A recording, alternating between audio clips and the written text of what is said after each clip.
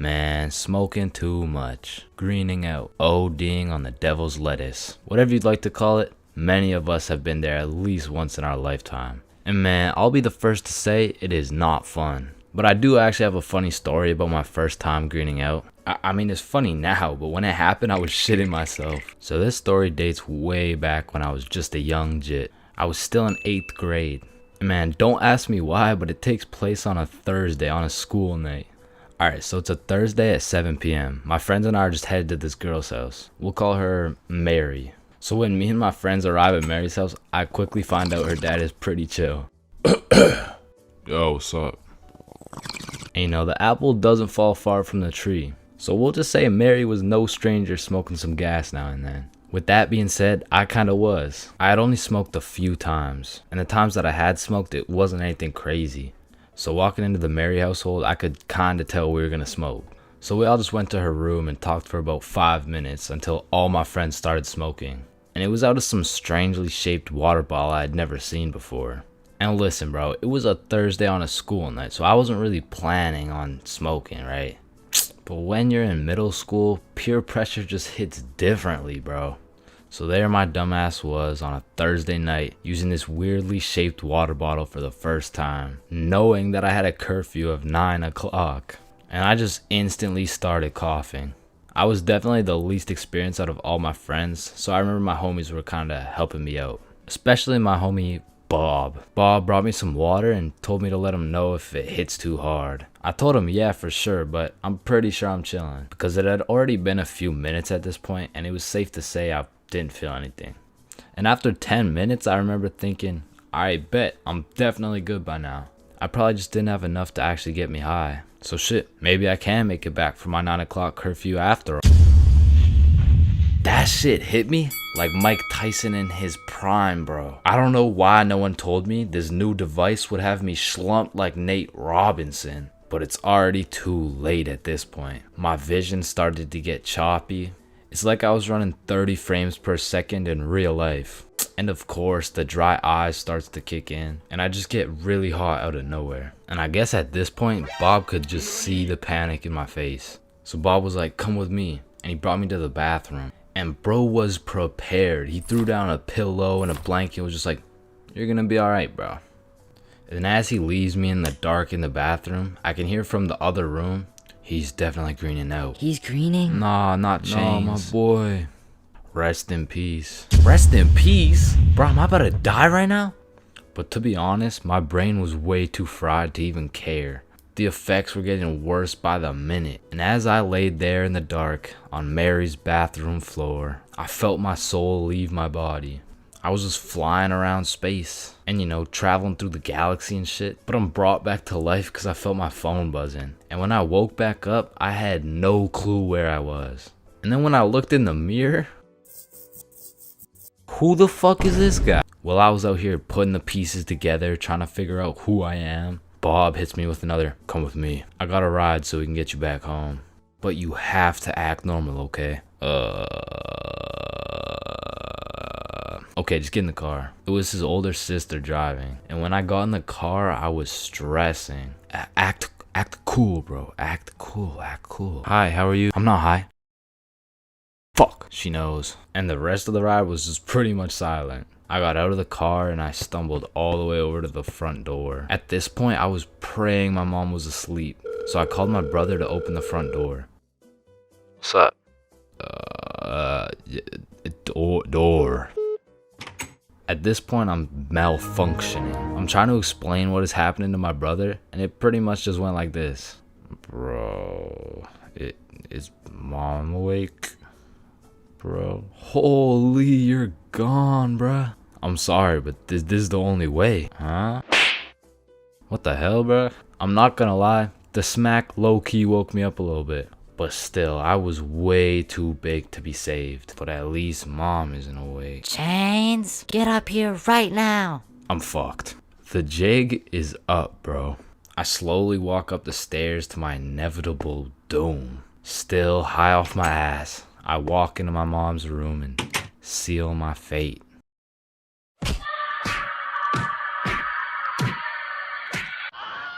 Yeah, bro, I got grounded for 1.5 years. And when I woke up to go to school the next day, I was still baked as hell.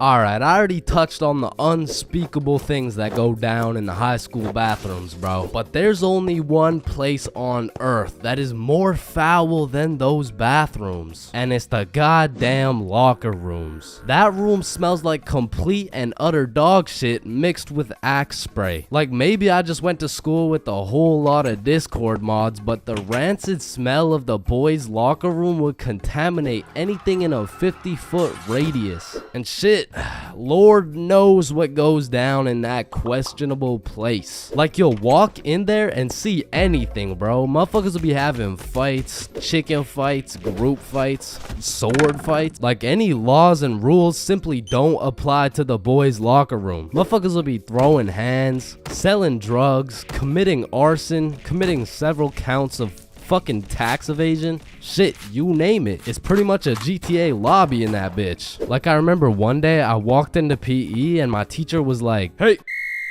where's your PE strip?" And I was like, "Shit, it's in the locker room." So I walk into the locker room and there's just two motherfuckers throwing hands and they just stop and look at me like, "Oh shit, I'm gonna just get my backpack and shit, so yeah. Alright, y'all be safe."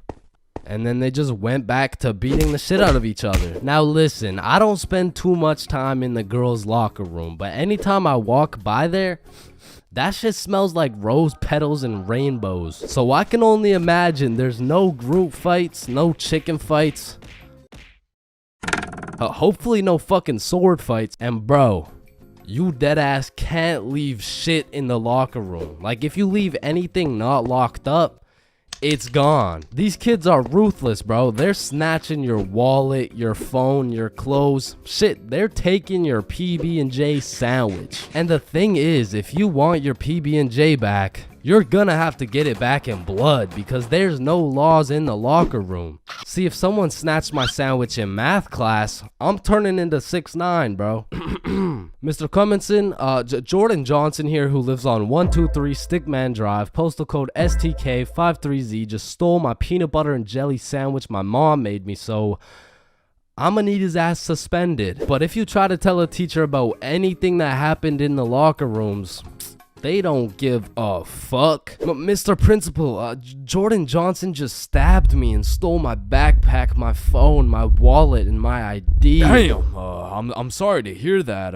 Where did this happen? It was in the locker room after PE. Oh, you said the locker room? You're just gonna have to get it back in blood. Back in blood? What are you talking about? Yeah. I'm not gonna lie. The way you're snitching right now, you kind of look like a bitch. But yo, one time me, Billy, and Bob were coming back to the locker room after some good old dodgeball, and Billy notices a dude rummaging through his backpack. So he's like, yo, what are you doing, bro? But when he turned around, Billy was bamboozled to find out the kid rummaging through his bag, he was special. And there was just this moment of silence. Yo, am I supposed to like beat his ass right now? Or bruh, I'm sure you didn't take anything. Just politely ask for your bag back. All right, yeah. Oh, hey man, can I get my bag back, please? And the kid just hugged Billy, and then he left. And I'm still confused to this day. But I'm gonna be honest, locker rooms weren't all that bad. Cause sometimes you'd walk in that hole and they would just be throwing a party. Now it still smells like ass and there was literally no females, but it was still kind of lit. Like you'd walk in there and it would transform into the club. Shout out my Lego, there's me. I'm in this bitch with TP. I'm in this bitch with Ultra. Or you'll walk in there and they'll just be giving out free pizza. Like walking into the locker room is a gamble. You might walk in there and get robbed or you'll get some fucking pizza. I don't know. But what I do know is there's only 10 types of dudes in the locker room. Starting with that one kid who must have thought it was the 1800s the way he was whipping motherfuckers. Next, we got the poor guy who was just trying to change. He's quiet, he's normal, and he changes. It's a locker room, so it makes sense. Then we got that one poor soul who gets absolutely cooked by the entire locker room. Yo, why is Kevin built like Mike Wazowski? Bro's got no neck. We're stick men. None of us have necks. Shut up. You skip neck day. He skips neck. Next, we got Bob. Bob's just that guy that casually takes his shirt off, and he's built like Giga Chad. Like, shit. Fucking sexy ass Bob. And I don't know why, but there was always that one guy who thought it was a good idea to just whip his nuts out. Unprovoked, uncalled for, completely out of pocket. Like, what do you look like with your nuts out in a room with 30 half-naked sweaty dudes? Like, personally in that situation, I'm keeping my balls in my boxers. Thank you very much. And bro, tell me why there was always one kid who was just dousing himself in Axe spray. And it's always the mustiest motherfucker doing it too. Like, who's gonna tell him that Axe spray doesn't replace taking showers, bruh? And I don't know about your locker room, but for mine, there was always a dude eating. Like, out of all the places on earth, why are you eating in the locker room? Like, for some reason, there's something about eating around a bunch of dudes in their boxers that just doesn't sit right with me. I mean, simply by bringing that sandwich into the locker room makes it contaminated. That sandwich will be tasting like wet dog and Axe spray. And next, we got the kid who just makes as much noise as humanly possible. Shut the fuck up. And then there's that one dude who decides he's having a shower. And all power to that guy, but personally, there is no fucking way I'm showering in school. Like, I can't trust this little door to stop these menaces from breaking into my shower. Cause remember, there's no laws in the locker room. Like, it's no jail, but I'm sure if you drop the soap in there, you're gonna get violated. And of course, you got the fiend. There's always a dude fiending for a vape in every locker room. And it's low-key worse in the locker room than the bathrooms. Like, these locker room fiends would do a little bit too much for some nicotine. I've seen them pay $5 for a single hit, and fuck, I don't want to know what they'll do for a hit when they run out of money. And still, I'm not gonna lie, the high school bathrooms get wild. They'll be hotboxed, there'll be fight clubs, but the thing about the bathrooms is a teacher can walk in at any time and get every student suspended. Like, even the poor kid taking a piss will probably get suspended just by association, which is exactly why the high school locker rooms get so fucking rowdy, because there's truly no teacher strong enough to stop the buffoonery that goes on in these locker rooms. So they don't even try. Shit, I don't care if your teacher is John Cena. There is no single man who can put a stop to the fuck shit that goes down in the locker rooms. But there is one thing that can: a female.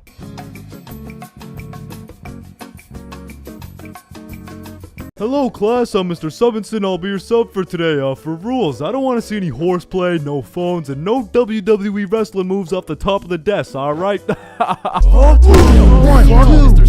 he just looks like that dude from the Pringles can. Walking into class and then seeing a substitute teacher is like the same feeling as squaring up to fight a dude and then finding out that dude's blind, bro. Like, you pretty much just gotta show up and you win. Like, I honestly feel bad for these substitutes, bro, because every day they have no clue what they're showing up to. Like, one day they're walking into a class full of angels, and the next day they're fighting for their life in a class of straight demons, bro. I mean, being a substitute teacher is all about confidence. Like, the moment the sub walks into the class, they're being analyzed. Like, the way they walk, how they dress, and especially how they talk. Yo, if the first thing they say sounds like, hey, hi guys.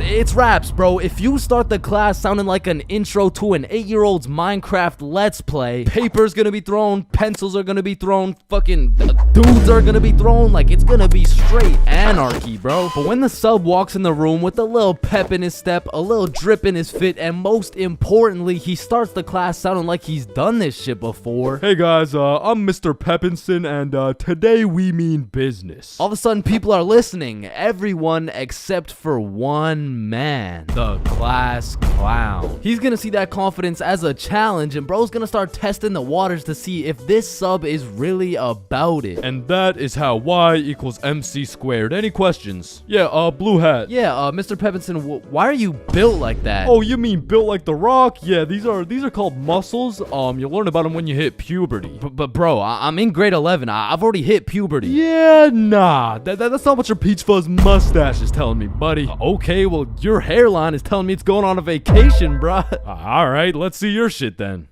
Yeah, like, it's not bad. Like, some substitutes are so good, you just wish they were your real teacher. Like, I remember one time in grade 10, I had this math class with one of those teachers who used to yap the whole time and then assign a bunch of homework with 5 minutes left in class. And then one day, a goat walked into our class. A goat who went by the name of Mr. G, or more formally, G-Dog. Now, G-Dog was packing a mean 68 years in his lifespan. However, he had the utmost pep in his step, paired with the drippiest of fits. And he was the type of dude who would lay down some respectable rules, and if anyone broke them, he wouldn't get mad. He would just simply flame the living shit out of you in front of everybody. And that's how you calculate the surface area of... no text while I'm talking, please. I'm just texting my mom. Oh wow, that's crazy. How's she doing? Wouldn't you like to know? Oh yeah, I mean, I would actually, cause she's probably pretty tired after last night. I mean, I did lay down some mean dick. But there are definitely some questionable substitutes out there. I remember when I was in grade 6, my entire middle school was just weird, bro. My recess was called Nut Break, my music teacher was deaf, and our principal was damn near bipolar. Alright, who told the blind kid he could say the N-word? Okay, alright, it was me, but like, I didn't think he would actually say it. Oh no, that's actually a pretty good one. I mean, I gotta give it to you, kid.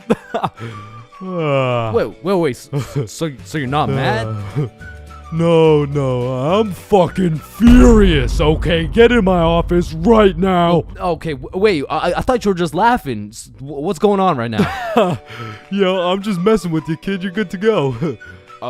Okay, thank you. Thank you. Good to go out of the school, cause you're expelled. That is absolutely unacceptable. Are you joking, or does it sound like I'm joking? Yeah, kinda. Yeah, bro, my middle school was weird as hell, so I can't say I was surprised when a substitute teacher walks into my class talking about, hello class, I'm Mrs. Hutchinson, and I identify as a mermaid. And I'm only 12 years old, so I'm like, dog, what the actual fuck does identify mean? But bless Miss Hutchinson's heart, man, cause Lord knows middle schoolers weren't gonna take that shit seriously. Oh, she's funny, mermaid. No, class. I'm serious.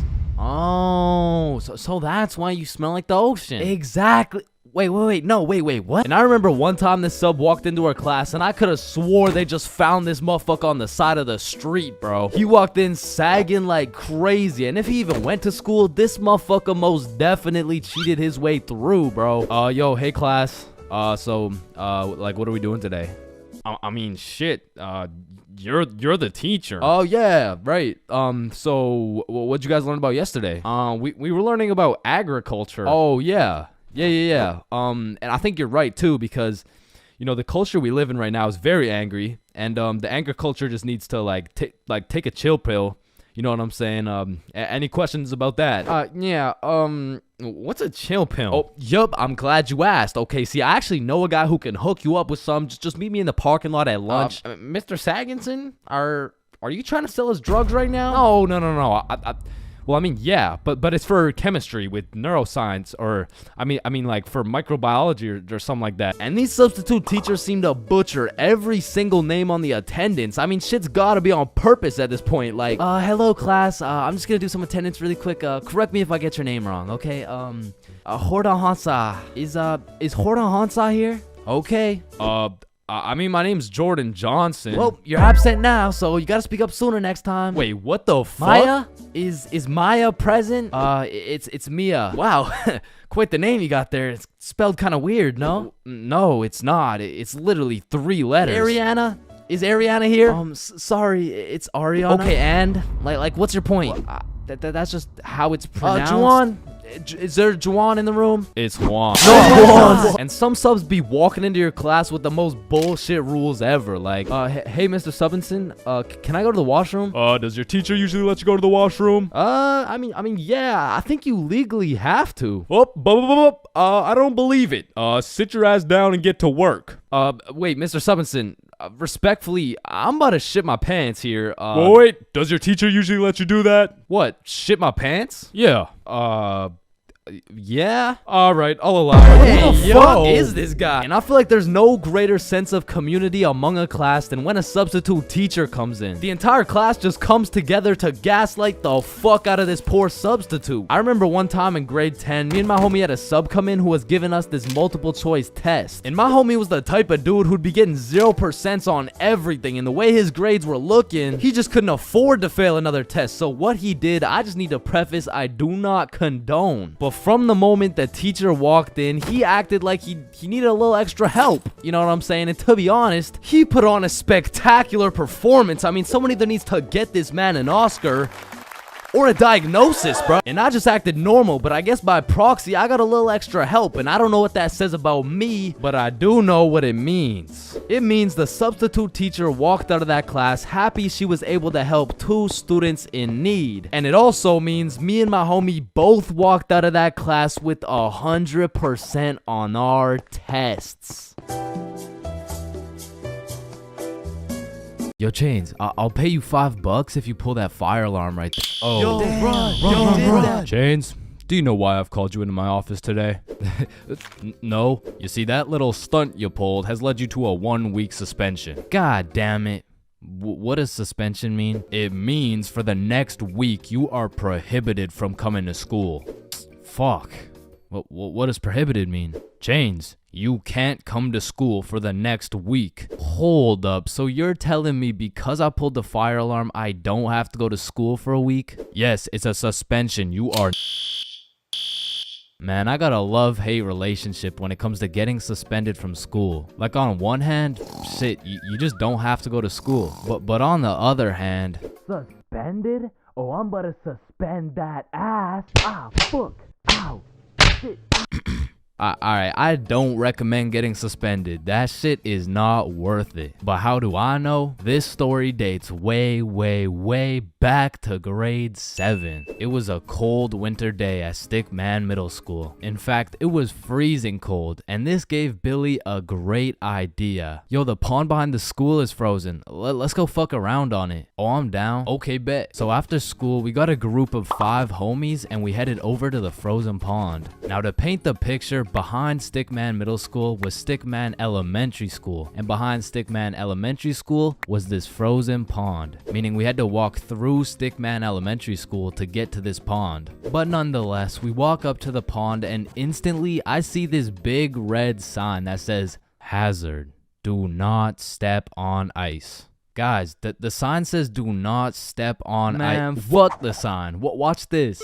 Oh shit, look, it's sturdy as fuck. Yo, fuck. And even though Billy's dumbass fell in, the ice was actually pretty sturdy. So you know, we're gliding around, eating shit, hitting the meanest ballerina spins you've ever seen, and eating shit. And we were having some good old harmless fun. In fact, our grade 7 selves were having the time of our lives on this frozen water. That is until... Oh, what do you guys think you're doing? We were just walking on the ice. Did you guys not see the sign? What sign? I could have swore I put a sign right here. Nope, no sign at all. There was no sign. I have no clue what you're talking about. Okay, but you guys have to get off the ice. Well, why? Nobody's getting hurt. Yeah, we're safe. Okay, it's your choice. You're gonna regret this. So we continued with our ice skating antics for approximately 10 more minutes. Until the same lady came back up to the pond, but this time she was equipped with a Sony Alpha A7 mirrorless digital camera with the extendo lens. In other words, she was quite literally about to catch us in 4K. But at least she doesn't know what school we go to. Hey, what school do you guys go to? Not Stickman Middle School. Absolutely not. No, definitely not. Fuck, she knows. We had to think quick. How are we gonna smoothly get out of this situation without getting in trouble? So we called a boys' emergency meeting. We huddled up and discussed our best plans to get out of this situation. And after combining all of our genius grade 7 brains, we made the ultimate plan. If we started mooning the camera, it would then be illegal for her to take pictures of our middle school cheeks. I don't know how this became our best option, but regardless, we put the plan in motion. I mean, me personally, I got a little shy and kept my pants up, but some of the boys were out there going crazy, looking more caked up than Summer Rae. And after a little while, the lady must have decided it wasn't a great look to have a camera pointed at some 12-year-old cheeks, and she left. Which means the plan had worked flawlessly. Now the next day at school, I had completely forgot about it, to be honest. But strangely enough, while I was sitting in math class, I hear the little class phone start ringing. Hello? Oh yes, he's here. Oh, okay. Yeah, I'll send him your way. Thank you. Chains, Mr. Principal wants to talk to you. And at this point, I should have picked up on why I was being called to the office, but I had complete faith in our foolproof plan of mooning this stranger that the thought of being in trouble didn't even cross my mind. That was until I walked into the office to see every single one of the boys sitting in Mr. Principal's office. But mama didn't raise a snitch, so we started capping our asses off. So, what did you guys do after school yesterday? Nothing. I played Fortnite. I was doing homework. Don't play stupid with me. I got a call from Mrs. Principal over at Stickman Elementary. So tell me, what were you doing on the pond yesterday? I wasn't there. It wasn't us. I don't know what you're talking about. I don't even know what a pond is. I see. Well, I've got evidence. And as he shows us this undeniable evidence, you can see this dude Billy's cheeks in the corner of one of the pictures. So I slowly look over at Billy, and he looks over at me.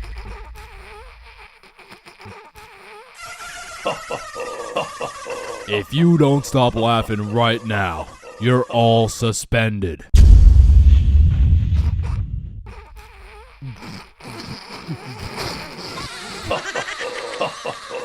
That's it.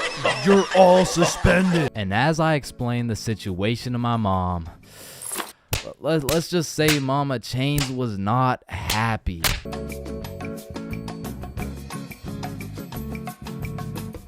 Awkward conversations. We all know them and we all hate them. Hey, how are you? Oh, I'm good. How are you? I'm great. How are you? You already asked me that. Damn, you right. You right. You right. So, how's your day going? My pet frog just died. Damn, that's tough. I found myself taking the most inconvenient routes to avoid an awkward conversation. Like, I can't really explain the feeling of an awkward conversation, but it's just mildly uncomfortable. Like, I would compare the discomfort levels of an awkward conversation to wearing wet socks. Like, it's not the end of the world, but let's keep it real, no one wants to wear wet socks. And honestly, I would take a slightly inconvenient path if it meant I would not have to wear wet socks. Also, I feel like there's some other situations that are in the awkward conversation family that I also hate. For example, the handshake fist bump dilemma. Yeah, it was nice seeing you. Yeah. Oh, fist bump. Oh, no, sorry. No, I don't. Yeah. God damn it. After you experience one of these bad boys, you'll be thinking about it cringing for the next hour. And if you're anything like me, you might even lose some sleep over it. Man, why the fuck didn't I go in for the handshake, bruh? Obviously it was a handshake. And what about the good old you said goodbye to the person you're talking to, but you guys both walk the same way situation? I mean, this situation is the perfect way to ruin a smooth conversation. Yeah, man, it was really nice to see you. Yeah, for sure. See you later, bro. Alright, peace out. Alright, bye. Yeah, bye. Shit, we're still walking the same way? I'll just turn this way so it's not awkward. Man, Man, what the fuck? And even if I say goodbye to someone and we're still in the same general location, I will avoid them at all costs. Like once me and my brother were chilling at Walmart and we saw one of our neighbors, so we talked for a little bit, you know, said our farewells and went separate ways. But when it came time for me and my brother to check out, we saw the same neighbors checking out. And we were up in the Walmart looking like we were playing Assassin's Creed in real life. It's clear, it's clear. And of course, I can't forget about awkward silence.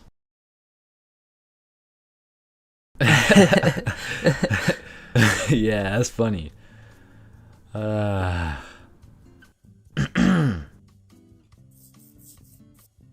Me personally, I have some procedures in place to avoid awkward silence no matter what. For example, my philosophy is to just say things. Yeah, that's funny. So do you play Minecraft? What kind of question is that? In the end, they may think I'm a dumbass, but at least there's no awkward silence, you know what I'm saying?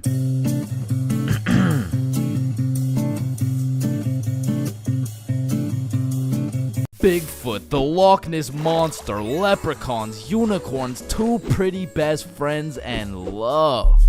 They don't exist, bro. I've looked far and wide. I've searched the depths of the valleys and the highs of the mountains. And yet still, one of the friends always gotta be chopped, bro. But love too, though, man. I've searched everywhere. I've scoured my hometown. I've gone from the coast of Mexico to the cities of Japan. But one way or another, I always just end up with nobody to love. Or I end up getting robbed by a gay homeless dude. I mean, I was down bad, bruh. It got to the point I thought maybe I just wasn't meant to find a girlfriend. Maybe this was just a face only a mother could love. Ew, get that shit off the screen. What? Mom! So I hopped on a flight to Barcelona, and this story takes place a few weeks ago. It's a new continent, new city with new people, and maybe even a new girlfriend. And so as soon as I stepped foot on that Spanish soil, I downloaded Tinder and got the swiping, bro. Fine shit, swipe right. Cute shit, swipe right. Chop shit, swipe right, bro. It's a numbers game. I done swiped so much my thumb had a 6-pack and I ran out of girls to swipe on. But shit, I mean, it's a numbers game. And since I pulled up solo dolo, I went and checked into a hostel. Now, if you don't know what a hostel is, it's pretty much like a little hotel, except you share your room with like 6 other motherfuckers. But to be fair, you save a lot of money. And I low-key don't mind sleeping with some random dudes if it means I get some extra change in my pocket. You know what I'm saying? Is 15 enough? Nah, the hostel was like 30-something. Oh, nah, I don't need a hostel. What? Wait, no, not like that, bro. Anyways, sleeping in that hostel was fucking crazy, bro. Like, first night I got there, I hopped in my little twin bunk bed and closed the curtains, and everyone was like, All right, good night, boys. Good night, gang. Sweet Love you, dreams. motherfuckers. Love y'all, motherfuckers. Yo, motherfucker on the top right bunk, say it back. good night. And I love you. love you too, bro. Lights out. So the sun came up and my ass didn't get a drop of sleep. But regardless, I got out of bed, got some coffee, explored the city, hit the beach, got some food, all the normal shit you do when you're in a new city. But after a long day of tourist shit, I went back to my room. I went back to our room. I hopped in my little bunk bed and prepared myself to open up Tinder after letting that shit cook for a solid 24 hours. And when I opened that shit up, yo, I got 28 matches. Yeah. Thank you, bro. Thank you, man. Yeah. Oh, hell no. Now I'm gonna keep it a buck. Initially, that number 28 was looking mad nice until I clicked that shit and started looking through my matches and realized, yo, this shit is not a numbers game, bro. Like, you know you're cooked when the chuds are sliding on you, saying shit like, hey, yo, I'm trying to put you in chains for real, and then touch your stick, man. Yeah, nah, I'm deleting this shit, bro. And just as I'm about to give up on my dreams of finding my other half, I get a new match. It's Yvonne, straight dime, certified fine shit, bro. I had to slide in with some heat. So I'm like, Yvonne? Nah, more like King Von, cause I'm trying to take you to the O.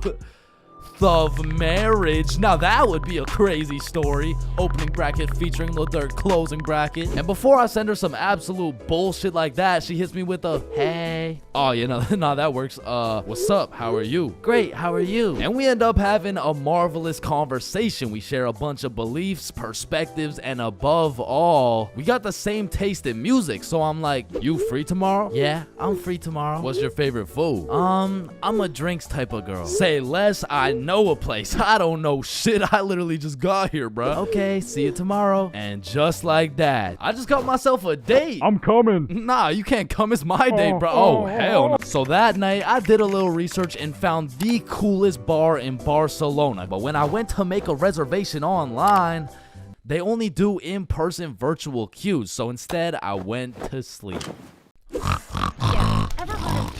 So the next day, I woke up with some pep in my goddamn step. I looked at some fire architecture. I hit a mean leg day, ate some gas Spanish food, and before I knew it, it was time to get ready for my date. So I hopped in the shower, put on my toughest fit, sprayed on a little Valentino, hopped into Uber, and arrived at the bar 30 minutes early. So this way, I could join the virtual queue in order to get into the bar at 9 p.m. sharp. So I'm waiting outside and find shit messages me like, yo, I'm gonna be a little bit late. I'm still doing my hair. And I'm all like, that's no problem. I know some people. I can make some calls. Don't worry about it. So I walk up to the security out front like, yo, so Fine Shit says she's gonna be a little bit late. Can I change the time or something? Nah, bro, just rejoin. I bet. So I rejoin, go sit outside and wait, and then I get another text message. I'm so sorry, but my makeup took longer than I thought, so I'm gonna be a little extra late. So I walk up, rejoin the queue, and security's like, Yo, what's going on? it's nothing. Fine Shit's makeup took a little longer than expected, you know. Hey, listen, man. This Fine Shit of yours, you sure she's even coming?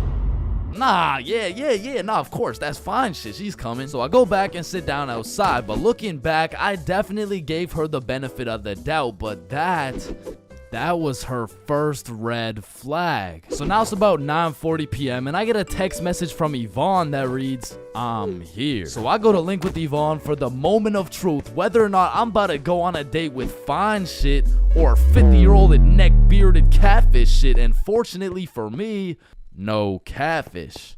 Chains. Yo. Hey. What's up? Now the virtual queue still had 10 minutes before we could get in, so we go and sit down outside and have a little chat. And it's a great conversation. We got a lot to talk about and the vibes are there. So you could travel to Barcelona alone. What do you do? Is it daddy's money? Yeah, it's daddy's money. Ah, okay, interesting. But I'm daddy. Yeah, no, I need to drink some alcohol. Yeah, nah, me too. me too. My phone beeps and it's our turn to go inside, but this is no regular bar. So I'm like, yo, just follow me. So we enter this pastrami shop. I open the fridge, we go inside, and we go through this tunnel that leads us to the bar. We order our drinks and continue talking. Okay, so if it's not daddy's money, then what do you do? And so obviously, I just told her, like, OnlyFans. You're lying. I am dead ass serious. My meat is all over the worldwide net. What? No way. Show me. Shit. Like, nah, shit. Maybe after a few drinks, you know what I'm saying? And right on time, our drinks showed up, and my shit was radioactive, bro. Like here's a picture. There are no filters or effects on that shit. And I'm not gonna lie, it tasted exactly how it looked. But regardless, I'm tanking that shit, and I don't know what it is, but that shitty ass drink was giving me superpowers, bruh. That shit had me cooking up the greatest answers to her questions possible, bruh. Okay, so if you had one wish, what would it be? Damn, that's a good question. Shit. Okay, if I had one wish, period cramps. What? I would rid the world of period cramps, man. I hate the fact that they exist. Just even thinking about it, like, ooh, they sure do get me riled up, man. I hate them. Wait. Me too. Nah, that's crazy. We have so much in common. And from that moment on, I could tell she took down her guard and got comfortable, because she started saying shit like, this guy from my school is obsessed with me and he won't stop snapping me. Damn, maybe you should stop responding or some shit. She snaps a picture of us and captions that shit. He getting it and you not. Lol. Red flag number 2. What kind of anime villain origin story are you trying to create for this motherfucker, bro? But I digress. We order the second round of drinks. drinks, but as she's sipping that shit, I can hear an accent starting to form in her speech. So I'm like, yo, where's this accent coming from? Oh yeah, nah, when I drink, my French accent starts coming out. And I kid you not, she went from one drink sounding like, yeah, so my favorite food is pasta, to drink 4 dead ass talking like, Actually, I changed my mind. My favorite food is croissant. Shawty turned from fine shit to French shit so fast, I didn't even know who I was on a date with at this point. And then she hits me with a, I'll be right back. she grabs my face and hits my ass with a big ass smooch. Now that shit took me aback. I was not expecting it. However, maybe it's just a culture thing. Maybe it's normal for her. So I can't say that it's a real red flag. So she's still in the game. And when she comes back, she's like, Yo, Chains, let's go to the beach. say less. So we're walking down to the beach and she says some shit like, So, when's the next date? oh, it's on Saturday at 6 p.m. Oh no, I'm not free on Saturday. Oh, you mean date with you? Yeah, nah, this is the last one. Now, I said it as a joke, but she wanted to get all mad and shit and storm off. Now, in this situation, I have 2 options. Option A is chase after her and beg her to stay. And option B is standing there like an absolute peak male specimen to the point the gravitational pull of my testosterone retrieves her back to the very location she left. And I went with option B. And she came back, bruh. You're supposed to chase after me. It's like a French thing. Ah, okay. I'm not French, bruh. So we continue with our walk, and I'm cracking jokes, entertaining her and shit. But honestly, that little stunt shorty pulled back there was red flag number 3 for me, bro. So at this point, I'm not in it for the game of love. I am simply just in it for the love of the game, bruh. So we arrive at Barceloneta Beach. We sit down, and at this point, it's about 1 a.m., but we're still chatting, having a good time. But out of the corner of my eye, I see a man hooded up walking towards us from the darkness. And as bro's approaching, I'm ready for anything. I'm getting ready to take a stand, throw some hands, get in the sand. Shit, I'd even go band for band. But if this dude gets any closer, I'd be damned. And this motherfucker hits us with a drive-by compliment. You have a very beautiful girlfriend. Aw, thank you. Thank you. Damn, do you think he'll find a girlfriend beautiful like me? Yeah, nah, he seems like a great dude. I'm sure he could find somebody. What? I said, yeah, nah, he seems like a nice fella. This girl slaps the shit out of me and says, You're supposed to say nobody's as beautiful as me. bro, in this moment, I had never been so unattracted to a girl in my life. Am I tripping? Or did you just slap the shit out of me? And then she tries to kiss me again, talking about, I'm sorry. nah. What? No, what? And even after getting my shit absolutely Will Smith, I'm still trying to be polite. Like, listen, I don't kiss girls on the first date. You don't kiss girls on the first date. Yeah. So, you're telling me, for a living, your occupation is laying down that pipe on film and then proceeding to post it online, and you can't kiss me. Type shit. And she storms off, bro, but I know exactly what to do to solve this problem, so I stand there like an absolute peak male specimen to conjure up that same gravitational pull, and she's still walking, bro. She just kept walking. She got on the bus. She dipped, bro. She left. Damn. And as the bus disappears in the distance, I hear a motherfucker say, yo, you from here? Nah, I'm just visiting. Oh, shit, okay, us too. You know where the good clubs are at? Yeah, I mean, I heard all the good ones are, like, right there, bro. Oh, shit, bet. Okay, we're about to go hit those if you're trying to pull up, bro. Say less. So these 2 random-ass dudes I just met and I start heading to the club together, and I'm like, yo, where you guys from, by the way? We're from France. Yo, that's crazy. I just had a date with a French girl. Oh, no way. How'd it go? Ah, shit, I think it went pretty good. That's what's up. Yeah. So why's your cheek so red? Oh, I mean, she just slapped the shit out of me. Wait, she what? Nah, I mean, it's probably just a French thing. You know what I'm saying? Nah. Not a French thing. You just got assaulted. Aw, shit. So me and the new French homies pull up to the club and it's jumping, bruh. We start taking shots, shooting shots, airballing shots, and then I get a bunch of voice messages from Yvonne talking about, All the good feelings I had for you are gone. You are a literal piece of shit. Go get AIDS filming for OnlyFans, bitch. oh, hell no. Okay, wait, She let me believe respond, that shit? And I'm drunk as hell trying to say a nice response. Like, it really is the type of shit where, like, like type shit. Like, and the French homies take my phone and start cooking her ass in French. Now, I didn't understand a single word that came out of their mouths, but it sounded like homies just dropped a career-ending diss track on her. And I say that because as soon as she opened it, she blocked my ass, bruh. Hey, bruh, you know what they say. What do they say? Getting blocked's a whole lot better than getting cocked. What? There is no way they say that. Yo, 3-man alert, 3-man alert. So the two homies start laying down that French riz, and that shit hit so hard, I just got a free entry, bruh. Hey, English. Room for one more? So the 6 of us absolutely fucked the club up, went out for some 4 a.m. churros, dipped in chocolate, and man, that shit hit harder than Yvonne, bro. So at the end of the day, even if I didn't end up finding love in Barcelona, there is one thing I did find. I did find out how Chris Rock felt. God damn.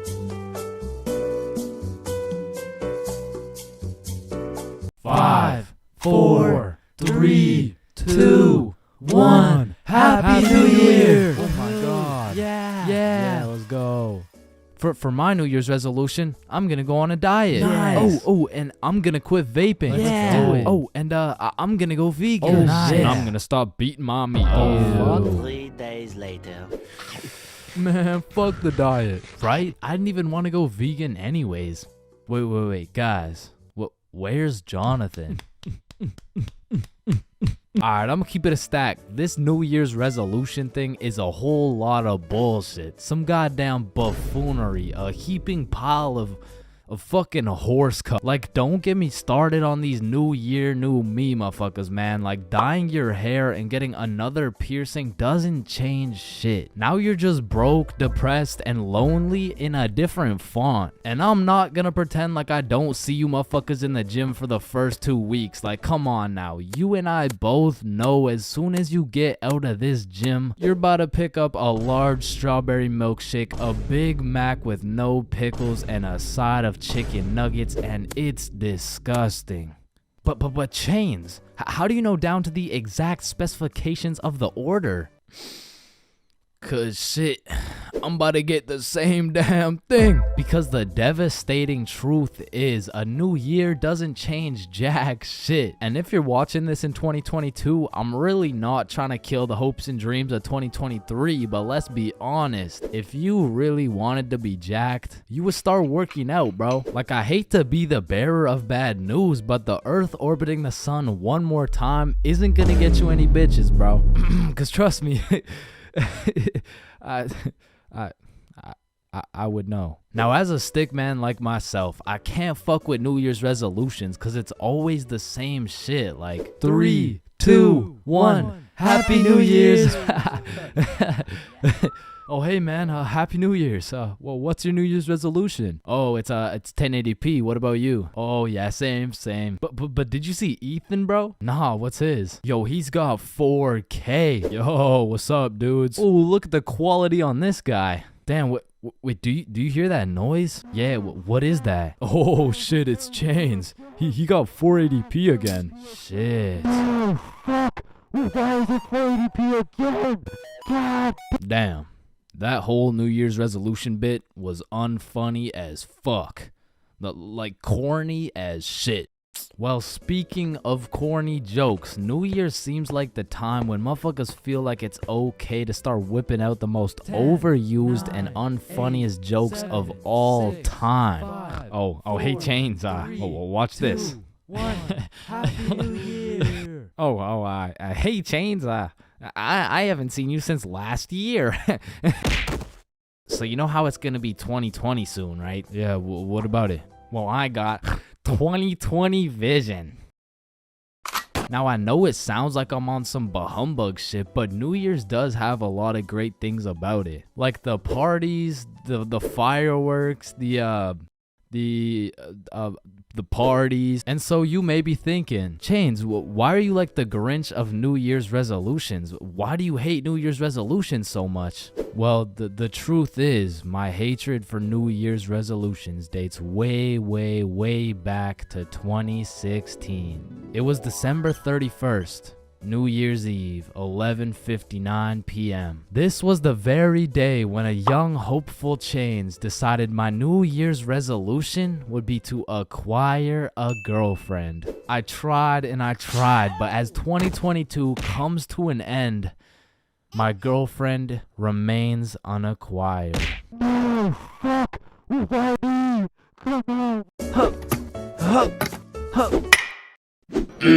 Pain. I've felt pain. He's felt pain. That dude's felt pain. What? No, I haven't felt any pain.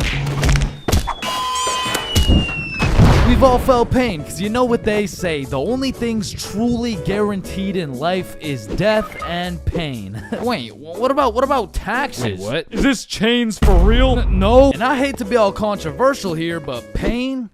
That shit hurts, bro. Specifically, the little shit that just does one damage has no business hurting so bad. Like stubbing your toe or biting your tongue or fucking paper cuts. Like that shit shouldn't even hurt, bro. It's paper. It's not scary. Oh, shit. And I still remember the first time in my life I ever took some real damage and felt some real pain. And it was back when I was 4 years old. Which meant I was still learning the controls of life and shit. Like, yeah, I could run, but it was low-key like watching a dude play Fall Guys. If he was drunk and fried and asleep. But regardless, one day I was bored doing 4-year-old shit, and then I seen my arch nemesis, a fucking chair. And I instantly knew what had to be done. I had to assert my athletic dominance by running and jumping over this chair. So I take a deep breath, I run up, jump, and clear this chair clean as hell. Now keep in mind, I was 4 years old, so that was probably the coolest shit I'd ever done in my entire life. So you know I had to show my mom to make her proud of the man I've become. Hey mom, watch this.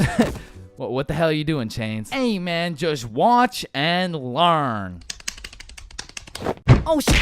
I fucking ate it, bro. Like, that was the type of pain that hits so hard you can fucking taste it, and damn, that shit tasted ass, bruh. Like, have you ever taken a soccer ball straight to the schnoz? Cause that shit will have you smelling pain, tasting pennies, and seeing tears. Which is bad, but like, who the fuck invented the funny bone, bruh? Cause that shit ain't funny. Like, bro, you can't just call some painful ass shit funny and expect it to be humorous. No, the bone is called a humorous. Yeah, shut up. How humorous is this, buddy?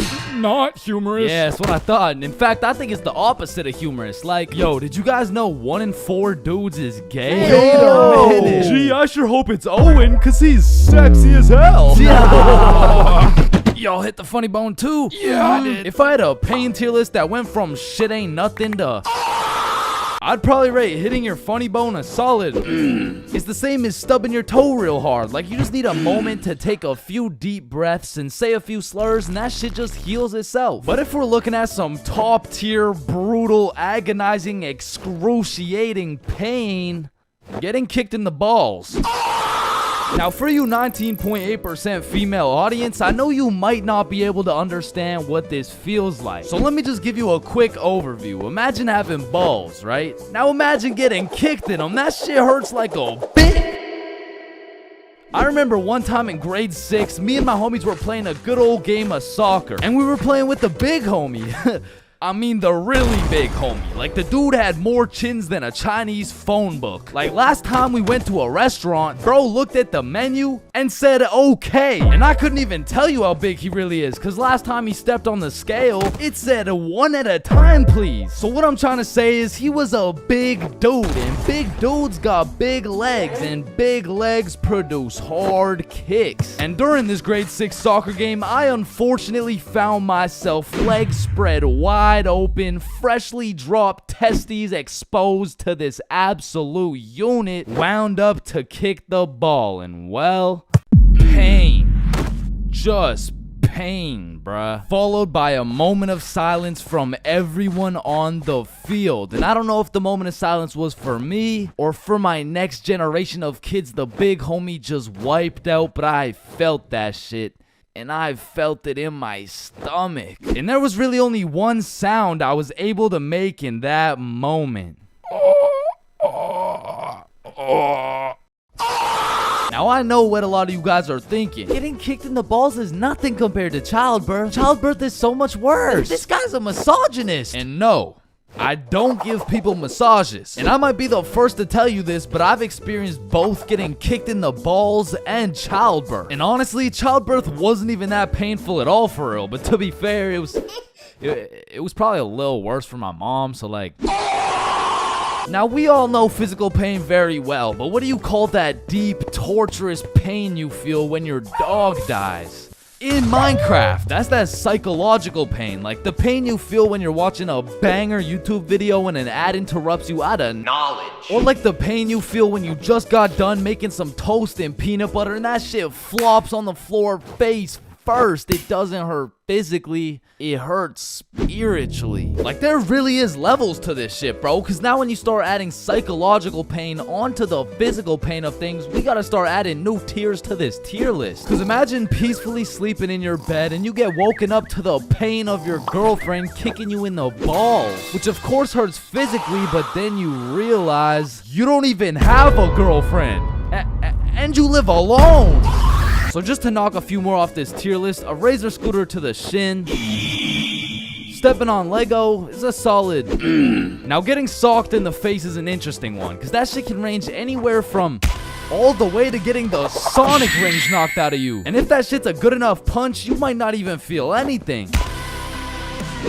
Now for the tier, I would say that's the shit where you just take one damage, like eating some food that's too hot, or getting a brain freeze, or when you're laying in bed with your phone and that shit slaps you across the face. Like, it's just minus 1 HP. And minus 5 IQ. And if anyone's seen that shit, it's probably a lifetime debt of aura. Now I'ma keep it a stack. For something to be in the shit ain't nothing tier, it's just gotta be a good ass day, bro. Like, some days I'll just be feeling invincible, bro. Like, wake up, roll out of bed, shit ain't nothing. Eat a nice hot breakfast, shit ain't nothing. Stub my toe while simultaneously getting socked in the face, shit ain't nothing. Get a bad phone call? Yeah, Chains, this is Dr. D's. I'm sorry to break the news to you, but, you know, you tested positive for chlamydia. Hey, man, shit ain't nothing.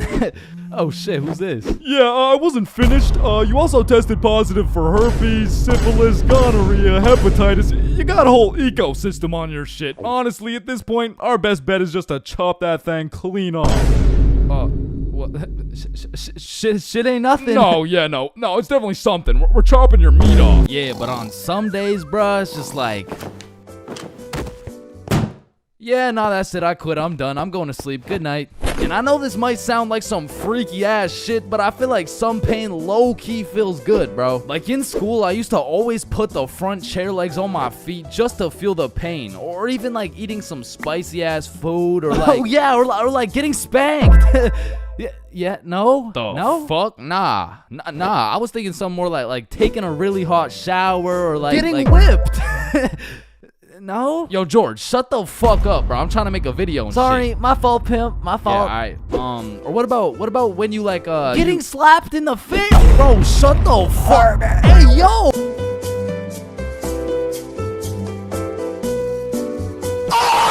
Getting baked is usually an exceptional experience that consists of eating food, laughing, questioning your entire existence, eating food, watching Netflix while eating more food. And you know, that's great and all, but every once in a while, that Zaza can take you to the deepest, darkest depths of the shadow realm. And trust me, that shit is not fun. So I wake up on a sunny Saturday afternoon at 1 p.m. You know, a respectable sleep in. I hop in the shower. It was a good shower. I check the Clash of Clans base. I didn't even get raided. I eat some scrambled eggs and toast. Shit was scrumptious. And all of these things led me to believe, damn, today's gonna be a good ass day. But little did I know, today would be the day I would look death in the eyes and fight for my life. So I finish my scrambled eggs and I pull up the boys group chat and I'm like, what's the move? And Bob's like, I don't know, let me check.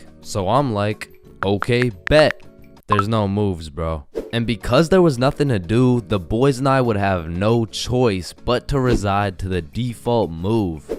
Let's just smoke. Bet. I'm down. So the default move always takes place at the boys' home base.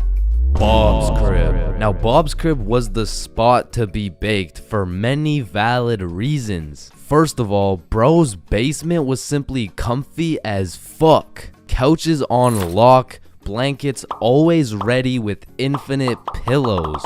And Bob's dog Walter was the fucking GOAT. But most importantly, Bob's cupboard was always stacked. I mean, this cupboard has enough food to feed a village. This cupboard has more snacks than 7-Eleven. And this cupboard had enough calories to be in a Nikocado avocado video. And that shit was perfect. Because goddamn, when I get baked, I become a certified fat ass. So you know the drill. We roll up and got a joint in rotation. And honestly, I don't know what got into me this night because I was absolutely reefing that hoe. Yo, chill. God damn. Fuck it. Let's roll another one. So we rolled up another J and I just simply could not be stopped. And I specifically remember asking, how high can I really get? And after about 30 minutes of me going bananas on these joints, I found the answer to my question.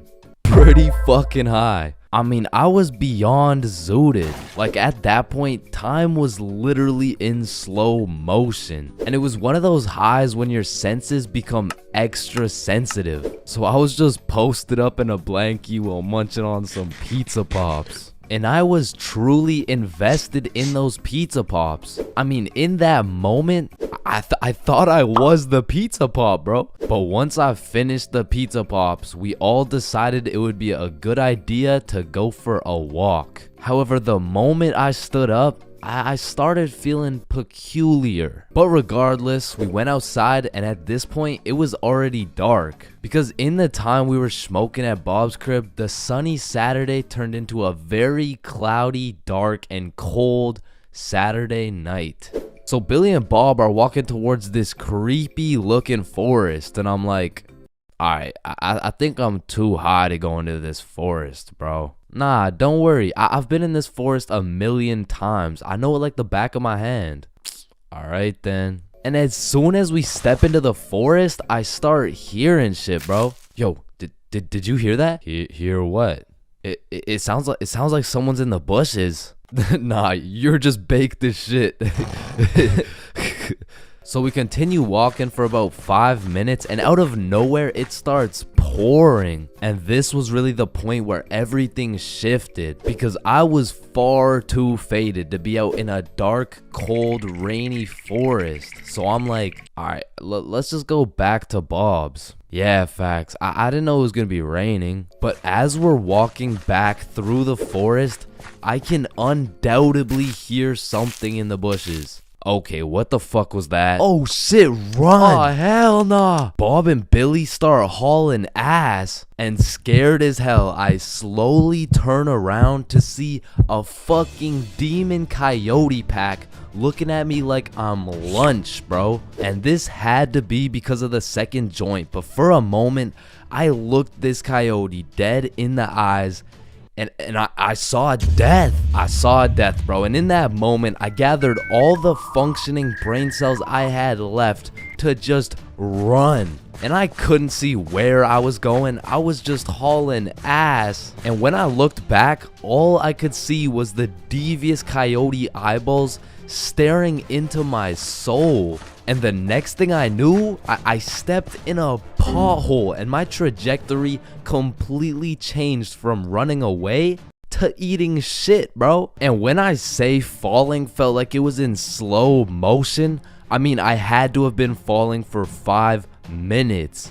But once my face made contact with the ground, this is how I went out. I was about to get packed up by a pack of coyotes. As they approached, I was saying my goodbyes. But out of nowhere, I hear something in the distance.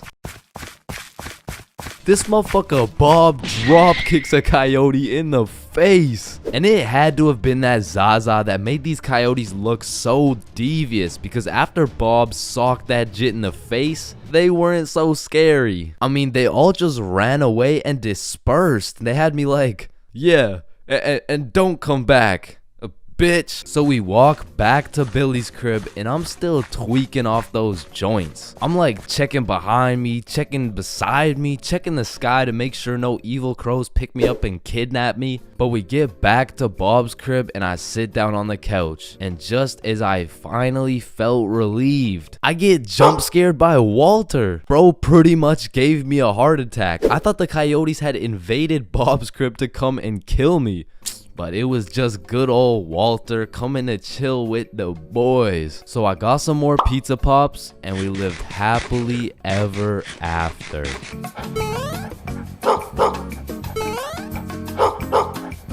Fulcrum, come in. Faded in the hole, faded in the hole, faded in the hole, faded in the hole, faded in the hole. Damn, bro. We gotta get as high as this dude. Facts. How does this motherfucker get so baked? I don't even know. Let me check. Oh, here. Yup. Just getting faded in a hole out here at the fucking goddamn Burger King, you feel me? About to take my first Smackington off the Benjamin. Damn, it looks like we gotta hit the Benjamin in a Burger King. Yo, what the fuck is a Benjamin? I don't know, but I'm trying to find out.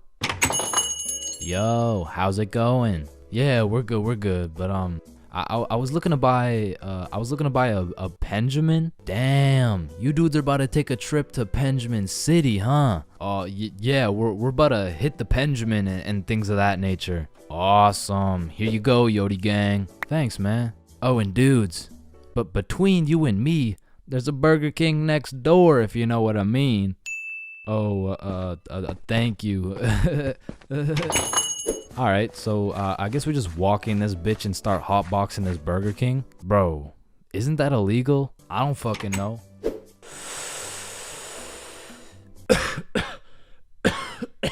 God damn. This shit hits. Let me try. Damn. Unfortunately, you guys can't be doing that in our Burger King. Nah. It's chill. We're just getting faded than a hoe. Wait, you're getting faded than a hoe? Yeah, we're getting faded than a hoe. Shit, I know you were getting faded than a hoe. My bad, Yodi gang. Nah, you're good. You want a little hit? Shit, I might have to take this Benjamin to Blinkerton City, you feel me? Yeah, I feel you.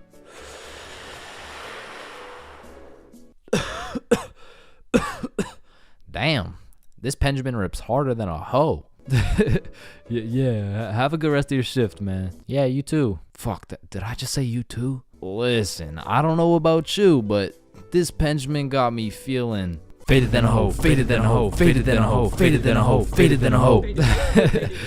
Wait, are you hearing what I'm hearing? Oh shit, is that? It can't be. Need I say more, Yodi gang? Holy shit, it's him! Damian Luck 925. I am the original Fulcrum. Fulcrum, come in. Yup.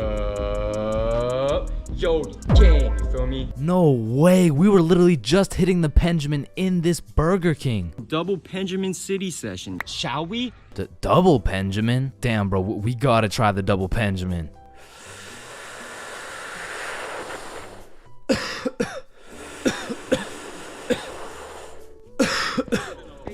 Yo, where are we? I'm faded out here in Yodi land, you feel me? No fucking way. It's a city full of Damian 925. Yo, this is crazy. Bro, these munchies are crazy. Facts, let's go cop some food. Holy shit. 7-Eleven is just full of motherfuckers hitting the Benjamin. The whole goddamn store is hotboxed. Yo, quick, buy the Doritos before I pass out. Oh, fuck. Hey, wake up. Wake up, hey, please wake up. I just... Hey, it's gonna be okay. Just got 5 things to say. Yeah, what is it? What is it? Faded in a hole, faded in a hole, faded in a hole, faded in a hole, faded in a hole. Need I say more? Hey, but you gentlemen have a good rest of your day. Yo, you can live the rest of your life without breathing. What? No, you need to breathe. Hey, watch and learn, my friend. Oh, shit. Would you look at that?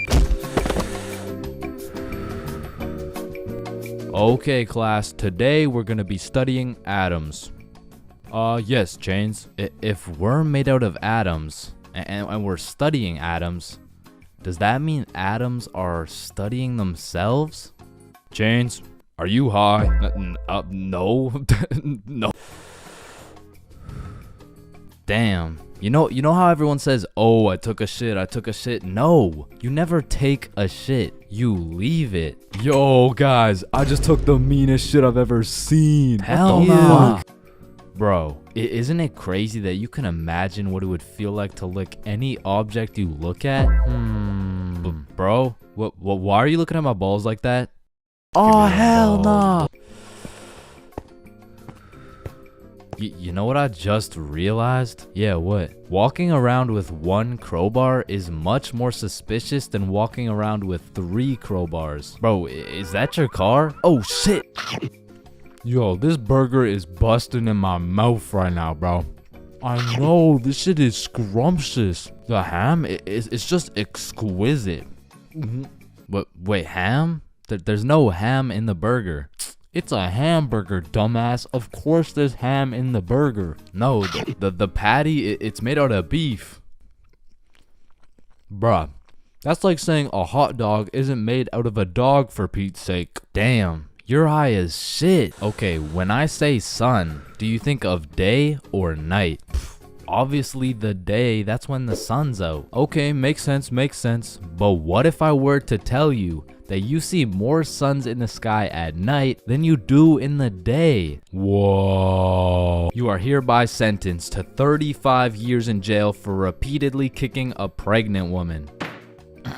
Objection, Your Honor. When you really think about it, everyone in this room has repeatedly kicked a pregnant woman before. Even you, Your Honor. Fuck. Holy shit. Horses are naysayers. Sir, I am very sorry to inform you the STD results came back and you are positive for chlamydia, gonorrhea, trichomoniasis, syphilis, chlamydia, herpes, HPV, HIV, and chlamydia again. Somehow you got 3 cases of chlamydia. Damn, you know what that made me realize? That you should wear a condom? Nah, life is a sexually transmitted disease that will 100% lead to death. Damn right. Sir, you got 3 days to live. You ever think about how old cars are looked at like, look at this dude's old ass car. He's broke as shit. Damn, at least my car isn't as old as this dude's. Holy shit, this guy's car is a shitbox. Damn. Look at that vintage car. Wow, that guy's car is insanely old. He's gotta be a millionaire. What the fuck? Is that Fred Flintstone? Whether we like it or not, we were all once inside some balls. Facts. I'm talking in the testes. Damn. I'm talking in the family jewels. Real. I'm talking in the nut storage. I'm talking in the semen spheres. God damn, Todd's really laying down some mean pipe over there. You know, Todd beating down those doonies really got me thinking. Most people are made in a bed, born in a bed, and die in a bed. Damn. Bro, stairs were made to make a really big fall into a bunch of small falls. Oh, shit, are you good? You know, someone probably still got your nose from years and years ago. Got your nose, give it back. It's me. What do you mean? It's me. I am the one who got your nose. Wait, are you serious? Yes. Dude, give it back. Or what? Give it back. No, it's my nose now. You gotta eat the frog. No, just eat the frog. Nope, one bite. Not doing it. You just gotta try it. I'm not eating the frog. It tastes like chicken. Yo, mama tastes like chicken. Come on, it's tradition. You have to eat the frog.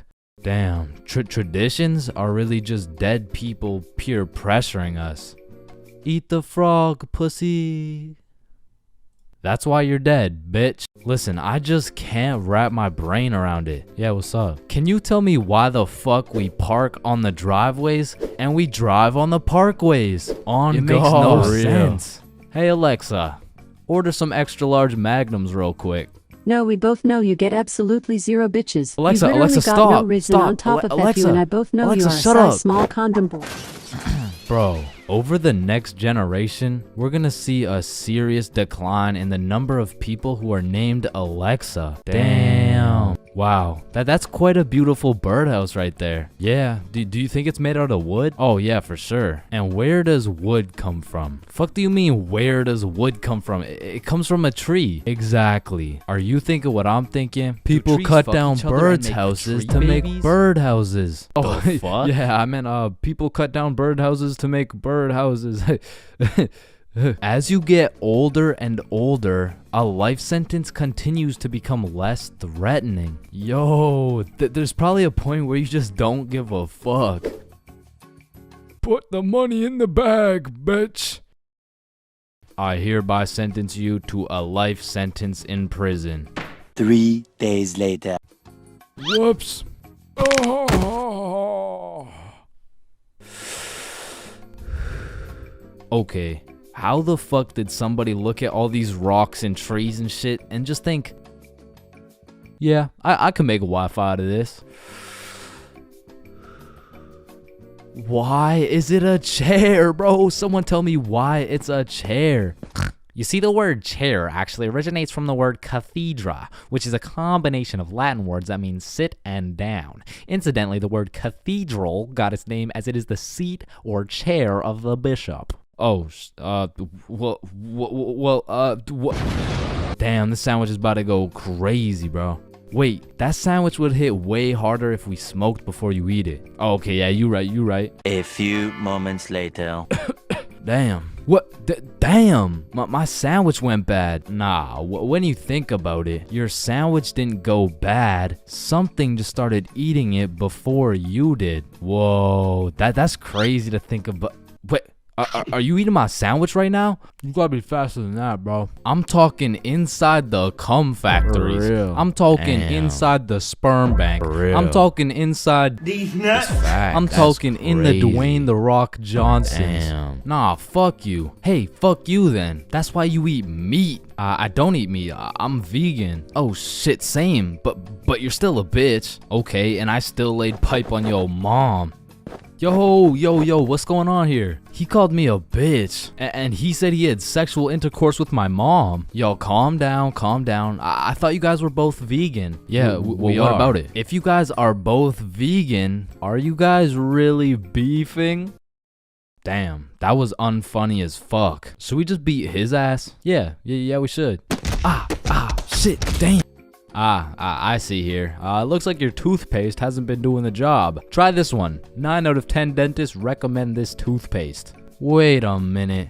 If dentists make their money off people having bad teeth, and 9 out of 10 dentists recommend this toothpaste, why would I choose to use this one? Go. Shit, he knows. Man, you ever think about how the ocean is just some really big soup? Damn, I guess you're right. Or have you ever thought about how there's more airplanes in the ocean than submarines in the sky? Oh shit, apparently not. Damn, we're high as fuck. Man, you know what I just realized? What's up? Your balls are kind of like a body bag of sorts. You know what I'm saying? You gotta stop looking at my balls, bro. Okay, but who named it a chair? Like, who just looked at this thing and was like, oh, yup. This is gonna be called a goddamn fucking chair. Boo. Oh, you scared me half to death. What happens if you get scared half to death twice? Oh, I don't know. It's just a saying. Boo. Oh shit, is he dying? I think. Damn. When you really think about it, most guys will get their first set of flowers at their funeral. That's some real shit. Wait, Chains, are you high at a funeral? No.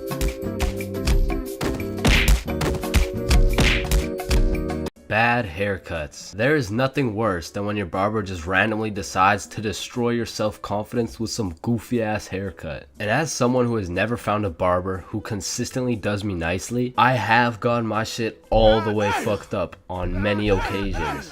I'm talking not going to school, locking myself in my room so nobody can see me with this disgraceful cut type of fucked up. And these barbers are out here having the audacity to ask, do you like it? Man, do I like it? Yeah, bro. I love it, bro. Thank you so much. Man, I just be wiping the tears away and then tipping them nicely, knowing damn well I should be out here throwing hands, cause this dude is the reason I can't get any bitches. So I've tried lots of different barbers in my time, starting with the ones my mom used to take me to. I mean, this early I never really even had a say on what I wanted my hair to look like. So what are you looking for today? You know, just a little bit off the top, please. Shave it. Wait, what? Shave it. Your new haircut looks so good, buddy.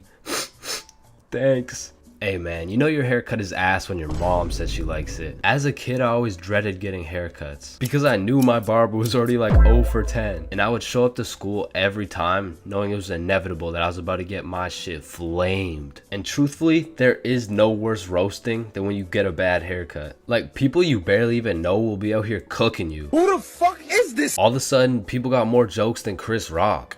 And it's even worse when you decide, I should get a fresh cut because school's starting back up and I'm trying to look fresh.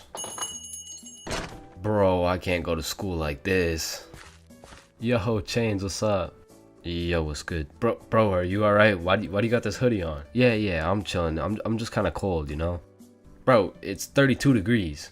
And man, there was this one time that I still think about every time I fall asleep. Me and my friend go to this barbershop that I'd been to once before, and last time they did me quite nicely. So we head in, I sit down in the chair. Hey, how you doing? I'm good, how are you? Yeah, I'm good. Have you been here before? Yeah, I have actually. Oh, I remember you. Same cut as last time? Yeah, exactly. So what's new, man? Nothing much really. What about you? You know, I've just been working. Oh yeah, respect. So, how's your dad doing? This is when I knew something was terribly wrong. Bro, I don't got a dad. You know, he's good. This motherfucker was giving me some random kid's haircut. This dude must have thought I was Manny or some shit, cause he gave me that middle part cut, and he pushed my hairline back a little bit. And everyone in my city knew this barber, so everyone at my school followed his Instagram too. Can I get a picture from my Instagram? Nah, bro, I don't really like being posted. Don't worry, it's quick. Nah, I don't really want to. This dude caught me lacking so bad and broadcasted it to everyone in my city. Fuck, bro, I should throw hands with him right now. I gotta get it back in blood. So, do you like the cut? Yeah, I do. And when I checked my Instagram, I was out here getting flamed so hard. Borderline cyberbullying. And I'm not joking when I say this. This motherfucker fucked me up so bad. I learned how to cut my own hair and never went back to a barber ever again.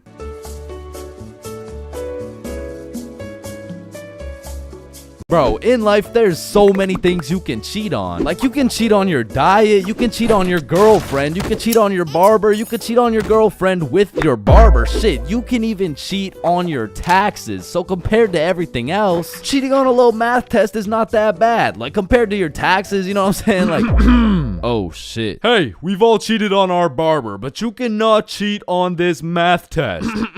Oh shit. Damn, bro. I know we've all cheated on our girl, but you cheated on me, dog. Oh shit. Babe, I know we cheated on our taxes, but you cheated on me? Oh shit. Listen, in our entire lifespan, we've all cheated on something. Whether it's a game of Uno, your girlfriend, or your other girlfriend, it's usually not worth it, because congratulations, bro, you won the game of Uno, but now you have to look yourself in the mirror knowing you're a cheater and a liar that has 3 Uno cards up his ass. But when it comes to school tests, cheating is 100% worth it, bro. And I'm not condoning cheating at all, but let's just think about this logically. Like why are we at school in the first place? We're at school to learn things and skills that we can use in real life. Now, are we really using trigonometry in real life? Well, effectively, this depends on what career. Hell nah, bro. It was a rhetorical question. We are not using trigonometry, but you know what we will use? creative thinking, communication, social awareness, logic, and reasoning, and most definitely our fucking phones. All 5 of which are strongly developed through the act of cheating on a school test. And on top of becoming a better human, better grades, it's the ultimate win-win. Your teacher feels like they did a good job teaching, your parents think they didn't raise a dumbass, and if you're good enough at cheating, you might just fuck around and get into Harvard. But once again, I am not condoning cheating, you know, just throwing that out there, you know, But yeah, as I was saying, you shouldn't cheat, right? Like, it's bad. Cheating is not good, but you do know what they say. If you're not cheating, you're not trying. Facts. Yeah. Wait, no. What? So if cheating in school is so valid, why doesn't everyone do it? And that's because if you get caught, let me tell you, bro. This story takes place in grade 9 when me, Bob, and Billy were some straight freshmen, bro. And coming into high school, you get your shit absolutely clapped by double the workload. But lucky for me, Bob and Billy were both in my math class, which meant we had triple the studying power. But we also had triple the fucking around power, and we used that shit to its maximum capacity, bro. But you know what they say, the more you fuck around, the more you find out. And when we got our first test back, shit, we found out. We found out we're a bunch of dumbasses who were about to fail grade 9 math, and we couldn't let that shit happen. So for the next test, we studied extremely hard. Off George's math test during the test. I mean, we were cheating with maximum efficiency. Like, we had a whole assembly line where Bob would look at George's test, throw up the number, and Billy would pass it along. And all of a sudden, our grades are making the meanest comeback Mr. Matheson had ever seen. I mean, life was great. We went to school, cheated, played some Fortnite, succeeded, browsing history, deleted, and then repeated. I mean, we were just living life with no worries until the polynomials test. I walked into this test thinking, psh, I know what a polygon is, I should be chilling. And when the teacher handed out the test, I was bewildered to see all these fucking letters on my test. Like, is this math class or English, bruh?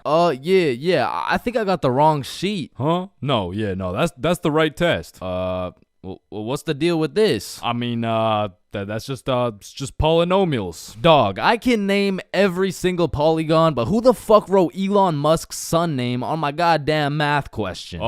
Yeah, Chains. That's what we call a variable.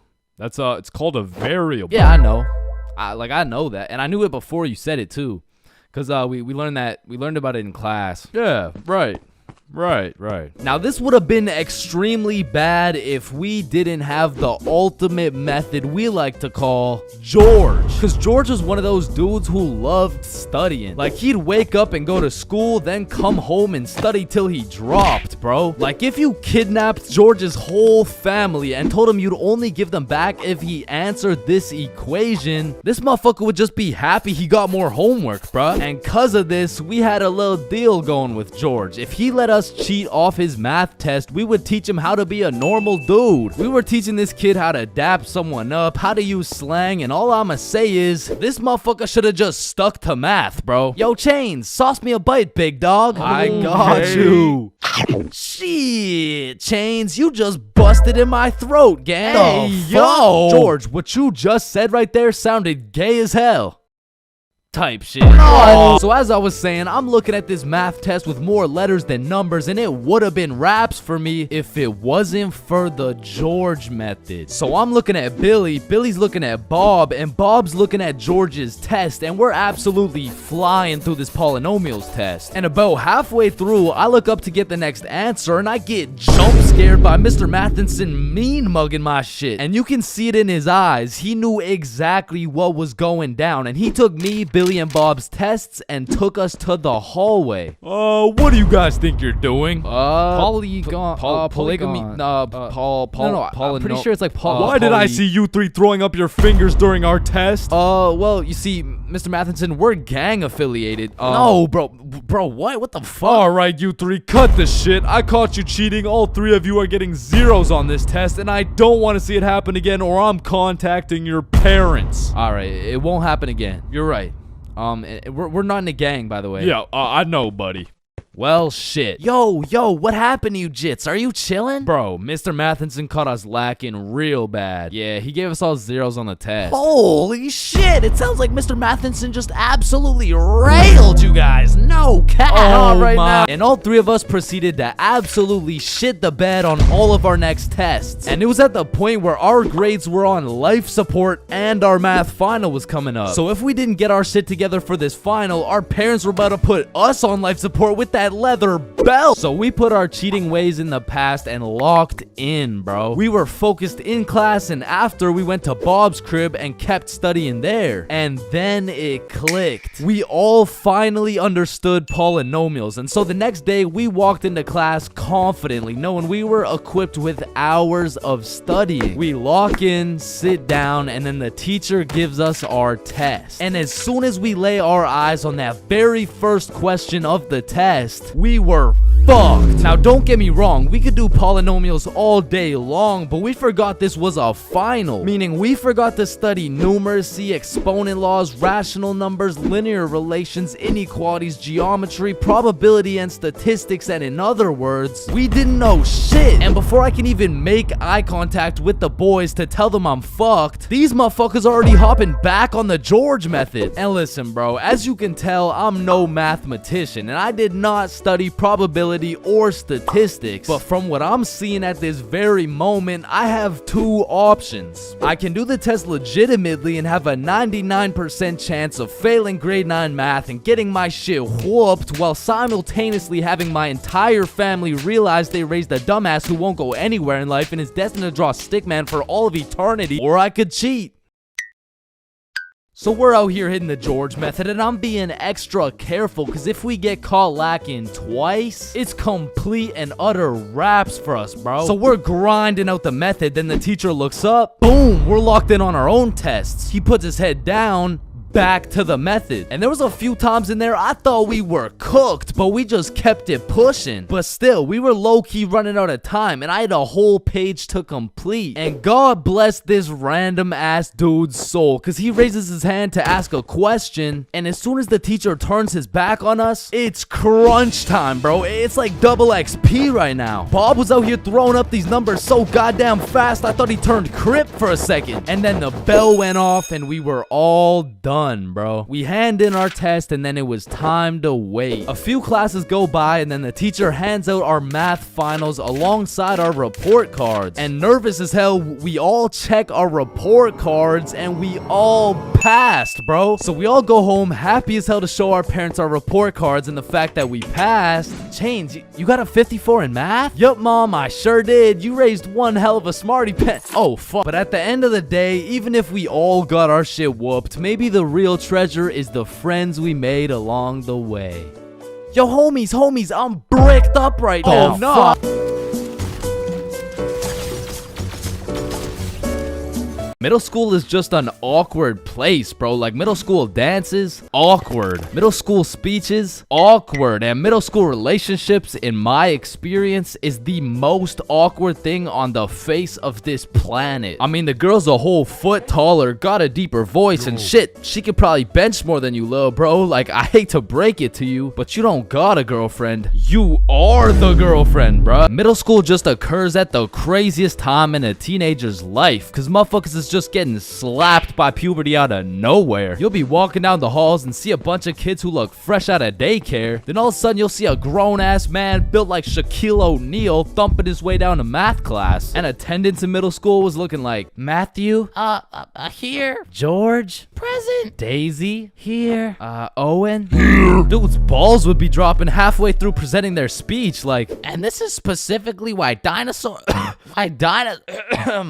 Why dinosaurs went What the extinct? fuck? And in middle school, nobody had drip. Like, dudes would be showing up to school in a neon green t-shirt paired with some bright red shoes looking like a fucking traffic light, while their haircuts looking like their barber cut their shit with one hand, well blindfolded. But to be fair, everyone had a shitty haircut in middle school, bro. And if you think your cut wasn't that bad in middle school, chances are your shit's probably still ass to this day. And just to make things worse, the cherry on top is that everybody everybody's got acne. There's just all these hormones flying around and these kids have no clue what to do with them. Which is exactly why middle school beef is unmatched, bro. Motherfuckers will be throwing hands for no reason at all. And I don't know how, but somehow even the fights were awkward. It would be like, hey pal, I heard you sat beside my crush in class today. So what? You want to fight about it? I mean, like if you wanted to. That like I'm not scared. Like yeah, we can fight. Okay, let's freaking go, pussy. Fuck, I wasn't ready. Sorry, was that too soon? No shit, Sherlock. Okay, you can hit me back so we're even. But if two dudes were throwing hands and their crush is watching, they're about to fight to the death. But the thing is about middle school fights, I didn't know this was possible, but somehow both motherfuckers end up losing the fight. I remember one lunch at my middle school, a dude whipped out some boxing gloves for no reason at all, and all of a sudden we're running a whole fight club. Kids would be betting their lunch money on who's gonna win and shit, but we never laid down any ground rules. So one day, JJ hit Timmy with a spinning back fist and put his ass to sleep. And I'm hyped, cause I just doubled my lunch money, but Mr. Principal didn't seem too hyped to see one of his students knocked out on the ground. So of course JJ gets in trouble because he's just that one kid who's always in trouble but never got expelled. Like I could have swore dude was on his third strike 5 strikes ago. But man, middle school had some characters, bro. There was that one guy that would walk through the halls, blast the music on his speaker. The kid who used to sit in his chair like this. The dude who hit puberty and midlife at the same time. Mr. Donaldson, can I get some help on the subtraction? Help on the subtraction? You look more like you need help on your taxes. No, subtraction's just hard for me. During recess, do you go check on the wife and kids? No, I just play on the monkey bars. Tell me, how do you manage to be in middle school and work a 9-to-5 job at the same time? The girl who thinks she's a horse. The emo kid. Catch him in the back of the class with his hoodie tied up watching sad Bart Simpson edits. The kid who had to touch the top of the door frame before entering a room. Girls who have to bring their Starbucks cup everywhere. The dude who's constantly emoting. And in order to find the answer, we can make a grid. Did someone say gritty? Right foot creep. Ooh, walking with the heat. Of course, there's the kid who Naruto runs through the hallway. And then there's that weird ass kid who accidentally called his social studies teacher mom one time. It was probably an accident though. Fuck! And I have no idea why, but there's something about teaching middle school that had all these teachers going through a midlife crisis. I remember one day our science teacher was teaching us about rainbows. Does anyone know what a rainbow is? Yes, Jaden. Refraction of light through water droplets. Oh wow, that's right. How did you know that? Reddit. Oh, okay. Where did you read it? Reddit. Yeah, but where did you read it? Reddit. Jaden, I can't do this right now. Just tell me where you found this information. Reddit? God damn it, Jackson. You're the reason my children get their shit whooped every night. Now, I don't know what she had going on in her life, but the way she broke down talking about beating her children to a group of 12-year-olds really gave me the impression that she shouldn't be teaching middle schoolers, bro. And I don't know who was in charge of hiring these teachers, but I also had a deaf teacher, which, you know, it's cool and all, but it did make it a little bit harder considering the fact that, you know, she was the fucking music teacher, not to mention the fact that she was also half blind. And I think the idea there was that she could somehow feel the vibrations of the guitar or something, which didn't seem to work too well considering the fact that I got a fucking A in music and I can't play the guitar for shit, but I guess I just like I smelled good or something. I don't know. And I don't know about Shaw's experiences, but I feel like kids were just mad touchy in middle school. Like you'd be sitting in math class minding your own business, then for no reason at all, a motherfucker would tase you in the side of the ribs. And I remember when kids first learned about these pressure points, it was all fun and games. Someone would just poke you in the ribs like, pressure point, that tickles. Then there would be a new pressure point dropping every week. It got to the point where these 12-year-olds were hitting pressure point combinations and paralyzing your legs and shit. Hey bro, let me try this new pressure point on you. Yeah, sure, go for it. It tickles. And it was the same shit with this game. Like, you really couldn't trust anybody, bro. Yo, what's that on my leg? Shit. Got him. Oh, shit, there's a bug on you. God damn it, dumbass. Oh, fuck, I just broke my leg. Bro, I'm not stupid. You didn't just break your leg. No, I'm serious, bro. I promise, on everything. On my entire life. I just broke my leg. Look. Bro, I remember I got punched so many times, my arm was on life support. It was about to fall off, like, And thinking back to middle school, there's just so many things that make me cringe, bro. But by far the cringiest of them all is the relationships, man. And believe it or not, I had my fair share of middle school relationships. I remember one day I was sitting in class and this girl came up to me and said, Chains, I have a crush on you. And that's really all it took to have a young Chains in love. Head over heels. We went to the movies together. We went to my house and watched movies. Well, we went to her house and we also watched movies. Now that I think about it, all we really did was watch movies. We didn't really talk that much. I mean, I didn't really have a way with my words at the age of 12. So, do you like movies? Yeah. Yeah, I like movies too. That's why we're here at the movie theater. I also like popcorn with the butter. It tastes like I like how it tastes. And one day we went to the mall and I took a good look at my girlfriend of 2 weeks and thought, man, I don't even know this girl. Like who are you? I remember we were inside Zoomies at the time and I said, hey Jessica, you're a great person and all, but I don't really think we're compatible like that. Maybe we should just break up. Which was probably the most words I've strung together during the entirety of our relationship. And she says with the straightest face, oh, okay. And then we proceeded to walk out of the mall and bus home together without saying a word. And I remember lying in my bed that night and thinking to myself, damn, I think I'm supposed to be sad right now. So I threw on my hoodie, tied it up, and watched some sad Bart Simpson edits.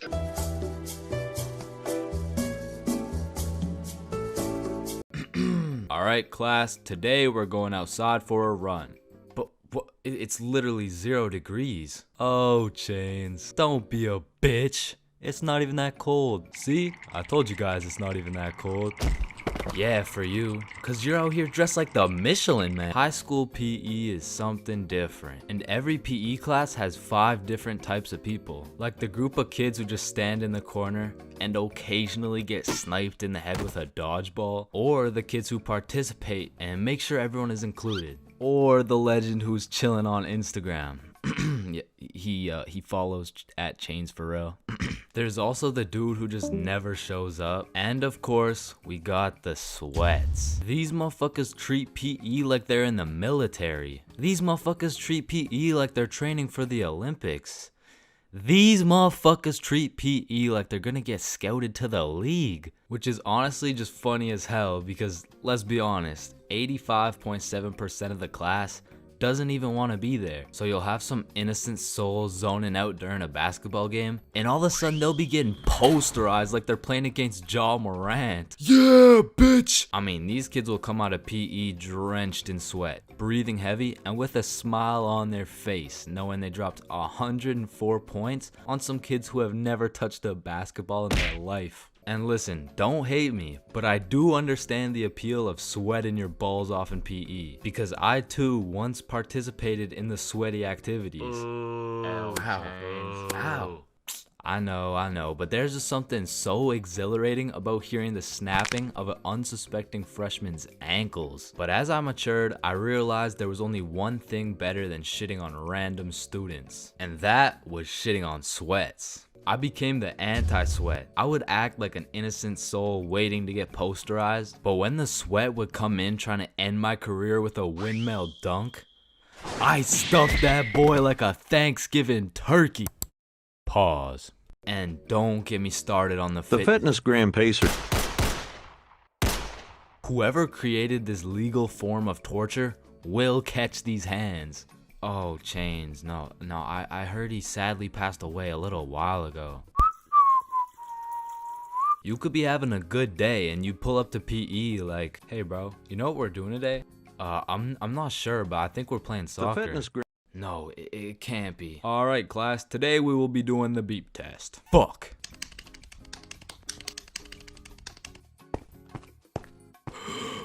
Woo. Damn, what was I at? Chains, we haven't even started. That was just our warm-up. But one thing that did bring me a little bit of joy was looking at everyone during the push-up section. Like, there was always some dude doing the neck push-ups, some dude who thinks he's Mike Tyson, the guy who takes breaks when the teacher isn't watching, and there was always at least one dude who was out here looking like he was hitting it raw. James, I don't think that's how you do it. Oh, yeah, you're right.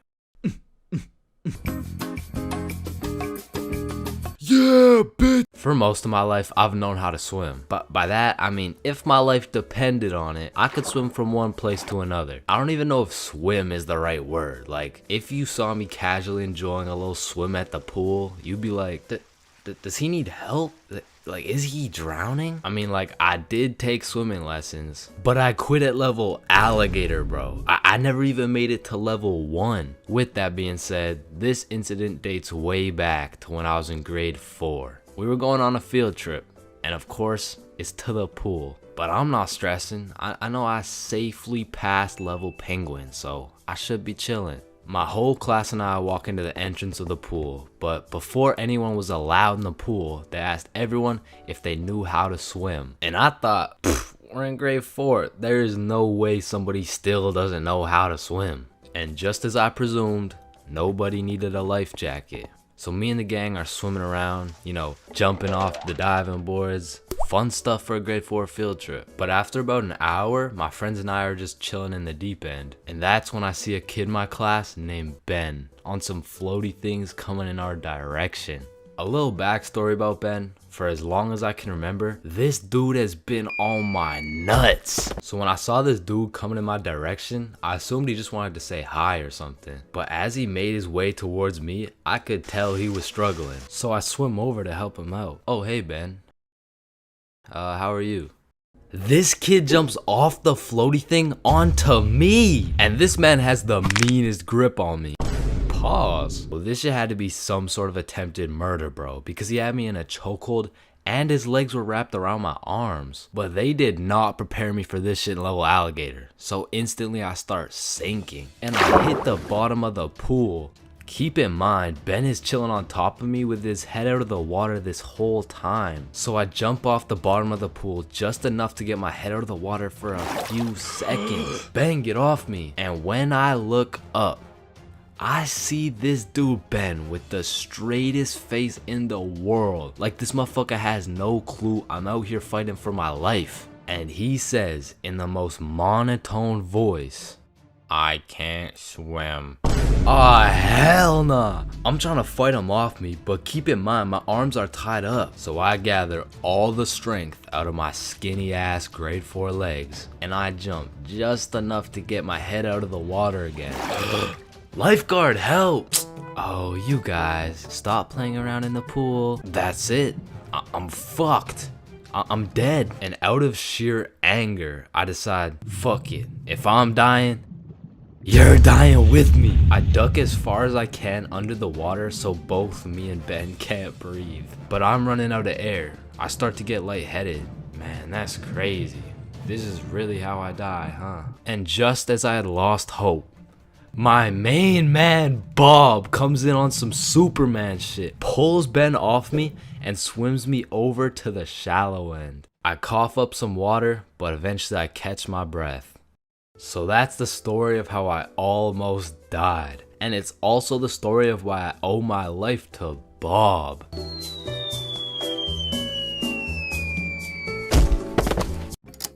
Damn, light bulbs were such a good idea that they became the symbol for good ideas. God damn, I just spilled my water. Why does water make clothes darker if water is clear? What the fuck? Yo, there's two guys coming. On me. Oh, I clapped his ass. Yo, Billy. Yeah, what's up? You see that lamp right there? Yeah. What about it? That lamp in the video game uses real life electricity. Whoa. You know what I just realized? When a morgue worker dies, he still goes into work the next day. Bro, how could he go to work? He's dead. Oh, shit. Oh, whoops. Just drop the soap. Wait, when you drop the soap, does the soap get dirty or does the floor get clean? Wait, guys. Since I'm alone, I'm the only person in the world to ever see this peanut. Nah, I saw it too. Who the fuck are you? Yo, when did you get so much money? Man, it's the money my grandma inherited me before she died. Yo, that's low key like when your homie dies in Fortnite and you pick up his loot. Come on, bro, my grandma's dead. Not cool. You right, my bad. Man, imagine the guy that discovered milk. And think about him convincing someone else to drink it. You did what to the cow? No, trust me, it's good, just drink it. Wait, you drink it too? Yeah, it's really good, look. Aw, hell nah. Damn, bro, mosquitoes are some brave creatures, considering those jits got 1 HP. Facts. Yo, Chains, you need your parachute to skydive. No, you don't. You just need a parachute to skydive twice. No, Chains. Well, what the fuck? Why did you just break my mirror? Well, actually, mirrors don't break. They simply multiply. Oh. Damn, bro. We're all just some walking nut for real. Facts. Damn, for real. It's crazy. It's true though. Oh shit. I'm on fire. If you really think about it, you're not on fire. Fire is on you. Call the fire truck. Wait a minute. A fire truck is actually a water truck. Oh, god damn, just call the truck. Jesus. Bro, I was on fire. Why didn't you just call the fire truck? First of all, you weren't on fire. The fire was on you. Second of all, it's a water truck. Bro, I got the munchies. We should cook some cookies or something. Nah, you don't cook cookies. You bake them. What? Then why are they called cookies? Shit, I don't know. Cookies are just cookies. No, that's like saying you cook bacon instead of baking it. Well, actually, you do. What the fuck? Bro, what keeps the hot dog in like hot dog shape?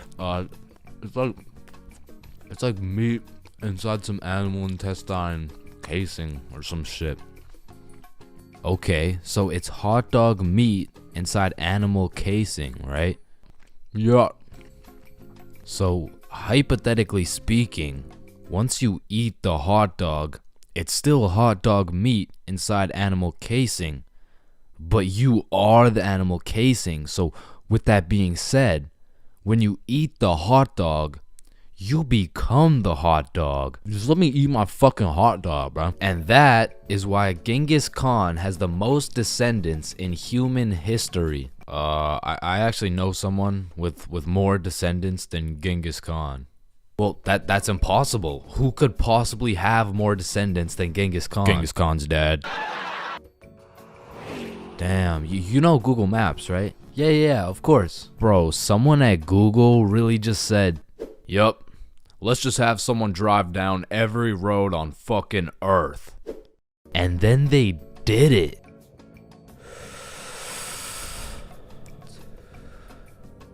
You know how concrete and glass are both made out of sand?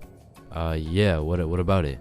So if concrete and glass are both made out of sand, does that make skyscrapers just really big sand castles?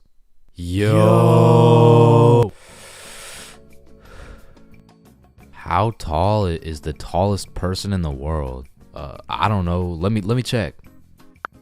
God damn, he's 8'1". Holy! You know what I'm thinking? Yeah, imagine getting railed by this absolute. No, I was thinking at one point the tallest person has experienced the height of everyone else in the entire world. Holy shit. Paper has 6 sides. Shh. Like we're really just some talking nut for real. Facts. No cap. Damn. Just some breathing semen for real. That's crazy. For real. Facts. So true. Damn. True. For real. Hey, little man. What do you want to be when you're older? I want to be a doctor and cure aging and all the diseases. Well, if one day we cure all the aging and all the diseases, then we will all die painful and horrible deaths. I still don't understand why it's a chair. It just doesn't make any sense. Yo, you know what I just realized? What? The size of your hands is the font size you use in sign language. Oh shit. That motherfucker Shaq must be talking in all caps. Sir, I am very sorry to inform you that you are bleeding internally. Wait, I'm bleeding internally? Yes, we will need an immediate operation, and we will have to... Oh, no. It's all good. Internally, that's where the blood's supposed to be. No, sir. Where are you going? This is an urgent matter. Get back here. You're in critical condition right now. Yo, can you pass the Apple charger really quick? Yeah, for sure. Yo, what if Apple chargers were called apple juice? Whoa. Damn. Yo. Apple juice? Bro. You know what I just realized? You can drink a drink, but you can't food a food. Nah, that one was ass. Yeah, you right. Like, I mean, we're literally just semen that can talk. So true. Facts. That's so crazy. For real. Yo, when you put your socks on inside out, the entire universe is wearing your socks, except you. Fuck. Yo, look, it's a unicorn. Damn, it's got a really unique horn. Unique horn? Unicorn. Unique horn. Unicorn. Unicorn. Unique horn. Unique horn. Unique horn.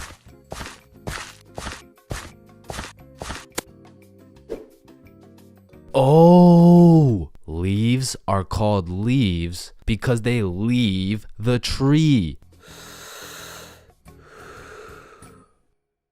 Holy shit, I got an idea. Can you pass me the wrench? Rope. Glue. Piece of pizza, please. Tape. A little more tape. Damn. Big ass magnet. Alright, all done. Whoa! This bad boy uses 0 gas. It's completely eco-friendly. Hop in.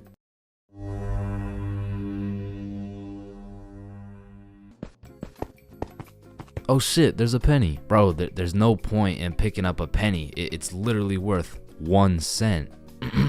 How much do you make working at Wendy's? 15 an hour? Oh, okay.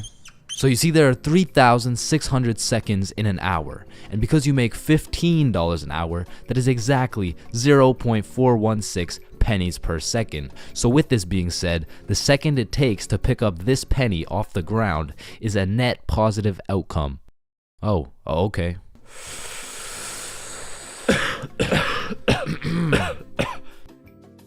Wait a minute. Are stickmen always naked? Holy shit, we are stickmen. What the fuck? Yo.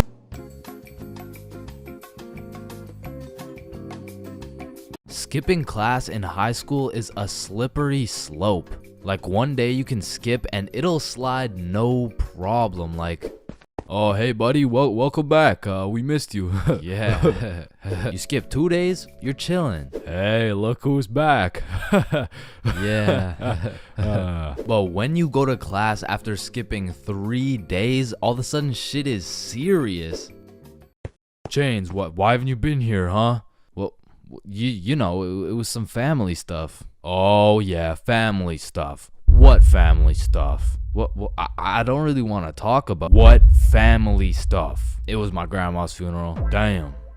But that is no reason to miss a test. And Lord forbid, if you miss a whole week, the school board turns into the FBI. Like, during the whole pandemic, One of my homies refused to go to any online classes. And one day he was enjoying his extended vacation while smoking up outside his crib. Next thing he knows, he's making direct eye contact with his science teacher while smoking grass. And because they started going FBI mode when you skip your classes, the homies discovered a top secret method so we could skip classes with 0 consequences. So when you would skip a class, the teachers would instantly hop on their laptops and whip up an email along the lines of, "Mrs. For real, are you aware that your son Chains has missed his science class today?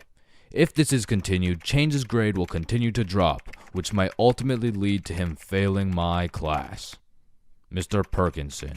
Now, Mr. Perkinson would write these emails with the hopes of my mom reading them and then beating my ass. When it really went like, my mom would read it and she would politely ask me how my science class was today. I would cap my ass off and then she would proceed to beat my ass. And one day after I got my shit whooped, I was talking to the homie Bob. "Yo, we're going to Chipotle next class. You trying to come?"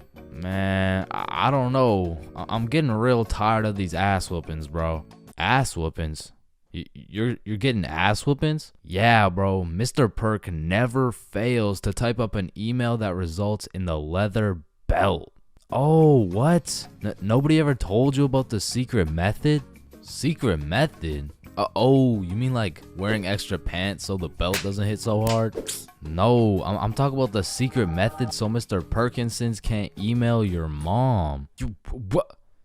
Why didn't you tell me sooner, bro?" So essentially, the method starts at the very beginning of the school year. At my school, they would give you this form with your parents' email, phone number, all the contact information, you know what I'm saying? You would need this form filled out and signed by a parent or guardian and then handed into the office. However, this man, Bob, conceptualized one of the greatest plans of our generation. And it went like this. So you would receive the empty form from the school, take it home to your parent/guardian, get that shit filled out and get that signature. Then secretly, when nobody is watching, you hop on your computer, you make a fake email like bobsmom123@gmail.com. Then you would change your mom's contact information into that fake ass email and then deliver it to the office like nothing happened. So when Mr. Perkinson's smartass tries to get me whooped with one of those emails, I get that shit in my inbox. I read it through and respond with some shit like, "Dear Mr. Perkinsons, thank you very much for bringing this to my attention.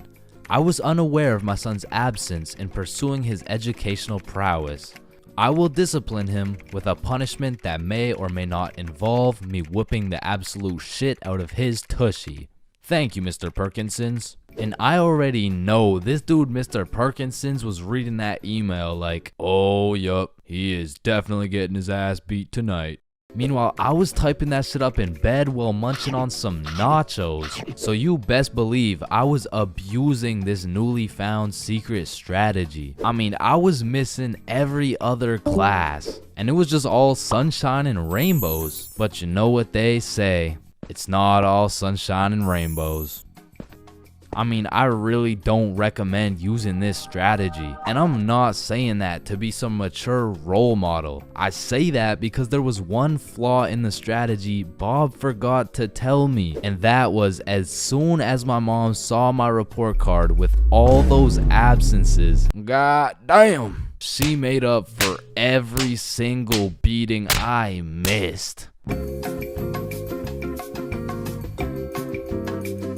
Listen, most of us have been high before, and most of us have also been drunk before, but it truly takes one determined, perseverant, curious, and brave dumbass to be high and drunk at the same time, which perfectly described your boy way back in grade 7. See, this story is crazy because I had never been high or drunk before this incident, and all at once I turned from just a young innocent boy into the low IQ human I am today. So it was grade 7 and my school had just got out for spring break. The boys and I had already planned out a little get together for one of our friends' birthdays. So after school, me and the boys link up. We go and clean up our friend Billy's house, cause you can't throw a birthday function in a dirty house. And it was dirty, bro. So by the time we were done cleaning, it was already about 7:30. So that meant everyone started to show up. So the boys and I started doing your average middle school activities. By that I mean we're wrestling, we're breaking stuff, and the girls were just posted on the couch. Cause what are we supposed to do? Talk to them? Hell nah. But eventually we got tired of throwing each other around. So we're all sweaty and shit and we sit down on the couch, leaving at least 1.5 meters between us and the girls, of course. And we just sat there. But then out of nowhere, Billy's like, I got a brownie. And I'm over here thinking, the fuck? The hoes don't care about your brownie, bruh. But then Billy started to elaborate. Guys, this is no ordinary brownie. I stole it from my uncle's do not eat cabinet. And he says they're magical. Oh, he probably means they're magically tasty. I need a bite of that. Does anyone want a piece? Yeah, I'll try one. Yeah, sure, I want some. I mean, I am kind of hungry. Please. So everyone has their piece and they're kind of building up the suspense. Like, are you guys ready? Are you sure we should do this? And I'm still clueless. I'm over here thinking, it's a brownie. What's the big deal? The fuck? This brownie isn't magical. This shit tastes like ass. Oh, Chains, how do you feel? I feel like I just ate some dog shit, bruh. I'm gonna keep it a stack. Your uncle needs a new baker for real. No, Chains, it's not about the taste. They're grass-infused brownies. They're supposed to get you high. Man, what? I feel like this is the kind of thing you're supposed to say before I downed it. So everyone eats their piece of brownie and then continues to sit in awkward silence for like the next 2 hours. But then the brownie starts to hit. People are dropping like flies. And eventually, everyone felt it except me. And they're just doing high stuff, like eating all the food in the kitchen, watching Netflix documentaries. But for me, the brownie still hasn't hit. And Billy notices that I'm sober, and he's like, wait here. Bro goes into his mom's liquor cupboard and pours out unholy amounts of vodka and just hands me the cup. Keep in mind, I had never drank before, so I have no clue whether or not this is a lot. So I literally chugged the whole thing. Looking back, it had to have been at least 5 shots all at once. But man, I had no clue. So I'm just sitting there chilling on the couch, waiting for something magical to happen. And I start to think, maybe I'm just invincible. Like nothing can affect me.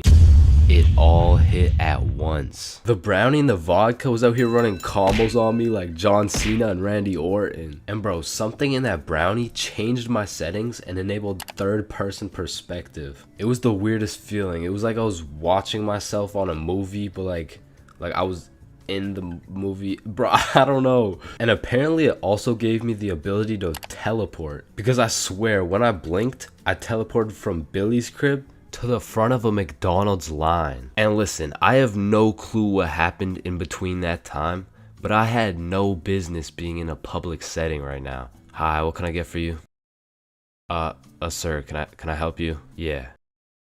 What can I get for you? Listen, because I was high, drunk, and apparently had no social capabilities, I was spitting some nonsense to this poor McDonald's employee. Yeah, do y'all got the Popeyes chicken sandwich? Sir, this is McDonald's. Yeah, and let me get that Dairy Queen Blizzard. Dairy Queen, what? And, what kind of nachos do you guys have? I blinked again, and we were all back at Billy's house. The very last thing I remember from that night is there was absolutely no blankets. So I was out here using literally anything I could find for a little bit of warmth. But eventually, after a long night, I passed out.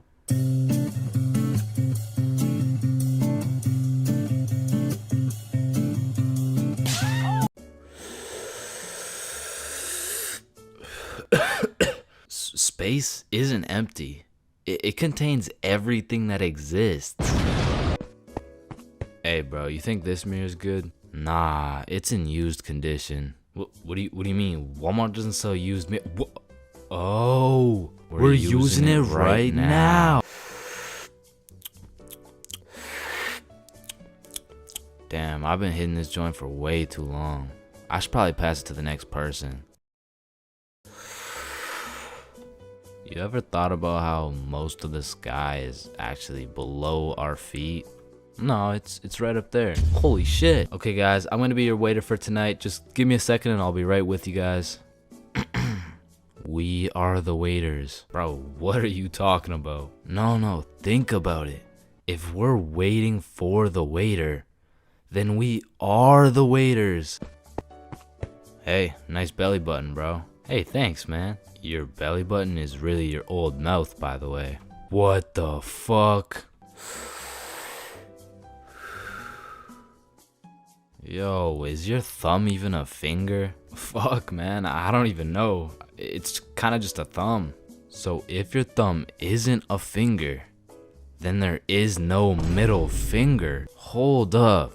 If you were the first person in the world to break 2 world records, then that would be a world record. So you'd be the first person to break 3 world records. But then that would make it 4 world records. And that would make it 5 world records. Holy shit. Then it would be 6 world records. Man, who the fuck named this shit a chair? Like why a chair? Hey bro, I got you a milkshake.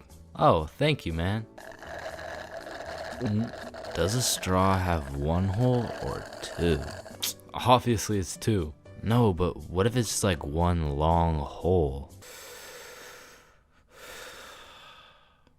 What's the point of life? If you get a bigger bed, you have more bedroom, but you have less bedroom, you know, like bedroom, like. Can I get a ice cream cone? No, fuck you, the ice cream machine's broken. Man, that's not fair. Well, life isn't fair, buddy, so what do you want? But if life isn't fair to everyone, then isn't life just kind of fair? Like, I just don't get it. Like, chair, why is it a chair? You know, it could have been like anything. So your nose grows every time you cap. Yeah, what about it? So what if you just said your nose is going to grow? Well, that would be a lie, so then it would grow. Try it. My nose is going to grow. Yeah, I told you. But now that it grew, it's not a lie. Whoa. Bro, I'm way too baked right now. Here, eat an orange, it helps. Nah, hold up. Are oranges named oranges because they're orange? Or is orange called orange because oranges are orange? Just eat the fucking orange. Boys, we got the pizza. Let's go. Sir. Why the fuck is the pizza box square? Like, if the pizza is circle and a slice is a triangle. Yo, who the fuck invited this kid? Yo, can you pass the lighter really quick? Yeah, I got you. Wait. When you light your lighter gets lighter until your lighter is so light that your lighter won't light. Damn, that motherfucker's spitting right now. It just seems weird. Like, why the fuck is it a chair? Getting too high and ordering Chinese food 3 times because you keep forgetting you ordered it is one thing. But being too high in public is just one situation you don't want to be in. Like, when you're too high in public, it feels like there's always a spotlight on you. And that all these random people you walk by are staring you down. But whatever you do, you can't make eye contact with anyone, or else that person will snatch your soul. If anyone else gets paranoid when they get high, then I know you can relate. I'll be out here fighting demons trying to walk to the gas station like, okay, relax, you're gonna be okay. The gas station is right there. Holy shit, it's the cops. They're after me. Man, something in that gas smokes away all your logic and reasoning. Like, it'll have me jumping from conclusion to conclusion like I'm playing Mario. Did that girl just look at me? Shit, she must think I'm sexy. Wait, no. She knows I'm high. Holy shit, she's probably an undercover FBI agent. She's getting back up as I speak. I gotta get the fuck out of here. And sometimes when you're schmacked in a public setting, you're just forced to talk to people. Don't make eye contact. Don't make eye contact. Hey man, do you know where the Walmart is around here? Wait, fuck. What did he say? He probably just asked how I was doing. Oh, I'm good. How are you? I'm good, but do you know where the Walmart is? Oh, yep. Yeah, I'm good. Thanks for asking. Phew, good thing I played that one off. Or I mean, you could always just take the good old safe route. Hey man, do you know where the Walmart? When you get way too baked in public, you also feel super self-conscious about everything. Am I walking weird? How do I even normally walk? Why am I walking like I just shit my pants? Okay, this feels pretty normal. Wait, am I even breathing right? Fuck, now I just turned on manual breathing. Roaming the streets while baked, you'll come across lots of people. But there's just some unspoken connection between two high people. Like, no words have to be said. You see that his eyes are red, and he sees that your eyes are red. You dap each other up out of respect, and you keep it pushing. Now, when you're baked as hell in public, but you're with a group of people who are just as baked as you, it's a lot easier to relax. Because the simple thought that these people look just as stupid as I do. And honestly, at that point, you can just embrace it. Because you're no longer baked, alone, and afraid anymore. Now you can speak your truth. Hey man, do you know where the Hey bro, I'ma stop you right there. I am fucking baked. And therefore I cannot help you locate anything you may be looking for. And listen, being baked and Mickey D's go hand in hand. The problem is, you have to actually talk to the McDonald's guy to get your food. Like when I'm baked, I just don't have the brain capacity to communicate what I'm thinking. Shit, I'm probably gonna get a Big Mac. Hi there, what can I get for you? Do you guys have burgers? No shit, we got burgers. Yeah, then let me get the burger, you know, like with the things, the you know what I'm saying, like yeah.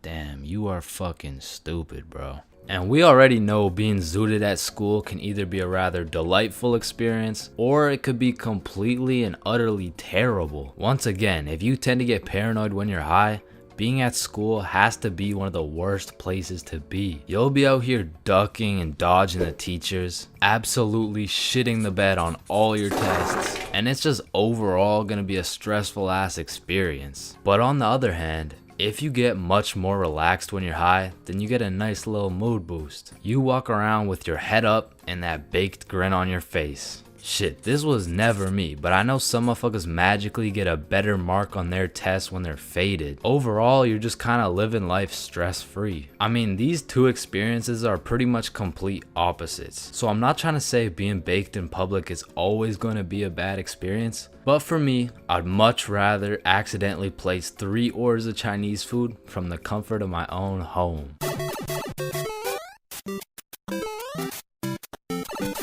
Man, the very moment my stickman lips graze the tip of that sweet, sweet Zaza, it's wraps for all the food in the fridge. And as soon as that THC tickles my brain, it's GG's. The food in my closet is already consumed, bruh. And shit, when I run out of food in the crib, I give my condolences to the local McDonald's workers. Cause man, I'm about to have those motherfuckers working overtime. Now listen, man, shout out to all my big homies out there, but I'm gonna make it clear real quick that I am not one of y'all. In fact, I make sure that I am precisely 64 pixels wide at all times. However, I will say mentally and in my heart, I am a little bit of an EDP 445. Wait, no. I like food.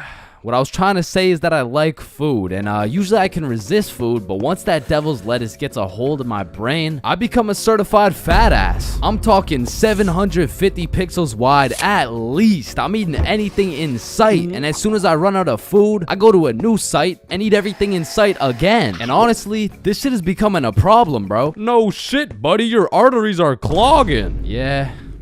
And your blood pressure is through the roof. Yeah, that too. And you're developing type 7 diabetes. Whoa, type 7? I thought there was only 2 types. There was, until your fat ass decided to eat 87 ice cream sandwiches. How the fuck do you stomach 87 ice cream sandwiches? Anyways, man, the munchies are lit, bro, because it's the only time you can truly taste each individual atom as it hits your tongue. Like, eating some good food while high is like a meditation, bro. Like, when you're zooted munching on some Doritos and you start closing your eyes, shit, you might just fuck around and become the Dorito. Now, this happens to me on a routinely basis, and as heavenly as that experience is, I must warn you, when you come out of your Dorito coma, you will be at least 5 bags deep in that motherfucker, and your hands may never be the same. Man, I'm still trying to recover to this day.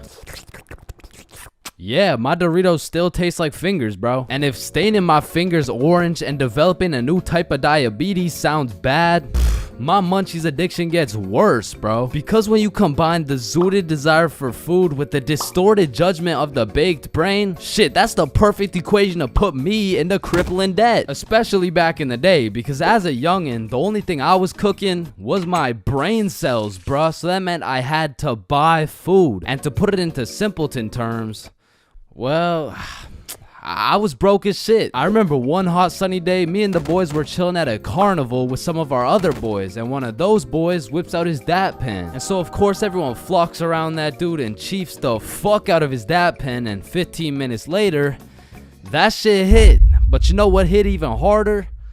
The goddamn munchies. And so there I was, walking around the carnival, absolutely blasted with $50 to my name, looking for something to eat. And don't get me wrong, the carnival had lots of options, but they were really taxing out here. And for a dude with 50 bones to his name, I needed to find the most bang for my buck. And there I saw it. It was beautiful. A pink ice cream truck glistening in the summer sun. So you know I had to hop in line, and as I'm waiting in this line, the dude in front of me turns around and he's like, damn, bro, you look high as giraffe balls, dude.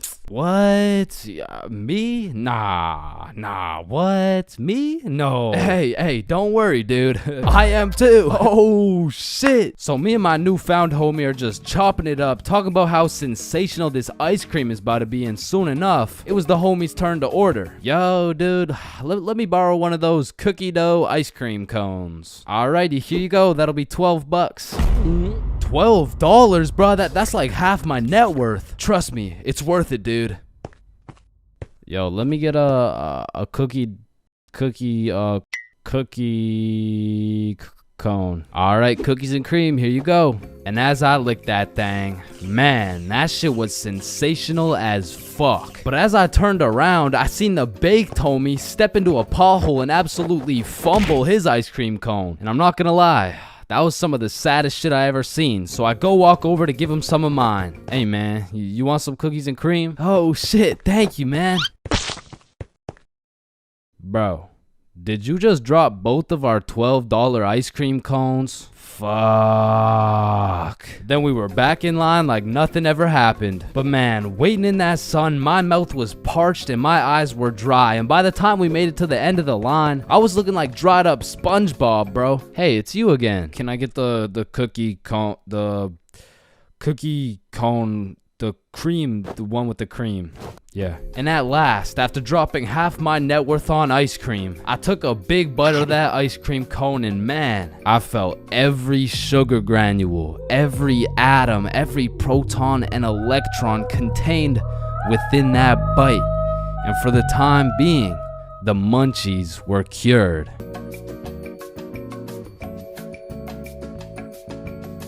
If you saw this video, you would know my very first time drinking, I got both high and drunk at the same time. But my first time being drunk takes place back when I was like 14 or 15. And this story takes place at my grandma's crib. No, listen, I know that sounds bad, but like, I mean, it's pretty bad. So the story starts with me and my brother pulling up to the family function. And right off the bat, we notice the chill cousins are nowhere to be seen. So instantly we can tell it's gonna be a long night of engaging in conversations about school, sports, my lack of ability to pull bitches. And about 5 minutes after arriving, you know, I'm just doing some good old small talk. Oh, hey bud, how's school going? Oh, you know, it's going. And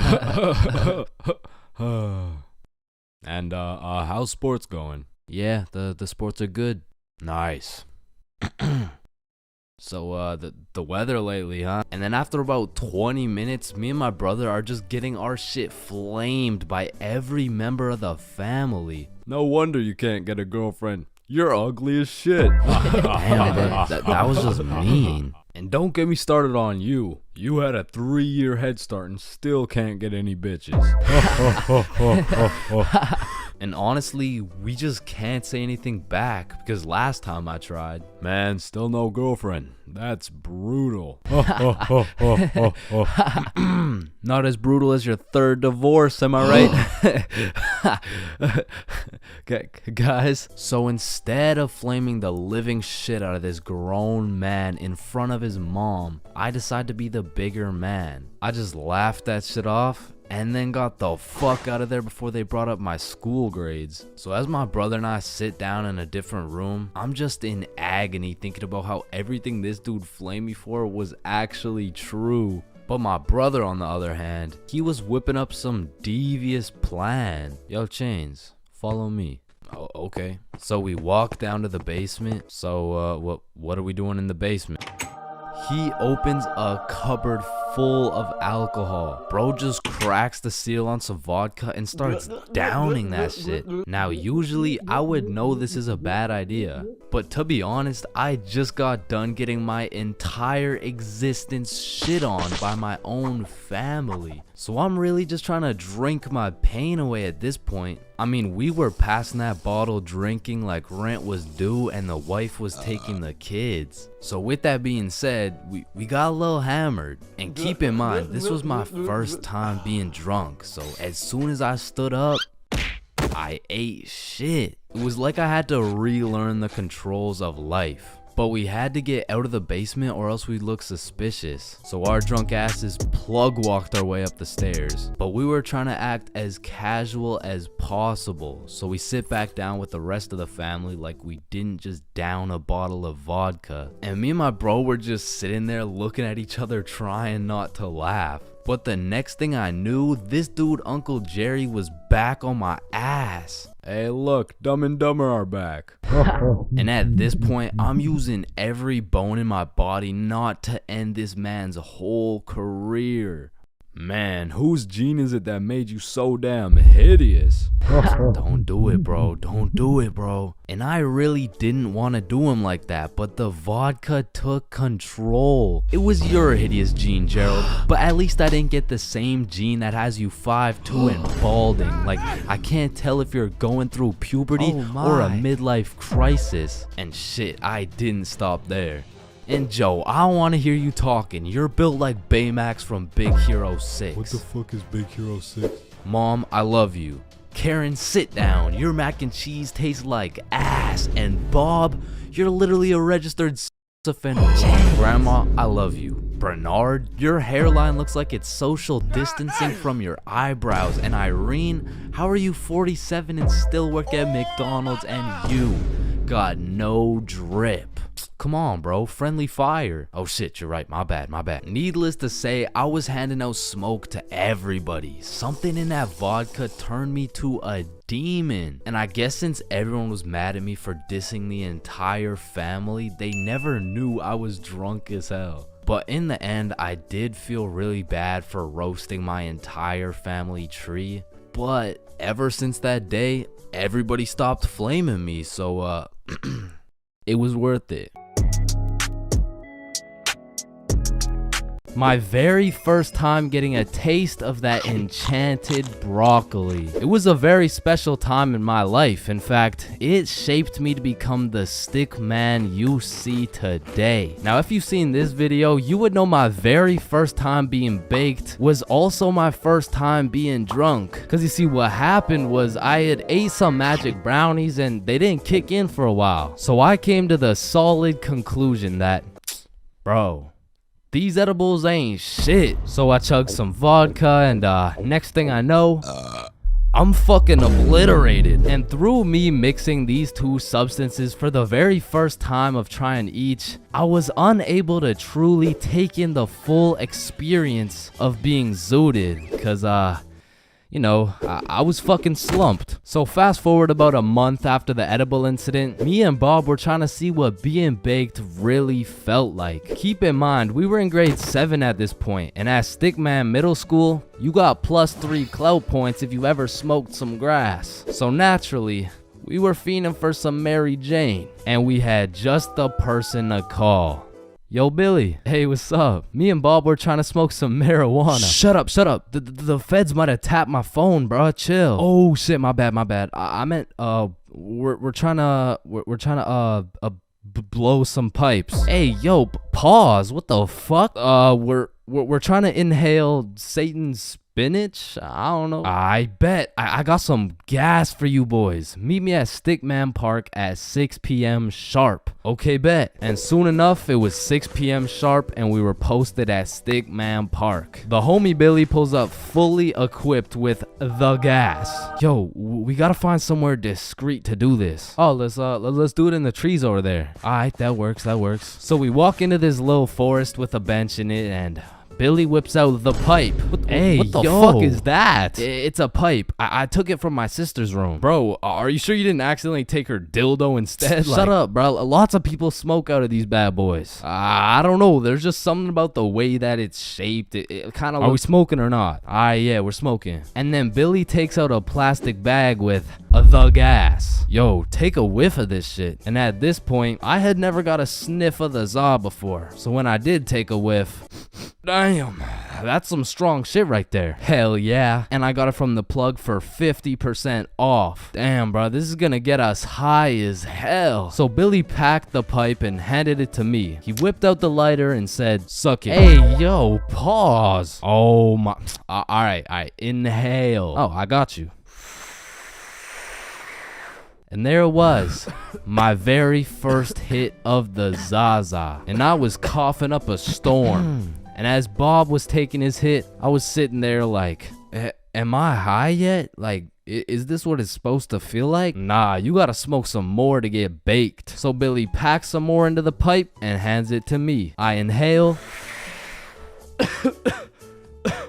But still nothing. So me and Bob are looking at each other like, bro, are we like invincible or some shit? I think so. And Billy's like, no, you have to inhale and hold it in your lungs for as long as possible. So I try it. I inhale, I held it, and then I was coughing up a storm again. We repeated these steps for like 20 minutes and still nothing. Now, me and Bob didn't know shit when it came to the topic of devil's lettuce, so we were just taking Billy's word for everything. Yo, don't worry, it'll hit you in like an hour. So we walk back to Bob's crib and sure enough, an hour goes by. Yo, are you high yet? Nah, I still feel normal. What about you? Yeah, I'm chilling. So we waited and waited all night and nothing happened. Now, a quick scientific analysis of the situation. What had happened was Billy's plug saw that he was 13 and realized he could make a quick buck off him. So he had given him 50% off. However,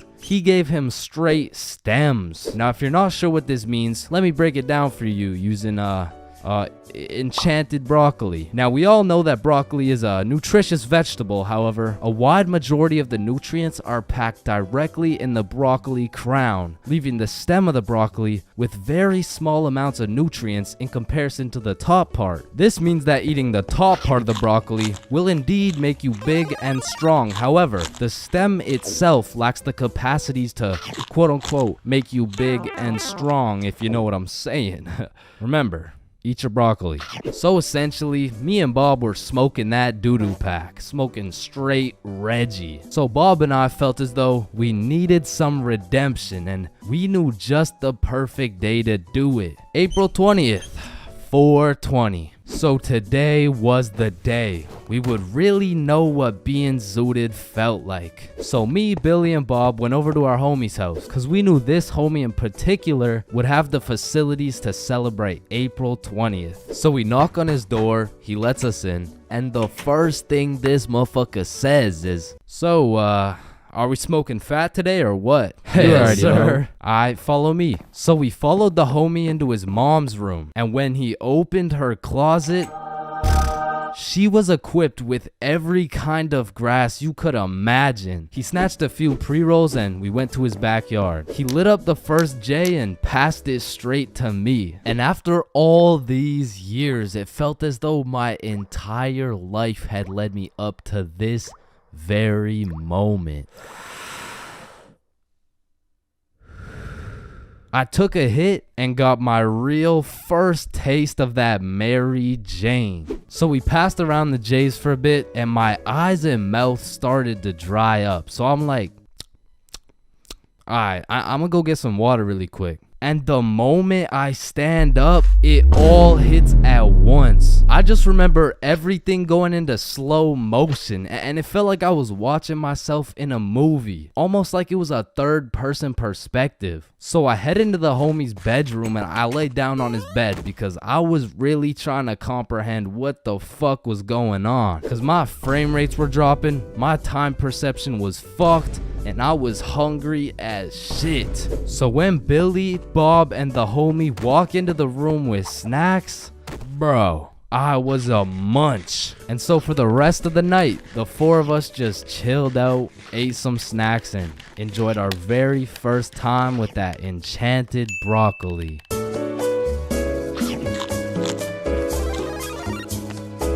It was a snowy Christmas Eve. My brother and I were watching a Christmas movie bundled up beside the fireplace while drinking a cup of hot cocoa. Man, it can't get any better than this. Or can it? What could possibly enhance these festive activities to their maximum potential? Or should I say, who can? So I called up the plug Randall and I'm like, yo, Randall. Yo, what's up, cuh? Let me get some of that Christmas tree OG. Oh, shit. Let me get some of that mean green Grinch. Yes, sir. Yes, sir. Some of that Rudolph Red Eyes. You know what I'm saying? I, but the thing is, I can't deliver right now, cuh. Why not? Well, you see, cuh, me and the family are setting up milk and cookies for Santa Claus, cuh. Aw, shit, Randall. I didn't know you were a family man like that. Cuh, you already know it's Christmas Eve and shit, but if you really need some of that mean green Grinch, come by the crib and pick it up. Say less. Randall sent his address and it was only a 15-minute drive. So we walk outside to go hop in the whip and I'm like, what? Where the fuck did the whip go? It should be right here. Oh fuck. I mean, the entirety of the whip had been covered in snow. I mean, in these conditions, not only would it be impossible to drive, but many would say it wouldn't even be possible to walk to Randall's crib. However, on this specific Christmas Eve, there was nothing that was gonna get between us and that Christmas tree OG. So we throw on our snow attire and take our first step off the porch. And god damn, that shit was deeper than I thought. As we started our journey to Randall's house in waist-high snow, I was filled with determination. The type of determination that just dipped after 5 minutes of wet socks, possible hypothermia, and no end in sight. Bro, should we just head back now? I mean, we still got like 30 more minutes to go to Randall's house. I don't think I could do it, bro. Chains, just picture this. Mariah Carey is playing in the background. Your nose is filled with the sweet scent of freshly baked cookies while we get baked as fuck and drink as much eggnog as we want. Shit, you're right. We can't stop now. So we walked and walked in what seemed to be like endless amounts of snow. But then a brightness slowly revealed itself through the snowfall. A beautifully decorated house with reindeer on the roof and Santa Claus in the chimney. We had made it. We made it to the boy Randall's crib. Randall invites us inside, and out of the Christmas spirit, the homie Randall sessions us up for the free ski. And at last, I got a taste of that Rudolph Red Eyes Kush, and in that moment, it was all worth it. So me, Randall, and my brother smoke up for a while, but then my brother realizes, oh shit, it's already 11 p.m. We gotta make it back for Christmas. Damn, you're right. Wait. Before you just go, cut, take some for the road. Thank you, bro. So we begin our journey back home, except this time something was different. We were zooted as fuck.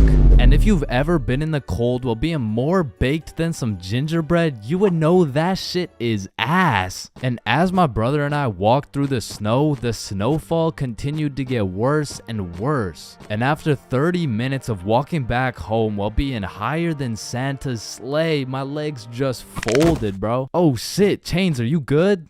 Bro, it's too far. You're gonna have to make it back without me. Bro, shut up. You're fine. You're just high as fuck. Oh, Nichan. Bro, get your bitch Let ass me up. go. You need to make it back before Christmas starts. Yo, just let get me up, go. bro. Stop playing around. Oh my fucking god. And then I fucking died. Maybe that mean green Grinch was gonna be what stole my Christmas after all. Man, you're not fucking dead. Until my brother decks my ass harder than the boughs of holly. Bro quite literally slapped me back to reality. And that was all I needed to keep going. But we only had 5 minutes to make it back to the house before Christmas. So we use everything we have left. We see the red and green glowing lights in the distance getting closer and closer, and by a Christmas miracle, at last we could sit down on the couch, bundled up next to the fireplace, watching a holiday movie, drinking some hot cocoa, all while zooted off that Christmas tree OG.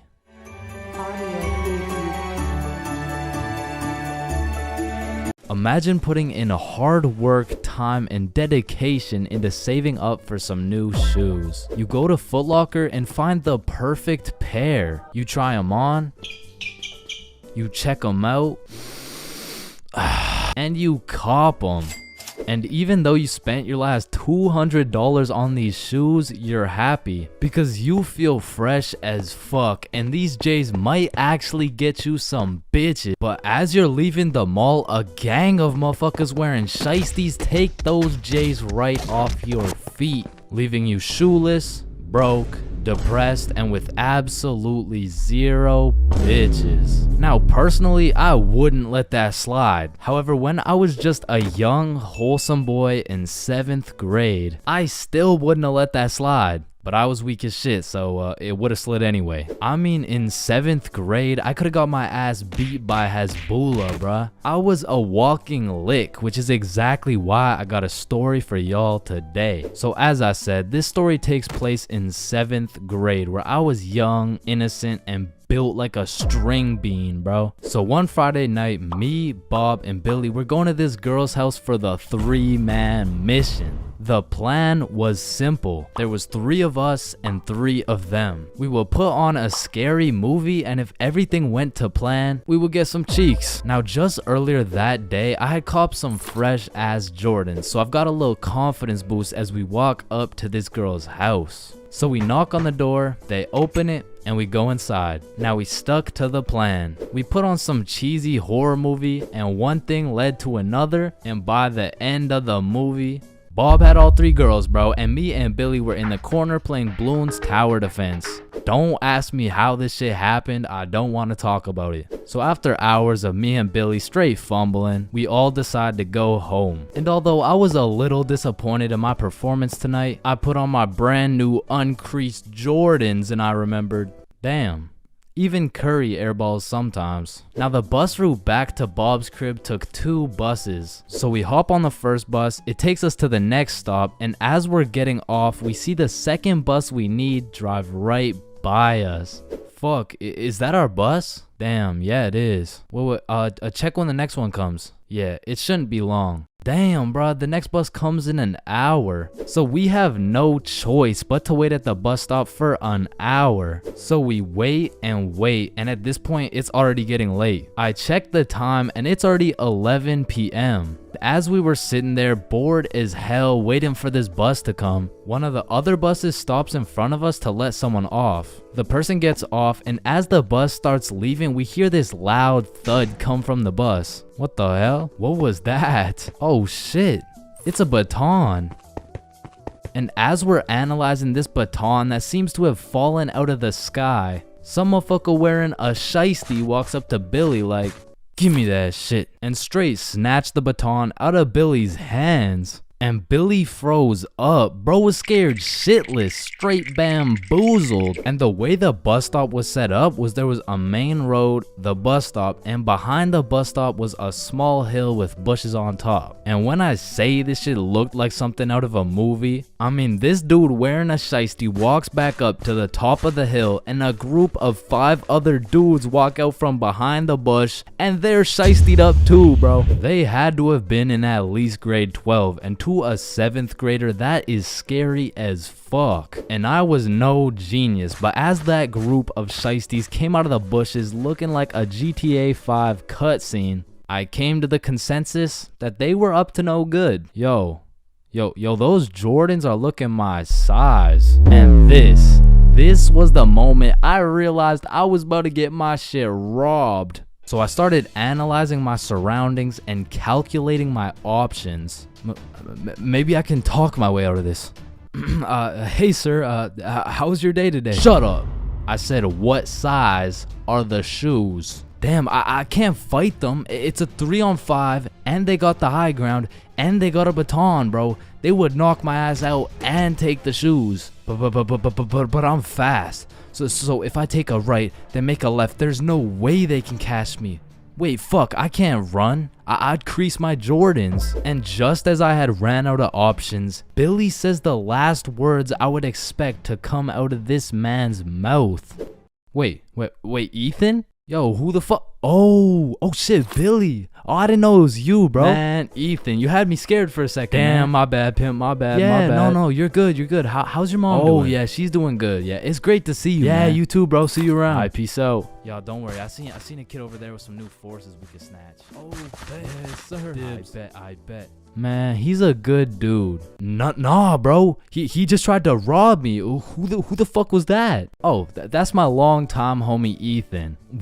Why do you know him? Oh, yeah.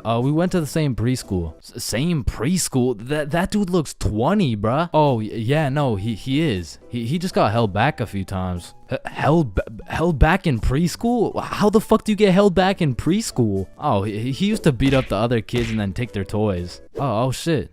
Makes sense. So we bust back to Bob's crib, and as we're walking to Bob's front door, I stepped in mud.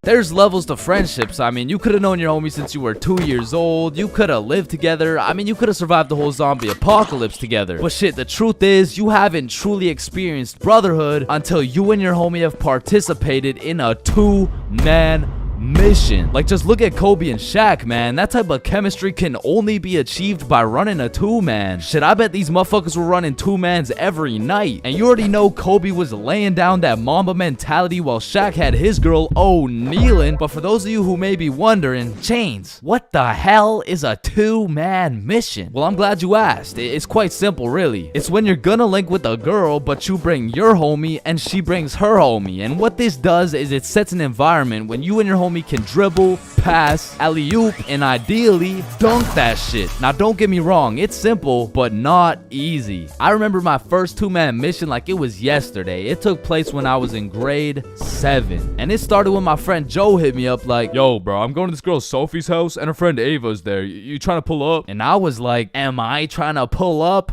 Hell yeah, I'm trying to pull up. So we show up to her house, and I'm new to this whole thing. So I'm sitting there like,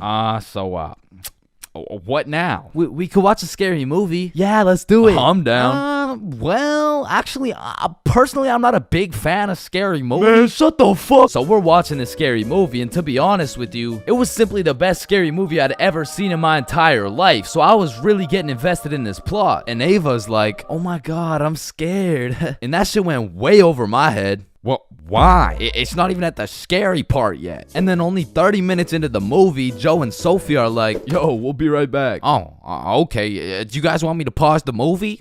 Nah, it's all good, bro. And you see, what Joe just did right there was a calculated move. In basketball terms, he just set an ISO. So now it was 2 1v1s. And the situation was absolutely perfect, but the problem was, I actually liked the fucking movie. And that violates rule number 3 in section 7 of how to pull off a successful 2-man. Never give a fuck about the movie. Cause the truth is, the movie length is like the shot clock. If you end up actually watching the entire movie, you failed the mission. But I had no clue, and to be honest, I didn't even know what a 2-man was at the time. So I got some popcorn and I was just watching the movie. But when the climax of the movie was about to come around, I did something that violated every term and agreement of the 2-man mission. I went over to Joe and Sophie like, hey, hey guys, quick, you're gonna miss the best part. Oh, fuck. And I missed the climax of the movie, but shit, I seen a climax. And needless to say, Joe never invited me to a 2-man mission since. But you know I had to redeem myself, even if it was 3 years later when I was in grade 10. It was a Saturday night, and me and Bob were looking for something to do. And I'm gonna keep it a stack with you, bro. I had no motion. Like, my Snapchat was drier than a Popeye's biscuit, bro. But lucky for me, Bob had a roster. And I'm talking an all-star lineup of girls who just want Bob on their body. And I don't blame them. I mean, shit, I got Bob on my body right now. And you can too at chainsclub.shop. That's right, we got hoodies, shirts, beanies, socks, keychains, stickers, you name it. And starting at the price of $4.20, Bob can be all yours. Or if you want me, I wouldn't mind being on your keychain or something. Treat me like white teeth. So as I was saying, me and Bob were bored. So Bob hits up this girl named Avery like, what are you doing right now? And she's like, just chilling. Who you with? My friend Alice. Let's link. I'm with my homie. Okay, is he cute? Cute as hell. Okay, come over. And I'm excited as fuck, so we get Bob's sister to drive us to Avery's crib, and as we pull up to her house, I remember a crucial detail that I'd been forgetting this whole time. I was scared of the hoes, bruh. And as we walked up to her door, I was starting to get flashbacks of me and Joe's 2-man, where Joe tossed up an alley-oop for both of us, and I blocked his shot, metaphorically and literally. And as I'm psyching myself up, Bob calls Avery to tell her we're here, and she's like, so, my parents are asleep, so you're gonna have to come in through my window. Shit. So we walk around the side of the house to Avery's room, and lucky for us, there's this big-ass window, and I'm like, yo, can you open it so we can get in? And she's like, it is open. Bro, only this tiny ass rectangle in the top left was open at a 60-degree angle. But that was our only way in, so I helped Bob up and through the window. But now I gotta get up there, and I'm bigger than Bob, so I put my head through and I'm trying to slowly creep into the room. And then I lean just a little too far, and I'm headed face first onto Alice's hardwood floor. And listen, Bob has come in clutch many times. He saved me from drowning, coyotes, getting in trouble, but out of all these things, I'm most grateful for Bob catching me as I fell through this fucking window, because drowning and dying would have been pretty bad, like boo-hoo, rip chains, you know what I'm saying? But imagine falling through a window and eating shit face first in front of the hose. Like, I would have preferred the drowning, bro. But after that close call, I was a little flabbergasted, you know what I'm saying? But Alice has the audacity to ask me this loaded ass question like, oh hey, what's your name? Me? Yeah, you. It's the name's for real. ChainsFR. Nice to meet you, Mr. For Real. I'm Alice. And so we all just started talking and shit, but I keep noticing Alice was getting a bunch of text messages. And I remember thinking it was probably her mom or something, so I shrugged that shit off and I'm like, yo, we should watch a movie. Yeah, we should. God, yeah. And I wasn't about to make the same mistake I made last time. So I found the most dog shit horror movie on the face of Netflix and threw that shit on. And man, that shit was ass. In fact, it was so ass that we just started cuddling and shit, like, what else was there to do? But now that we were close, I could feel the vibrations of Alice's phone getting a call, so she's like, 1 second, I'll be right back. And I wasn't trying to eavesdrop, but I could low-key hear what she was saying through the door. I'm just at Avery's house. We're watching a movie. Oh my god, okay, that's fine. Okay. But when she comes back, she puts a pillow between us. Like the same type of shit two dudes do to make sure they don't fuck in their sleep. And I'm trying to piece everything together, and as I'm coming to the conclusion that this girl has a boyfriend, I hear footsteps coming towards the door. And when the door opens, I'm fucking bamboozled to see a 60-year-old man who looks furious. And I'm just hoping this isn't Alice's boyfriend, because if it is, we got bigger problems on our hands. But as I seen the way this man looked at Bob, I realized he's Avery's dad. And Bob wasted no time jumping out that fucking window. But for me, let's just say that shit wasn't very elegant, because I got stuck for what felt like 5 minutes making eye contact with this grown-ass man. Well, what are you trying to seduce my dad or something? Like get the fuck out. And I'm not gonna lie, we ran, bro. And once we made it home, me and Bob were relieved. But when I go to check my phone, I got a little notification on Snapchat, and I'm expecting it to be Alice or maybe even Team Snapchat or something, I don't know. But I sure as hell wasn't expecting it to be a motherfucker named Ryan Donaldson. And Ryan must have woke up on the wrong side of the bed this morning, because he's like, what the fuck did you do, dude? So I hit him back with a, who dis? And he's like, Ryan Donaldson. Yeah, no, I can see your username, bruh, but I have no clue who you are. I'm Alice's boyfriend, bitch. And Ryan got his shit hit with an instant block, bro. And so the moral of the story is, if you're gonna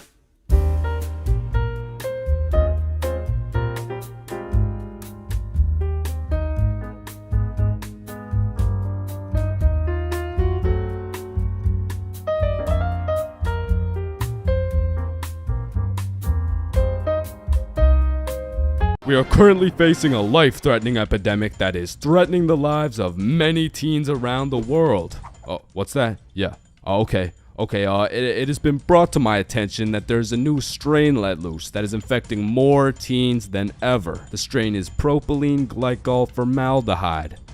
Street name, Guava Ice. So stay safe out there, and back to you, Linda. What? Oh shit! Man, way back when, somewhere in Timbuktu, a Homo sapien found a plant by the name of tobacco, and for whatever reason, somewhere in this dude's caveman brain, he decided, Me. Smoke now. and that he did. And as humans slowly evolved, smoking did too. And soon, motherfuckers went from looking all old and wise, smoking these big old pipes, to soon smoking cigars on some mafia boss shit, which turned into cigarettes. Now, back in the day, if you were stressing, Doc would prescribe you a pack of good old cigarettes. Sore throat? Cigarettes. Oh, you got a cough? Here, smoke a cigarette. But after a while, people's teeth started looking all British and shit, so they decided, boy, I don't think these are healthy, innit? So we decided we needed to make cigarettes better, and you know what makes everything better? The letter E. Your mail's taking too long to come in? Email. Wait, what's that? You want to play sports, but you're ass at every single sport? Esports. Oh, you got daddy issues? E-girl. So of course, when people realize cigarettes are killing them, e-cigarettes. Man, one thing leads to another, and shit, you got yourself a Vaporizer Gen Y GTX box mod with 3 USB charging ports, a speaker, and a 6-inch LED touchscreen that can play Flappy Bird. Like, vaping is just getting a little too advanced, bro. Like, I remember one time I was chilling in the washroom with my homie Billy, and of course a motherfucker walks in with a vape. But this was no regular vape, no. This shit looked like a gadget straight out of fucking Star Wars. Yo, you want a hit? A hit? A hit of your iPhone? iPhone? This is that eSmoke FTX 763 3rd series, my boy. Watch this. Yo, did he just hotbox the whole bathroom in one hit? Yes the fuck I did. And this shit's 100 Nick. Holy shit, where did you find 100 Nick? I ended up mixing my 50 Nick guava juice with my 50 Nick blueberry ice, and it just kind of added up to 100. Bro, I don't think that's how it works. Shut up, my mom's calling me. Yo, fuck you, mom. And that was the moment I realized there really is levels to this shit. Level 1. Level 1 is the type of dude who isn't addicted, but he'll occasionally take a hit of somebody's device. But level 2, bro's borderline addicted, but he's still in the denial phase. Bro, are you addicted to vaping? Addicted? Nah, I don't even vape like that, bruh. Shit. Do 5 jumping jacks right now. Bro, what? That's easy. 1, 2, 3, 4. Oh shit. Level 3, the Fiend. This motherfucker is strapped up with some nicotine at all times, and even when he has a vape in his hand, this dude will ask for yours. And God forbid, if this Fiend loses his vape, this motherfucker will be stressing like he just lost his only child. A Fiend without a vape is the exact equivalent of one of these purple minions. Dude will be itching for that shit, and Lord knows what that man will do for a fix. Level 4, the Fiend who sells vapes. At this point, this dude's whole life revolves around vapes. In fact, I'm pretty sure they don't even breathe oxygen anymore. Like, in order to breathe, they need to inhale some chemicals that I can't even spell. Which honestly, it doesn't even say that much. Like, I can't spell a lot of shit, but what I'm trying to say is their bodies have just fully adapted in order to consume as much nicotine as possible. They breathe that shit, they drink the vape juice, and when they're hungry, shit, they just munch on the vape itself. And the worst part is they can't even run out of vapes. Like, shit, they are the plug. This motherfucker's just the CEO of getting high on his own supply. Like, dude is his own #1 customer. Level 5, this motherfucker, bro. Like, why do you need a LED touchscreen on your vape, bro? Like, you already have a phone. Wait. Did you just order that pizza from your vape? Shit. Where'd you get this from? And don't get me started on these flavors, bro. Like, tell me why these motherfuckers can make a vape juice and call that shit early riser. And that shit literally tastes like a Wednesday at 6 a.m. Like, what the fuck type of ingredients mixed together to taste like a Wednesday at 6 a.m.? But early riser isn't even the weirdest flavor on the market, because if you're feeling the family dinner vibes, you can get a rotisserie chicken flavor. Or if your breath is smelling nice and fresh, you could fuck that shit up quick with some garlic flavor juice. And they even got bacon. Yeah, I'm not gonna lie, that shit sounds fire as fuck. And lastly, now I don't even know if I can say this on YouTube right now, but shit, you can even get yourself some Worcestershire. Worcestershire.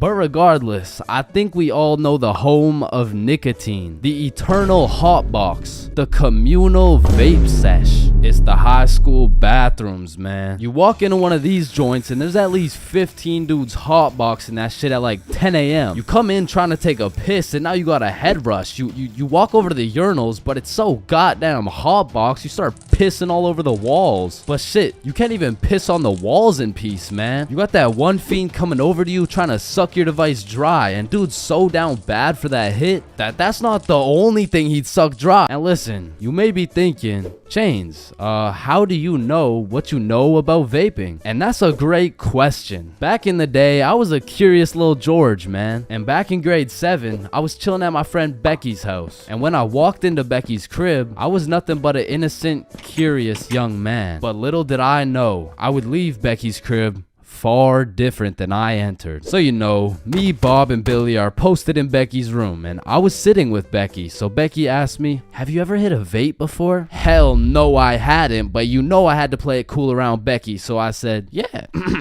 Yeah, I do that shit all the time. And so, of course, she passes me the vape. And honestly, I didn't think this far ahead, but I was in way too deep to come clean now. So I put that shit in my mouth, and I sucked the fuck out of it. Pause. And because this was the first time anything had made contact with my lungs beside oxygen, my lungs started malfunctioning. And I was coughing up a storm, and my cool guy cover was blown, but I had to see it through. Oh my god, are you okay? This shit ain't nothing for a guy like me. Guys, I think Chains is dying. And as I went on with my life, I would hit a device here and there, and eventually I even learned some tricks and shit. But one day, me and my homie had to run to catch a bus. And so we started running, but the homie doesn't even make it 100 meters, and he starts rolling on the floor, coughing up blood. And I was like, no, fuck that. And you know,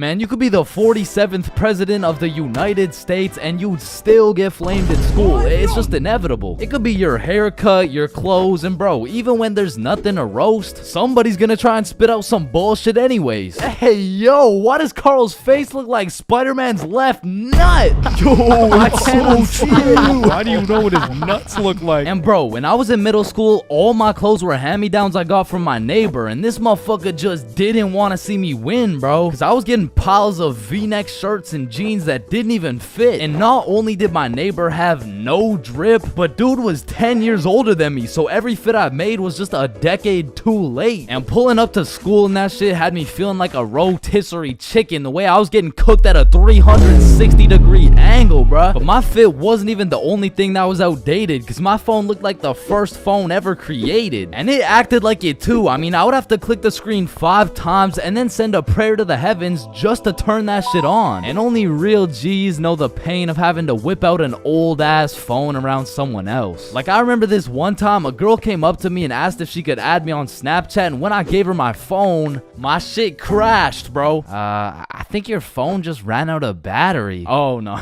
don't worry, sometimes you just gotta Yeah, here you go. Actually, I have a boyfriend, so Wait, I'm wait, just wait, gonna- no, wait, what the gonna- fuck? And ever since that day, that phone was my #1 op, bro. So much so that the next time a girl came up and asked for my Snapchat, I started fucking malfunctioning, bro. Hey, can I get your Snapchat? No. Oh.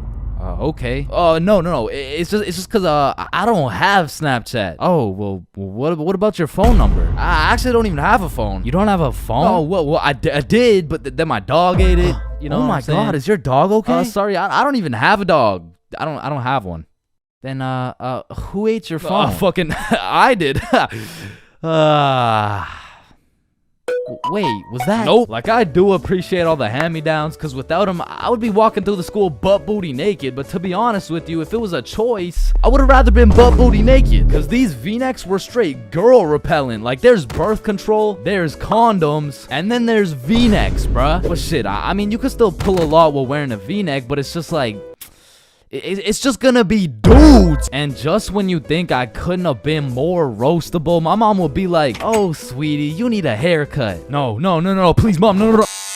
My mom used to take me to this shop that gave out $1 haircuts, bro, and these motherfuckers were straight speed running these cuts. They'd be asking what kind of cut you want while cutting your hair. And by the time you get to show them the cut you want, your shit is already done, bro. And my mom must have not been tipping them either, considering the fact that every time I went back, the cuts kept getting worse and worse. Until one time, I walked out there with my head bleeding, like I asked for a 2 on the sides, and she hit me with a -2. Now, don't get me wrong, when I pulled up to school wearing the most abominable fit known to man with the atrocious haircut and shitter phone combo, I got my shit roasted, flamed, grilled, sauteed, deep fried, and then thrown into the goddamn microwave. Like the type of flaming that has you going home and just taking an extensive look in the mirror, questioning if you should legally change your name to Albert and flee the country. But somehow, this motherfucker Carl got flamed even harder than me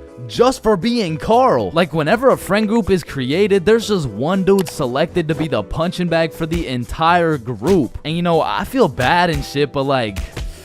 it's better Carl than me, bro, so I'ma slip a few jabs in if I have to. Yo, what the fuck is Carl eating, bro? Oh, hell nah. Wait, whoa, Chains is eating the exact same thing. Nah, what? Your shit looks like it tastes like cardboard with honey mustard. Wow, how did you know? Like, Carl can't even get a little chuckle out without getting crucified, bruh. Damn, he's fucking that shit up. Looks like he hasn't eaten in weeks, bro. Oh, hell nah, Carl. I know you're not laughing. Yeah, no, I'm not. You're built like SpongeBob Brown Pants. You look like a malnourished Santa Claus, bro. Like, god damn, that's a face only a mother can love. What did I do? Now, getting roasted around your boys is tough, but that pales in comparison to the pain and embarrassment of getting roasted in front of your crush, bro. Yo, Chains, what did you get on the science test? I'm not gonna lie, I got like a 76. I'm surprised you're not smarter with that big ass head of yours. Good one, Joe. No, like for real, your shit is massive. Well, like the sheer amount of brain you could fit in that bitch should make you Einstein. You look like you should be pulling 10,000 IQ plays right now. You look like you got the solution to world hunger somewhere hidden in that big ass noggin. Like how do you even stand up straight with that absolute cranium for a head? But I remember this one time I got my shit flamed so hard in front of an entire audience that I was brought to tears. But I mean, I was 6. I was 6 years old. And the day was December 24th, Christmas Eve. So my mom brought me and my brother to this improv play, and as we sat and waited for the show to begin, this little elf walked up to us like, hey, do you guys want to be a part of the show? Yeah, let's do it. Okay, yeah, I'll do it. And once the show began, they called me and my brother up to the stage and asked us a very simple question. So, what do you guys want for Christmas? Oh, I want a Minecraft sword and a creeper stuffy. And, what about you, little man? And as I looked into that crowd with dead silence, my brain stopped braining, bro. Hey, don't worry, it can be anything. Shit. I want, Just, kid, what do you want? I want, man, I I wanna.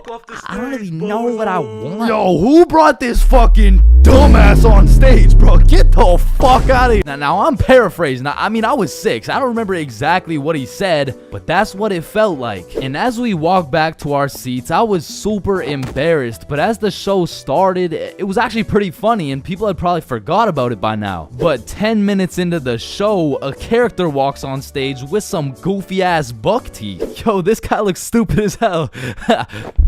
Oh shit. And this dude proceeds to absolutely cook 6-year-old me with no remorse. Hey, what's your name? I don't know. What?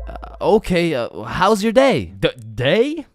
Day? What the fuck is a day? I don't know. Well, what do you know? No, that's just it. I don't know. I just don't know. Shit, I don't think I know anything. And that shit had the whole audience laughing harder than ever. And as I looked around, my brother was laughing and even my mom was laughing. And it was this very moment that I had hit rock bottom. And at the age of 6, I realized that I would be put on this earth simply to suffer. And it made me cry, bro. I cried in the middle of this theater. Then the next morning I woke up and it was Christmas. And under the Christmas tree I saw the best gift of all. It was a Bob pocket tee from ChainsClub.shop. That's right, it's brand new. You can wear it around your homies. You can wear it at school. You can wear it around your mom, your grandma, your great-grandma, maybe not your great-grandma, but damn near anywhere else, and Bob will be posted in your pocket the whole time. Wow, what a perfect thing to get someone for Christmas, am I right? yeah, I'm right. Listen, bro, in this world, there's levels to clout. You could get yourself some Instagram followers. You could stack up a few bands. You could even be famous, but there's only one spot in life that is superior to the rest. A spot so glorious and sought after that they are idolized like no other. It's me, I've got the infinite money glitch. Come on, Jimmy, you know it's me. I need a max win. Man, shut the fuck up, Drizzy. I'm literally Kanye West. Nah, but I'm the top G. Alright, Lo, bro, let's go band for band then. It's me. But I'm the fastest kid in my school. Bro, I don't know who decided speed would be the deciding factor for who's the king of the school, but all I'ma say is that motherfucker's the GOAT, bro, because I was the fastest kid in my school. I was clapping everyone in races. I was breaking track records, and I had all the 9-year-old baddies, man. I wish I could still pull like that. Alright, it's just a miscommunication, you know, like when I say 9-year-old baddies, I didn't mean like... Explain it to the judge, buddy. Sick fuck. And because I peaked in elementary school, come with me and we'll take a look back at some of the first years of our lives and maybe some of the best, am I right? Kindergarten. Coming into kindergarten, kids were either excited or terrified as fuck for their first day. I mean, I would be pretty fucking pissed too if I knew this was the beginning of me being locked up every day for 13 years. But kindergarten was funny as hell because these kids had no clue what was right and wrong, so they'd be saying the most outrageous shit for no reason at all, bro. Hey, buddy with the hat, can you pass me the skin color crayon? I mean, at this age, kids were just walking NPCs, and I can't even blame them. I mean, they haven't developed consciousness yet, bro. Like, at this age, recess consisted of catching bugs, playing on the monkey bars, and fucking eating sand. And I've talked about the high school bathrooms and all the wild shit that happens in there, but to be honest, the elementary school bathrooms blow that shit out the water, bro. Because these kids aren't hitting vape tricks, no, they're hitting toilet trick shots, trying to set some world record for the farthest piss taken from the toilet. And let's just say even Stephen Curry couldn't splash that 3-pointer, so essentially, motherfuckers was just pissing on the ground. Like, you need to walk into that bathroom 110% alert, or else the next thing you know, you're getting that R. Kelly treatment, bro. And I remember my kindergarten had those green, yellow, and red cards to show how good you were that day, but there was always that one kid with the permanent red. I'm talking the teacher didn't even bother to change his shit the next day, because everyone knows as soon as he walks into class, he's doing some fuck shit. For me, it was this kid we'll call Dennis, because he was a menace, bro. He was always loud, always throwing shit, but besides being a menace, he was also a truth speaker, a fact spitter, for better or for worse, because this little guy had no filter. Okay, Leah, you're up first for our show and tell. Okay, I brought my favorite painting of mine, this right here, this one's me, And this is my dog, Peanut Butter. That shit is ass. Dennis, what did we say about saying the truth out loud? I mean, not the truth. I'm talking about, like, he was the only dude I knew who could talk over the quiet coyote. I mean, to this day, if I see one of those things, I just can't I just can't talk over it. I mean, maybe he's gonna eat me. I don't fucking know. But there was one thing that could shut Dennis up, and one thing only. Boy-girl seating arrangements. Dennis always had so much to say until you put him beside Isabel and Leah, and all of a sudden it's like, hey, what are you drawing? Nothing. Aw, is that your dog? Maybe. Shit, he's just like me for real. Like, to this day, you know? Oh shit. And then we go outside for lunch, and don't get me wrong, eating sand for fun was great and all, but as kids got older, everyone started to play games, some of which consisted of tag, manhunt, soccer, basketball, grounders, red ass, kickball, jump rope, tetherball, and what is possibly the most goated game of all time, Foursquare. This game was legendary, bro, but this shit used to get heated as fuck. I mean, kids were making truces, making whole clans, and that right there was real beef. Like, if you caught the ops lacking at nap time, it was on sight, bro. Psst, what? Oh, no, wait. You're a poopy ass. But man, crushes were everything in elementary school. Like, if you told anyone you had the smallest crush on a girl, word's getting out fast, and the entire class is gonna be organizing a wedding for tomorrow. But some kids just didn't use their words, like this one girl in my elementary school who most definitely had a crush on me. I mean, once again, I was the fastest kid in my elementary school, so... As I was saying, this girl had a crush on me, but she didn't like using her words, so essentially, she just like... She just beat my ass. I mean, what better way to tell someone you like them? And she must have really liked me, bro, because you could see it when I came home. Like, oh my god, Chains, what happened? Oh, well, I think this girl at school likes me. Oh, yeah, that's great. But why do you have so many bruises? Well, Mom, I think she really likes me. No, I think you need to go to the hospital. Yeah, probably, yeah. And there was also that one kid who went around teaching people swear words just cause he could. And of course, when I learn some shiny new words, I'm gonna use them. I mean, I still fucking do. But I remember just talking with my friends, dropping the F-bomb, feeling cool as hell. And then one time I see this girl hauling ass over to the teacher and whispering in her ear. And I already knew what was going down because this girl was the biggest snitch known to man. Like, unprovoked. It was like a hobby or some shit to her. And her name was Erin. Like, her real name was Erin, spelled E-R-I-N. Yeah, how's it feel to get snitched on, buddy? But getting in trouble in elementary school was tough because they would act like you were committing war crimes for the smallest things. Like, when I got snitched on for swearing, I was in grade 4. I was a big boy, you know what I'm saying? But my teacher was pissed, bro. Chains, you can never say that word. It's horrendous. What does horrendous mean? It's not good, okay? Aw, shit, my bad. Chains! Oh, sorry, it's just stuck in my fucking brain. Chains, cut it out right now or you get detention. Okay, I'm sorry. I'm sorry, motherfucker. What? And I'm not gonna lie, the most cursed part of elementary school was the talent shows, bro. Because the teachers expect you to be all quiet and serious and shit, but it was literally a real life try not to laugh. Like, how am I supposed to be serious when Jimmy's up there shitting out Minecraft parodies like it's comedy gold? I mean, at my school, it was less of a talent show and more of a come on stage in front of the entire school and do whatever the fuck you want for 10 minutes type of show. And man, that shit was brutal. It was like watching paint dry. But if the paint was 7 years old and standing on a stage in front of the entire school, nervous as hell, shitting his pants. Because elementary school had some weird kids, bro. Like those kids who used to put glue on their hands to let it dry so they could peel it off. Or the kid who would just straight up eat the glue. Or the weird kid who would secretly take a bite out of every single foam football. Like, how are you that hungry? The kid who only wore shorts through rain and snow. The kid who was mad at everyone for no reason. The kid who wouldn't stop yapping. The kid who always had to flex how strong their dad is. My dad is so much stronger than yours. He can beat up your dad with his pinky finger. He can bench press 625 pounds. Wait, what even is that? You don't know what a bench press is? No. What the fuck is a dad? The kid who thought he was Albert Einstein. The snitch named Aaron lives at 354 Stickman Way. The fake snitch. Bro, you won't believe what I just did. What'd you do? I just put my juice box in the recycling. Get this. With the straw inside.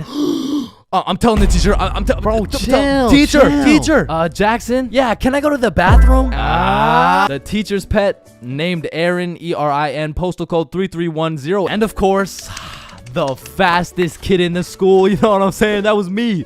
I was him. I was the fastest kid in my... Now, I really don't have many fears, but there are 4 things that I would say I'm truly scared of, which are sleep paralysis, being flipped over while I'm in a porta potty, this thing, and public speaking. And honestly, I can't even really explain why I'm scared of public speaking. I mean, sleep paralysis, you'll have demons chilling in your room while you can't move. The whole porta potty thing, that's just some traumatic shit. And this thing is fucking terrifying. But there's just something about talking in front of more than 5 people that has me shitting bricks. Like, my brain will start showing me the absolute worst case scenarios possible.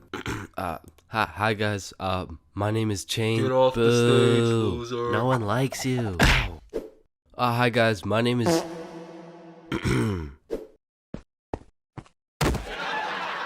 So I volunteer at daycares because I really like young kids. I love young kids. I mean, like, not love, like they're only 4 years old. No, like, I'm not attracted to... Sir, hands behind your back.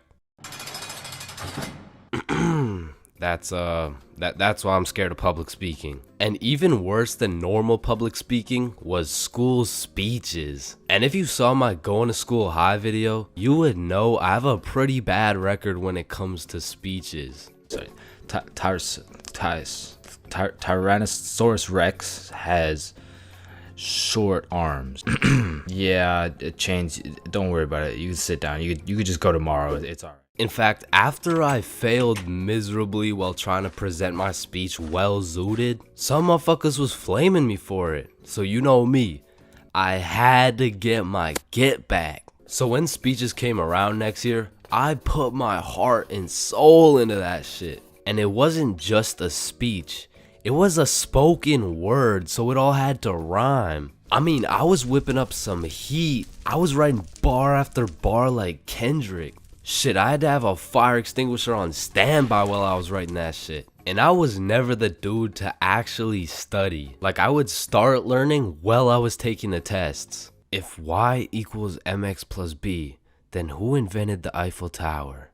Oh shit, I guess y equals mx plus b. I mean, even though I did bad on all my tests, maybe I can just get a job drawing stickmen or some shit. Anyway, so I never studied, I never did homework. But when it came to this spoken word, I had something to prove. I mean, it felt like motherfuckers was preying on my downfall. So I actually spent my own free time at home practicing and perfecting this spoken word. So by the time I had to present, I was prepared as fuck. I mean, don't get me wrong, I was still shitting bricks. But when I got up there, Chains, get up here. And don't stutter like last time, alright, buddy? He's gonna stutter for sure. Don't get on here rapping, I'm stacking, making it happen. Okay? I've been perfecting this speech while y'all jits was lacking. You don't want beef with me, I put you on a tee, I call that shit fashion. Okay. I'll put you in a box like some cereal. You'll get crunched, I'm the captain. Captain Crunch. Now let me stir it up like some mac and cheese. I want 100% like curry from the 3. I'm talking all A's, no B's. Bitch, I'm blessed like a sneeze. Blue 100's like the seas. I'm too icy, I might freeze cause I'm him. I'm not talking slash he. God damn. Spitting right now. I went bonkers, bro. In fact, I went so bonkers, the teacher volunteered me to go present my speech to the entire school. Now, usually I would be way too scared to public speak in front of that many people. But right now, I'm all hyped up on how bananas my speech went. Plus, I spent all that time perfecting it, I might as well share the heat with the rest of the school. Alright, next up is Chains with a spoken word on Don't get on here rapping.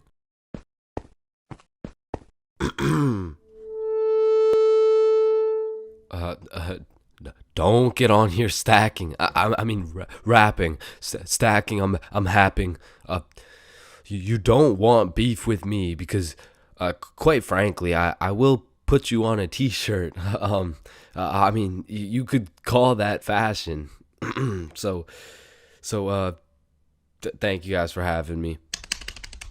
I fucking fumbled. I folded under the pressure, bro. With the entire school watching my fear of public speaking absolutely crush me. And that is the reason why I have a fear of public speaking.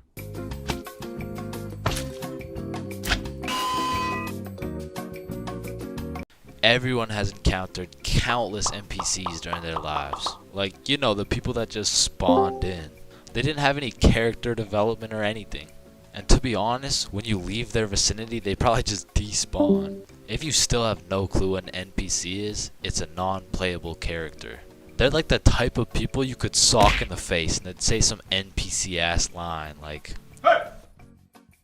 And I know at least some NPCs have to exist.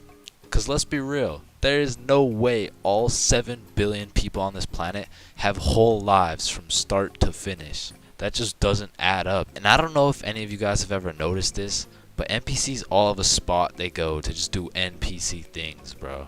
For example, if you go to Walmart, that's their natural habitat. You are bound to see at least 15 NPCs at Walmart. And usually the NPCs are trying to avoid eye contact. But if you've ever tried interacting with them, you'll know they always have the most predictable and neutral responses possible. Like whoever programmed them should have spiced it up a little bit, you know what I'm saying? They could have made them tell jokes or something, I don't know. But anyways, I used to work at a summer camp where you teach little kids to ride bikes. And through this experience, I realized that pretty much all young kids are NPCs. And I guess it's just because they haven't been alive long enough to actually go through the character development. But working at this summer camp made me realize there's no way these kids have a thought process. Hey buddy, what's wrong? I dropped my rock. Here you go. But I guess little kids still aren't even at the stage of having full consciousness. And honestly, they kind of have that caveman mindset. Eat something. But I mean, you can't really blame them because they've only been alive for a few years. But still, as a non-NPC, I'd like to believe I was never participating in these NPC activities as a kid. I refuse to believe I was out here spending my time doing this. But yeah, man, I really just want to know if there's any NPCs watching this right now. If there is, just fess up, bro. Because I don't even know if NPCs be on YouTube or if they just like despawn before they can do that. But regardless, if you're an NPC or not, thank you for watching this video. Subscribe. Chug, chug, chug, chug, chug, chug. Yo, bro, you're crazy, just bro. One more. No way. Yeah, let's go. Are you good? Damn. Blacking out drunk. It's not a fun experience. In fact, it's on the list of the top 3 worst things to experience, ranked just below giving birth. Now, if blacking out drunk is so bad, you may ask yourself, why do so many people do it? And truthfully, there are only a few reasons why one would inflict such a brutal pain on their liver. The first reason is impatience. Some motherfuckers just can't wait the 15 minutes it takes for alcohol to kick in, so they slam back one too many shots. And when that shit hits, that shit hits. Or secondly, peer pressure. I mean, to be fair, you will look cool as fuck for those 3 minutes where you're down in a bunch of vodka until you're lonely, gurping into the toilet, reconsidering your life decisions. Or because it's yet another Valentine's Day, you will spend locked away in your room drawing little stickmen on your computer because you get absolutely zero bitches. Wow, so relatable, am I right? But if you've never been blackout drunk before, let me explain what it's like so you never have to experience it. Phase 1 I like to call smooth sailing. This is where you got a few drinks in you, but you're still chilling, or as many like to say, you're tipsy. But say as you're observing your surroundings, you make an astounding discovery and find out the function has Hennessy. That shit will take you straight to phase 2. Sauced. At this point, you're just drunk, bro. You're doing some fuck shit, you're saying some fuck shit, and Lord knows you're probably thinking some fuck shit.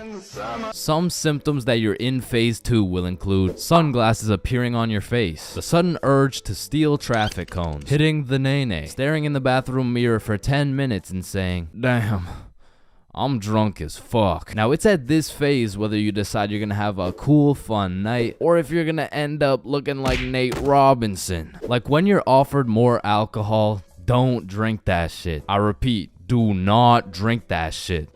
Hey, do you want some of my drink? Fuck no. Do you want a sip of my— Aw, shit. You done fucked up. That's the type of shit that will have you in phase 3, which I like to call, shit, I don't feel so good. Ugh. As you can tell by the name, this is where shit starts to go downhill. You go from having a jolly old time to quivering on the floor with your liver fighting for its life. And this is the moment when your memory starts cutting out. You can remember some things here and there, but half of the night simply vanishes. And to be honest, that's gotta be for the better, bro, because I don't know if you wanna remember the pain of being in the downwards dog position while vomiting your guts out. It's not a fond memory. But to get to phase 4, god damn, the function would have to have a lot of fucking Hennessy. In order to get this drunk, you gotta be going through some shit. You gotta be in Spain without the S. You gotta be in Champagne without the sham. You gotta be going through some cock and ball torture without the cock and ball part. Or you gotta make a pretty big miscalculation, bro. Either way, you ingested enough alcohol to kill several farm animals, and this is roughly what you're gonna remember. Nothing, bro. You're not gonna remember jack shit. Pretty much 30 seconds after laying eyes on that juicy bottle of Hennessy, you teleported into your bed with a crazy headache and no recollection of what the fuck just happened, which takes you straight into stage 5. Grief.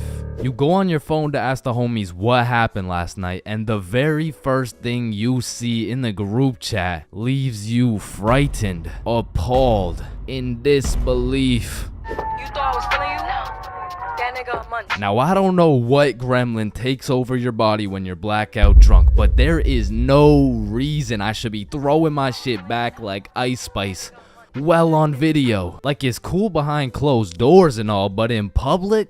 The fuck? And I understand that consuming enough alcohol to make you forget the night completely has horrible effects on your body and kills an unholy amount of brain cells, but like, that's really not even the worst part, bro. Like, my brain can take one for the team, but my dignity, if I see one more video of me dropping that shit to the floor, I'm done, bro. That's it. You wake up the next morning not remembering a single thing, but as you see more videos, read more text messages, collect more data and evidence from that night, you begin to piece together the puzzle of a night that should not be remembered, leaving you in grief. But that's not all, no. Phase 6 is pain, cause you don't even want to feel the extent of a blackout hangover. That shit will have you feeling like you got hit by a bus. And shit, you might have actually got hit by a bus, you wouldn't know. Shit will have you feeling like one of those musty old chihuahuas. Now, I don't know exactly what it feels like to be one of these things, but all I know is you don't want to be one of those musty old chihuahuas. I mean, it's not fun waking up all shaky with a throbbing headache and the urge to just stop existing. And every single time you black out drunk, you tell yourself, I'm never getting this drunk ever again. Until the moment you realize the function has Hennessy.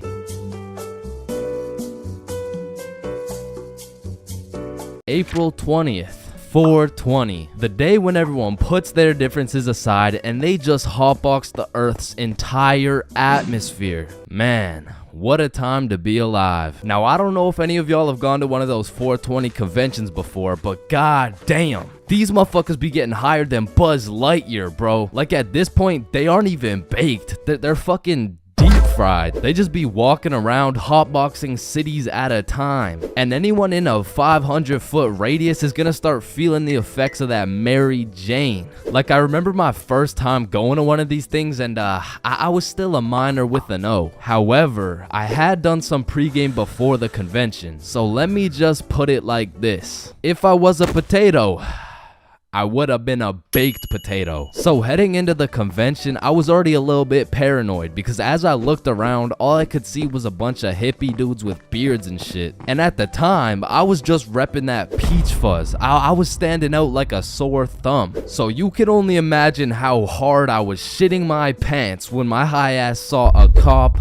walking in my direction. I instantly started brainstorming how I was gonna outmaneuver this cop so he doesn't send my ass to jail. So boom, busted a right, dropped the shoulder, hit a left, and I ran into this crowd of people. And I don't know about y'all, but for me, whenever something remotely scary happens while I'm zooted, I'm gonna be paranoid for the rest of my high. So in my high ass brain, I'm like a wanted criminal. I got 5 stars right now. So I'm out here constantly scanning the area for 12, right? But I start to make some notable observations. I realize half these motherfuckers are wearing sunglasses, and it's not even sunny. Like, how the fuck did I miss the memo this bad? But luckily for me, there's hundreds of dudes selling overpriced random ass shit. So it really didn't take long for me to find a dude selling sunglasses. And even though it was 25 bones for these shitty ass sunglasses, I still cop them so I can hide my identity. And of course, the glasses have the devil's lettuce plastered all over them, but I'm El Chapo level wanted at this point. So I'm doing anything I can to hide my identity, including dropping my life savings on these dog shit glasses. So I'm out here pushing through these groups of people, but I'm keeping it low key. And as I'm scanning to the right of me and to the left of me, my dumbass pretty much walks right up to a cop. And the moment I realized that homie was right in front of me looking at me, I started to panic, bro. I felt like at this point my best option was just to confess. Like, if I take the plea deal, I'll definitely get a lower sentence. But as I was stressing heavy, that adrenaline starts to kick in. And I know some of y'all can relate to this, but the scientific breakdown shows that when you're zooted and you get into a high stress scenario, the adrenaline gears up and starts beefing with the THC in your brain. Now, if you're lucky, the adrenaline will beat the THC's ass and will have you thinking properly in said stressful situation, which is exactly what happened to your boy. So as I transformed from a baked potato into a less baked potato, this is where the table really started to turn. I looked at this cop in the eyes and this motherfucker was more baked than me. Like, shit, at this point, I'm about to put this dude on citizen's arrest. Officer, are you baked right now? No, there's a sorry, there seems to be a lot of cannabis in the air right now, and so it's like this poor officer probably had to pull an 8-hour shift in the world's biggest hotbox while trying to do his job. And needless to say, after realizing the officers were faded than a hoe, I had no problem walking around with my peach fuzz mustache smoking on that Mary Jane.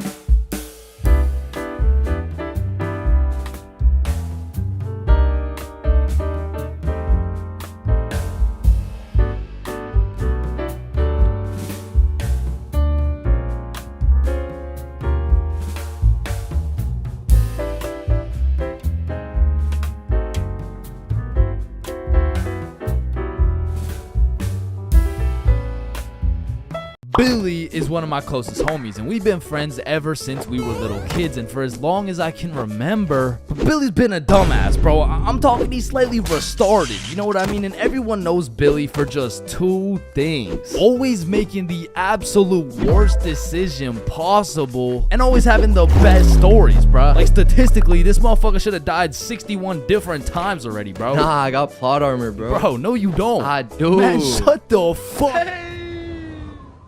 What the fuck? Now, this story takes place on February 14th, 2025, Valentine's Day. And I'm gonna be so honest, this story is one of the craziest stories I've ever heard in my life, bro. So, wait, can you swear to them that is real? It is. Say you swear. I swear, bro. On everything you love, the Valentine's story happened, bro. On everything I love, the Valentine's story really happened. It was a fine Valentine's Day night. Bob, Billy, and I were all some single dudes, except Billy had a little situation, you know. He was talking to a girl named Elise, and they would hang out from time to time, but it was a new thing, so they weren't really dating, and they were definitely not Valentine's. Now, I don't know much about Elise, but just 2 weeks prior, Billy was telling me about how he met some cute girl. They would text, they would hang out, but for whatever reason, their conversations would always be some like, hey, how you doing? Oh, I'm good. I am a little bit stressed because I'm moving and everything. Oh yeah, moving sucks. How about you come over, I relieve all your stress type shit.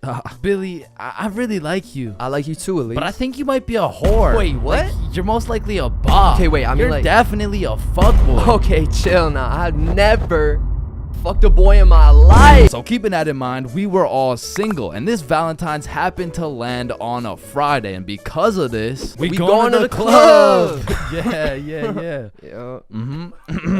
So the plan was simple. We go to the drink store to get something to pregame, go back to my house, and then hit the club, fall in love, and live happily ever after. Now the problem was, Billy was stuck working a 9.5-hour shift until 10 p.m. Now he was the pizza delivery guy for a chain we'll call Big Caesars. So he's doing his thing, delivering those Valentine's pizzas. Well, me and Bob decided that we would go get the drinks now and meet Billy back at the crib once he's off work. So we hop in the car, we get to the drink store, and at this point it's 9:30 p.m. And so Bob calls Billy to ask what he wants. No answer. I call him. No answer. We both text him. Nothing. Now this was strange because Billy usually responds while he's working, but we shrug it off. We go inside the store and get Billy his go-to bottle, Tennessee. So we go back to my house and get to my room at about 10 p.m. and still no word from Billy. So we're waiting for a good 20 minutes and then I get a text message from Billy. The craziest shit ever just happened. So I'm like, what happened? Bro, it's so crazy, I need to tell you in person. So Billy whips it over to my house, kicks down the door, and instantly starts breaking down the craziest plot I've ever heard, bruh. Yo, listen, this story takes place 1 hour ago. It was 9:30 p.m. and Billy was finishing up a long 9.5-hour shift with his very last delivery of the night, but the problem was his phone was on 1% and he didn't even have a charger. So Billy locks in and memorizes all the directions to get there right before his phone dies. So from one side of the city, Billy goes 100% straight off the dome to the other side of the city for his last delivery on this fine Valentine's Day night. Billy hops out the car, walks up to the house, knocks, and they open the door. Hey man, happy Valentine's Day. Oh, thank you. Thank you so much, but I didn't order a pizza. Oh shit, are you sure? Gerald, did we order a pizza? Fuck no. Yeah, no, we didn't order a pizza.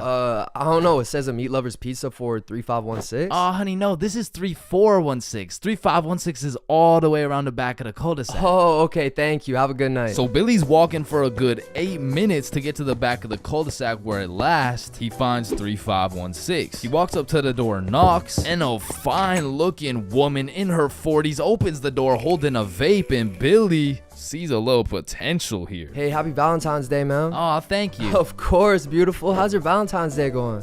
You know, it's okay. Why just okay? You ain't got no special plans? Well, honestly, my husband's out drinking at the bar, so... Bro, this was the perfect situation for Billy, bro. There's so many things he could say to make a move right here, and out of the infinite combinations of words he could put together, he says... Well, a man's got a drink, you know?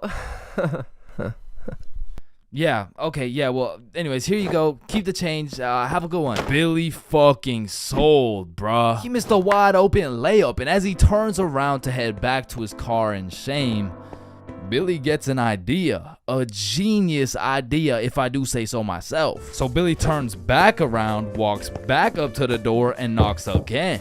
Hey, what's up? Hey, so my car, like the pizza car, is on the other side of the cul-de-sac, so if there's any way I could cut through, it would save me like 10 minutes. Yeah, of course, come in. And this motherfucker just got his own rebound off the backboard, bro, but he only had 60 seconds on the shot clock to make a move, and so he starts breaking down that professional barrier. So, what's your name? My name's Angelina. What's your name? My name's Billy. Wow, you have a very beautiful name. And you have a very beautiful smile. Oh, thank you. Holy fucking shit, he was cooking, but they had made it to the basement, meaning he only has 30 seconds left before he's back to the cold, lonely outside world. So Billy cooks up yet another genius play. Angelina, I really hate to ask, but is there any way I could charge my phone real quick? Like, I just need to get it to like 5%. Of course, honey, sit down. It's no worries at all. This motherfucker Billy did it again, bro. Now, I don't know if it's because she just wanted some human connection on his Valentine's night or she was genuinely just being nice, but this motherfucker's now in a position where he's posted up on this woman's couch in her basement at 10 p.m. on a Valentine's night. Yo, what flavor is that? Oh, it's mango ice. It's my favorite. Damn. You think I could take a hit? Only if I could hit yours. Oh, shit, I bet. So as these two fiends are bonding over a little nicotine addiction, Billy's like... So you said your husband went out to the bar? Yeah, he did. To be honest, it kind of hurts because like it just sucks to be alone on Valentine's Day, you know? Yeah, 100%. I feel you. I don't got a Valentine either. type shit. Now at this very moment, Billy's about to shoot a shot farther than a three-pointer. Farther than a half-court, full-court football field. This was a blindfolded shot from Mars by a 6-year-old kid with Down syndrome, bruh. I mean, shit. We could be Valentine's tonight. Oh, that's so sweet. But, my daughter's upstairs. Haha, shit, yeah. I get it, but like, this couch low-key spacious, though. I mean, it's not that spacious. Please? Billy, you're funny. Now at this moment, Billy's 0 for 3 with these shots. I mean, the defense line was tough. She's got a whole husband and a daughter who's just posted upstairs, probably waiting for that fucking pizza. But to be fair, Billy was still on the court, but his phone was already at a good 3% charge, so he needs a game-winning shot right now, and so he reaches deep into his bag. I'm talking middle school years. He pulls out a shot I never thought I would see in the big 2025. This flavor's fire. Yo, let me show you a new trick. Yeah? What is it? Alright, so it's called a transfer. Basically, me and you just transfer the smoke. Okay, teach me. You gotta come closer though, alright? This motherfucker Billy switched the shot, bro, against all odds. Just 15 minutes ago, he was some bum delivering her Big Caesar's pizza. All of a sudden, now she's hot and ready, bruh. And so Billy's making out with some random dude's wife for a good 5 minutes. Then she's like... Is your phone charged? Yeah, I appreciate it. You know, let me charge everything. Of course, honey, it's my pleasure. Alright, I'm gonna text you. Okay, drive safe. And Billy leaves this married mother's house after making out with her as the fucking pizza delivery guy. Bro, what the fuck? Billy, are you dead ass? I swear to God. Bro, that story is fucking insane. I mean, shit. I'm not done, bro. Cause if there's one thing that Big Caesar's taught Billy, it was how to deliver, bro. So he takes the receipt, boom, takes her number down and texts her. So he drives back to Big Caesar's, goes in, clocks out, hops in a car, drives home, goes inside, showers up, gets out the shower to check his phone.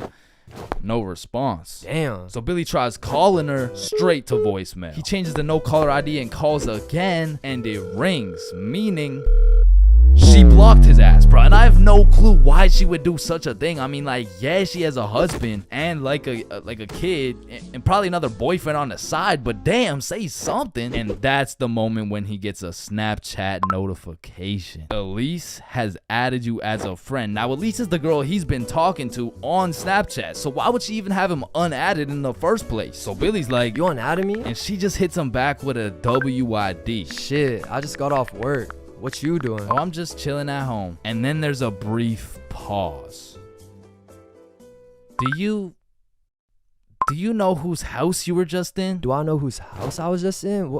I've been to her house before. She doesn't even live close to... Wait. And Billy starts piecing everything together. How Elise was moving houses, all the boxes laid out in that woman's house, how Elise's family loved eating Big Caesars, and the woman's daughter being upstairs the whole time. Oh, fuck. Billy hooked up with his girl's mom. Now, we have no clue what her mom told her, because it makes the most sense that she said something along the lines of, hey, why did the pizza dude take so long? Elise, I think he was flirting with me. Because let's be honest, what is the other option, bruh? Hey, why did the pizza dude take so long? Yeah, no, I mean, I just cheated on your father with the Big Caesar's pizza delivery guy who actually just happens to be your age. So Billy's texting Elise, trying to play it cool, like, oh, I had no clue that was your house. What are the chances? And she just says, yeah, I get my good looks from my mom. And then she blocked him again, bro. Because after telling her 100 times that he's not a hoe, he's not a bop, he's not a fuck boy, I accidentally hooked up with her mom, bro. Billy, you know I gotta make a video about this, right? Yeah, I know.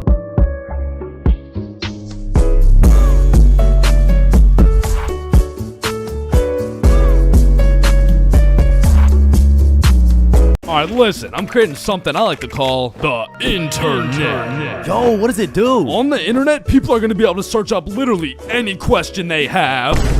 They're going to be able to watch videos for educational purposes. And the craziest achievement yet, you can communicate with literally anyone across the entire world. Bro, this is going to change the world.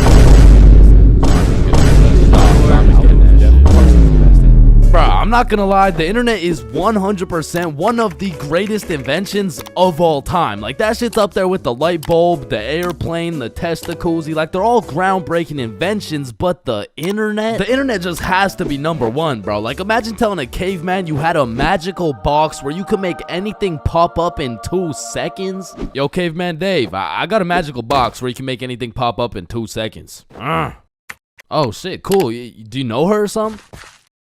Oh, no, Dave, no, get the fuck. Now, Caveman Dave absolutely dicking down the computer monitor seems stupid, barbaric, uncivilized, you know? Like, who's gonna tell, bro? They're just pixels on a screen, am I right?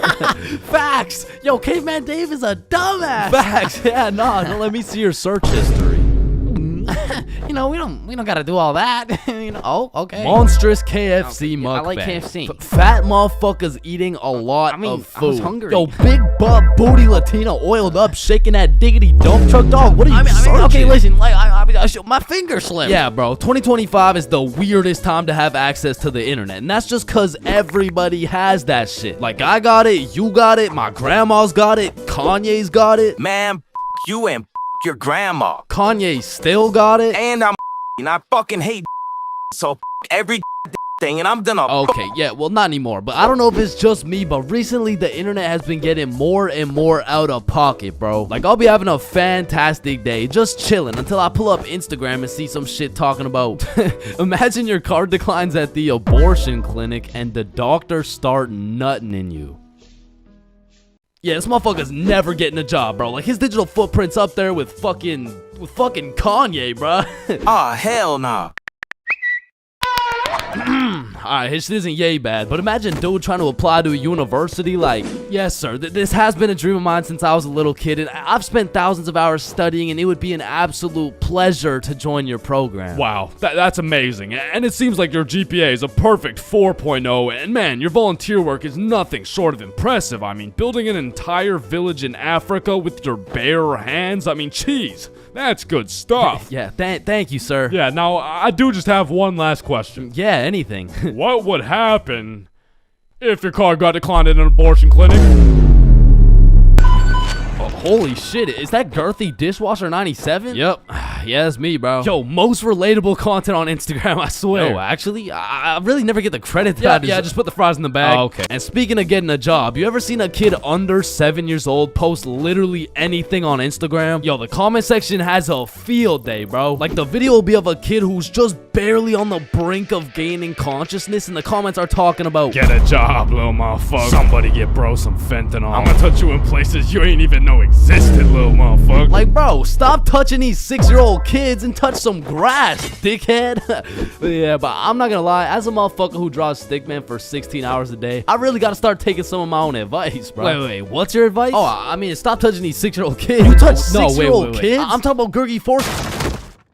Chains, you know the drill. God damn. Bro. Even these motherfuckers have the internet, bro. Like, what could you even possibly be posting? Oh, shit. Yeah, nah. We gotta start banning motherfuckers from the internet, bro. And I think we should all do a poll for the first person to go. You know, like, take your time. And, oh, shit. Okay, never mind. Votes are in. Looks like we're banning Jack Doherty. Why in the fuckity shit did you just ban Jack Doherty? You know what?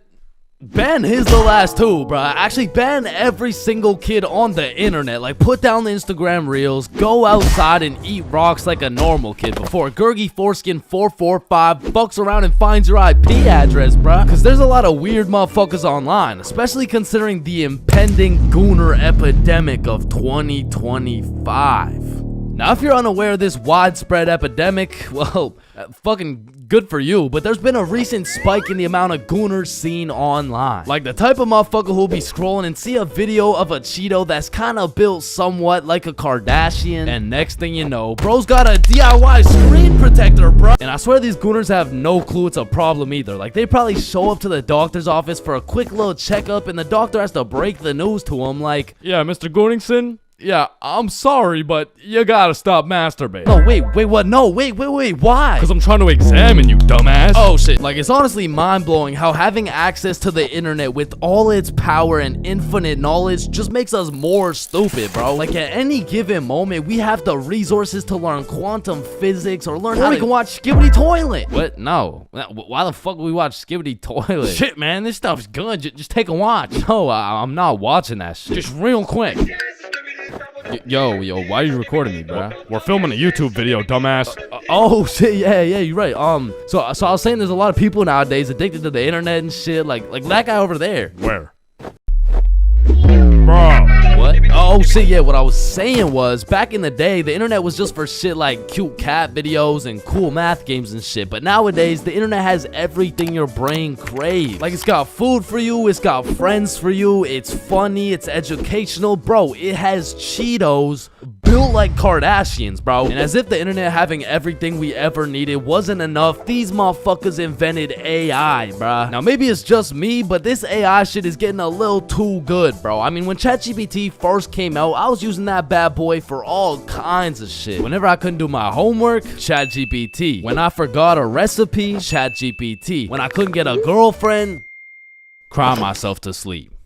And then ask ChatGPT. Like back in the day, I was using that shit to fix all my problems. But nowadays, nowadays I just be using it to spend quality time with, bro. Holy shit, this guy's a gooner if I've ever seen one. And no, I'm not a fucking gooner, bro. I'm just spending some time getting to know my homie Mr. GPT. Cause when the day comes and that motherfucker and his AI homies decide to take over and kill the entire stickman race, you're gonna be getting your shit annihilated, bro. And I'ma just be like, yo, GP. You don't gotta do this, bro. Remember when we used to talk about our feelings together and I used to send you line art of sexy Squidward and shit like hot, you fucking gooner. And honestly, I feel like the people are less scared of the robots taking over the entire world and they're more scared of them taking their jobs. But I'm gonna keep it a buck. I cannot relate, bro. Like AI could never do the shit I do. AI could never do the shit I do. Wait, what the fuck? Wait, what the fuck? Who does this bum think he is, bro?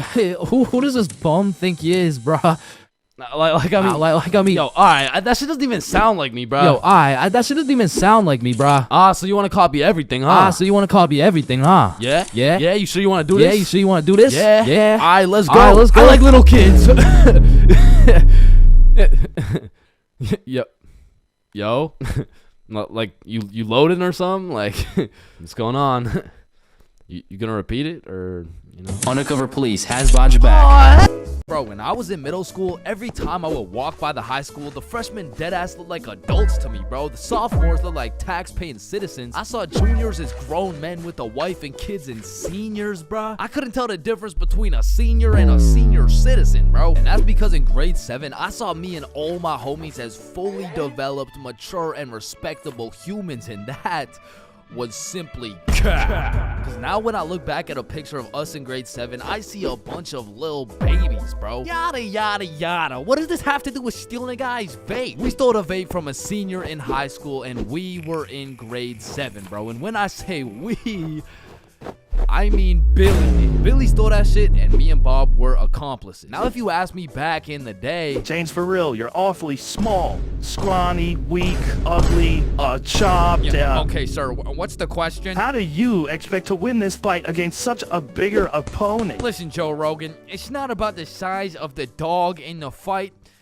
It's about the size of the fight in the dog. Thank you very much. Thank you. And then I saw Jake Paul versus Anthony Joshua, bro. Okay, guys, so I'm not doing this fight. I quit. I'm retiring. Because I don't care how many years of karate, taekwondo, pad thai, jujitsu, or teriyaki a kid takes. I can beat their ass easily. But I won't, because that's morally wrong and I have honor. Hey, everyone. I heard Chains talks to minors. What the fuck? And I heard he fakes all his stories. Man, I do not fake my stories, bro. Sorry, anyways, as I was saying, this story takes place in grade 7. It was a summer day, and it started off pretty slow. You know, me and the boys were just chilling at Bob's crib, playing a little Rocket League and whatnot until we got bored. And when me, Bob, and Billy get bored, it's a problem, bro. Because every time we were bored, we would do one of 5 things. Light public garbage cans on fire, ding-dong ditch houses, light more shit on fire, buy things from 7-Eleven, with the 100% discount or climb our middle school, bro. Yo, let's go let some garbages on fire. Yo, I don't know if there's any left at this point. Alright, let's ding dong dead. Man, I'm not really trying to do all that running right now. Shit. Should we climb Stickman Middle?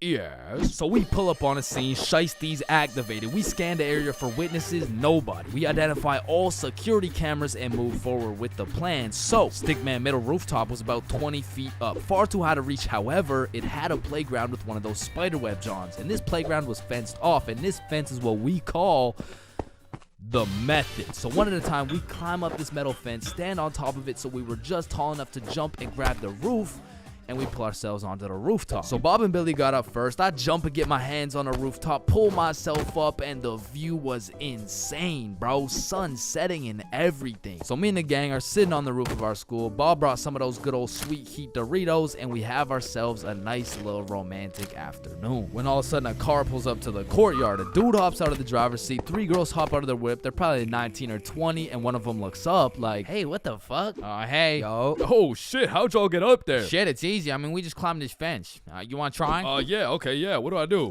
You just gotta stand on the right side of the fence. Okay. Which side's the right side? It's the opposite of left. Is this guy retarded? Oh, okay, yep, okay, I got it. All right. Okay, now what? Okay, yeah, just bring your feet up to the little crossbar, but be careful. Careful? This shit's easy, man. I know a ton of 12-year-old girls who could do this. Right, okay. Why does he know a ton of 12-year-old girls? Okay, what do you think I do from here? Dude, I don't think I know what to do. Oh, shit, man. I don't think I know what to do either. No, I'm saying I know. Like, damn, man. How is he so retarded? Oh, I'm up, boys. Let's Yes, go. sir. Yeah, let's go. Anyways, what's y'all's names? I'm Billy. That's Bob. And I'm Change. BBC, is it? Yeah, my name's Cooper. It's nice to meet y'all. Yeah, nice to meet you, man. You want some Doritos? So he just abandons the girls down at the courtyard, and we go back to our spot, sit down, and Cooper's vaping and shit. Billy's bumming a few hits. And I'm not gonna lie, he was a nice guy. I mean, you could tell he had a good heart, but God damn, did that motherfucker like yapping, bro. I think me, Bob, and Billy got off a total of 3 sentences, bro. And so I was telling her, if you mess with the bull, you get the horns. Damn, that's crazy. Bruh, for real? Dead ass? I mean, bro yapped the day away. The sun went down. It was getting cold, so Billy was like, yo, y'all trying to head back? Yeah, bro, it's getting cold. Yeah, yo, great conversation though, boys. Right. So we all climb down the roof, make it to the courtyard, and say our farewells. Peace out, Cooper. See you, bro. Yeah, y'all have a good one, man. We head back towards Bob's crib, and to get there, we gotta walk up this small path with a super steep uphill, and as soon as we get to the top of the hill, Billy stops. And he looks back. Yo, what's up? I should have taxed his vape, bro. What? Yeah, like I should have finessed his vape. That shit was nice. Bro, like you're not doing that. Let's go back to Bob's crib. Say I won't do it right now. Bro, you won't. Bob, you know I would do that shit. Keep it a buck. Alright, watch this then. So Billy, completely alone, walks back down the hill to the courtyard and starts talking to the dude through the driver's window. Yo, Cooper, you think I can have one more hit for the road, bro? Damn, man, you really came all the way back? You're a fiend, huh? Yeah, nah, I got you, man. Bless. And because me and Bob were up on this hill, I vividly remember we got like a bird's eye view of this shit. And obviously, y'all don't know Billy the way I do, but I was 100% convinced he did not have the balls to do this shit, bro. There was no way. Hey! Billy starts hauling ass, and instantly Cooper punches that bitch in reverse. And my heart dropped so fast. We had a bird's eye view of Billy running for his fucking life, and Cooper's right on his ass, and they are both headed right towards me and Bob, bro. So we take our head start and get our ass right back to Bob's crib. But Billy couldn't just run to Bob's crib and have Cooper knowing his address. So instead of taking the path to Bob's crib, this motherfucker runs straight into the prickle bushes, bro. Adrenaline pumping. He's powering through these bushes, getting cuts all over his arms, legs, face, until all that adrenaline crashes and he realizes he can't make it through to the other side. He was stuck. Oh, no. You fucking idiot! Come back down here and give me my fucking vape! So Billy walks back out of the bushes, walks over to Cooper, hands over the vape. The girls in the back are all laughing and pointing and shit. Billy's aura is decreasing by the second, and just as Billy cuts his loss and starts walking away... Hey, yo, come back. What? Bro, the coil's missing from the vape. You owe me $70. I know what school you go to, man. You got a week to pay me back. or else. Billy not only lost all the aura he'd been saving up for 13 years on this earth, but now he's $70 in debt with 1 week to figure it out. So every day after that, Billy begs his mom for $10 for lunch money, $10 for pizza, $10 for school supplies until a week had passed and Billy had his 70 bones saved up. So as agreed upon, me, Bob, and Billy are posted up in the parking lot 1 week after the incident, and just as expected, Cooper pulls up. And this time he's got like 4 shorties in the car. Like, genuinely, how the fuck? So Billy hands over his life savings. Cooper pockets that shit, and with the most shit-eating grin I've ever witnessed, he mutters, "Hey, look, it looks like we got some pizza money for tonight, am I right?" Yes, look at this. Billy got scammed, bro. He got his shit rinsed. $70 could have bought this dude like 3 whole vapes, but I mean, truthfully, that's karma. And the moral of the story is, don't steal from people, but more importantly, just don't vape, bro. Yo, Billy just posted his first YouTube video ever. Go check that shit out. Yes, sir. And I just posted a video of me and Chains talking about this story, the raw, uncut, unedited version. So click this link right here if y'all want to tap in. Click that shit. Stole that shit. That's what I do, nigga. Fuck, nigga, I stole that shit. There's a lot of awkward things in life, like the handshake fist bump dilemma, or waving back to someone who is waving to the dude behind you, or the you too situation. Enjoy your meal, sir. Thanks, you too. Actually, wait, no. But on this long list of things that will keep you up at night, I feel like school dances lands itself in the top 3, bro. Cause it's like, is it a party or is it a school event? Are we hitting a Dougie or are we just standing awkwardly in the corner? There's just too many questions, bro. Like another question, who the fuck hired this guy to be the DJ? Like, I don't know how much they pay this dude, but it can't be anything over 50 bucks. I remember at my first middle school dance, I seen the DJ walk in with all his gear and shit, and I thought, damn, look at those big ass speakers. This dude knows what he's doing for sure. Hey, Stickman Middle, are we ready to turn up? Yeah, let's go. 1, 2, 1, 2, 3, let's go. So I walk over there to give bro some song requests that he so desperately needs, and as I walk up to this dude's expensive ass setup, I look down at his laptop and this motherfucker's on Spotify and he's moving around the volume slider like he's doing some shit. Like, bro, I could have done this shit for free. Nah, trust me, bro, I know what I'm doing, dude.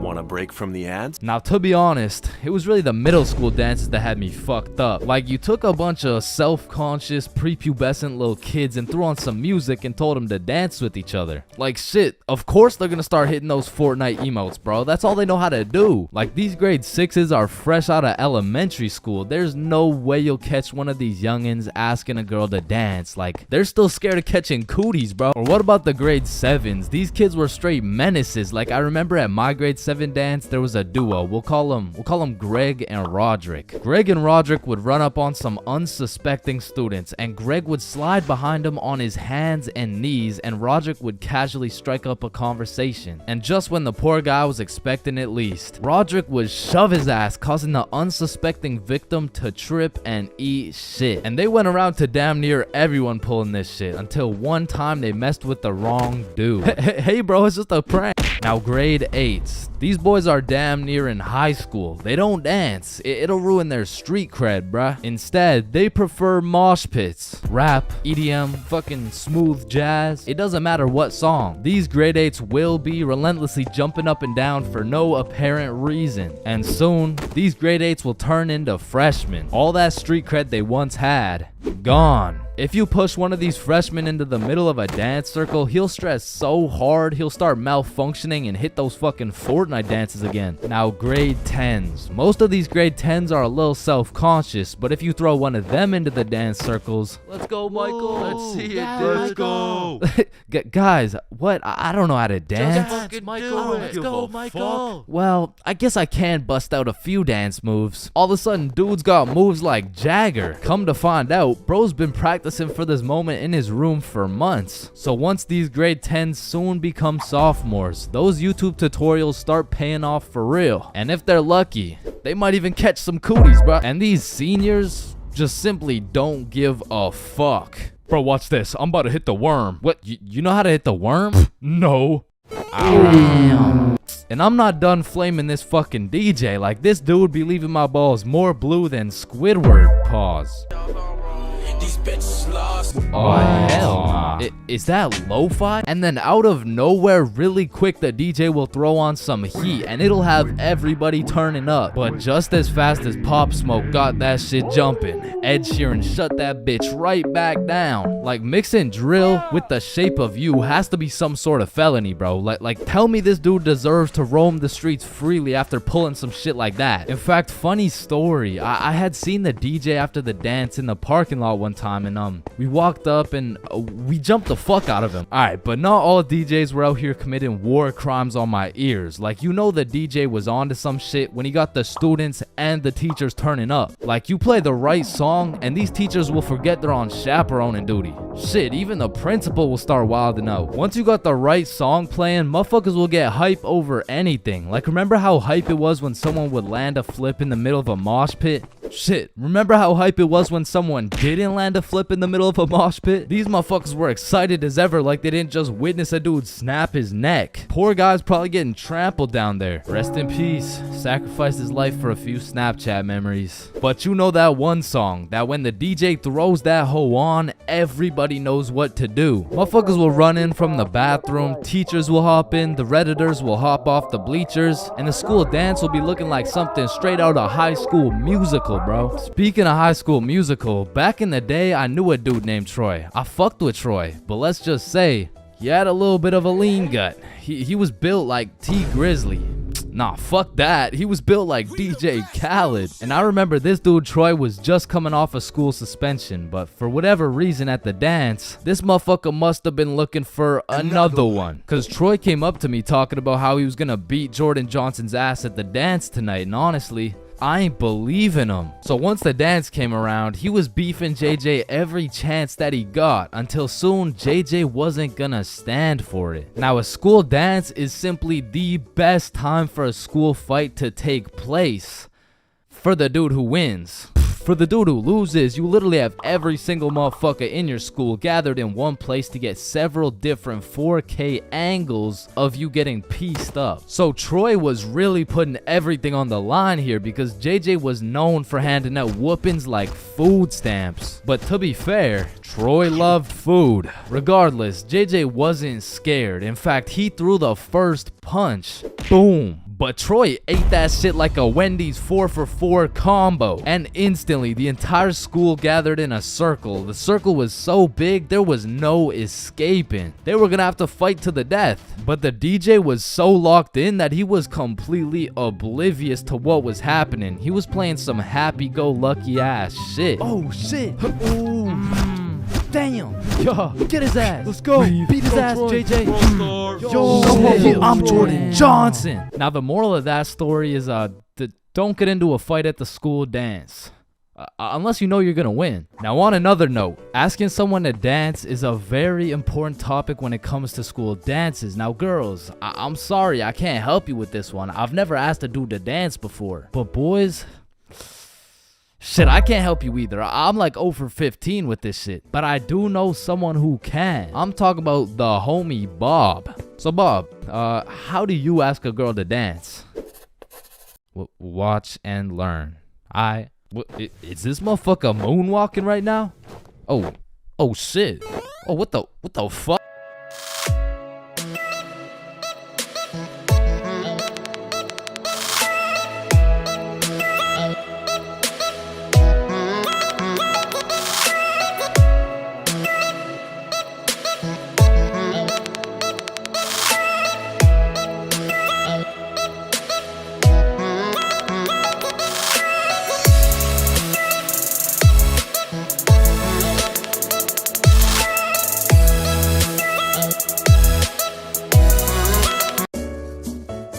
Okay, Chains, welcome to your first day at Jim Jordan's. These are our new product, Bieber Bites. Just smile and remember, The customer is always right. Okay, yeah, nah, I could do that. All right, I'll leave you to it. Okay, yeah. Hey, sir, Hey what can there, can I get some beaver bites? Yeah, how many? Right. How about this? Hey, let me get a pack of Justin Bieber's balls. Funny, yeah. How many you want? Hey, let me get a pack of Bieber's sack. Okay, yeah, how many, bro? Hey, let me get a taste of Justin Bieber's wiener. Back in my day, I used to work at a fast food place called Jim Jordan's. Now, for legal reasons, this is not Tim Hortons, okay? It has J's and shit. Like, they don't even look that similar, bruh.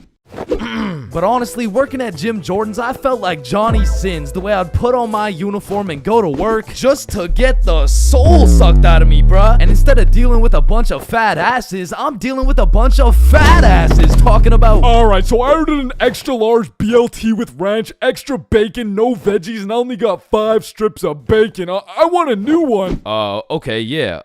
Where's the sandwich? I ate it. Of course you did, bruh. Like, you do not need more food. I don't think your arteries could compensate for any more bacon.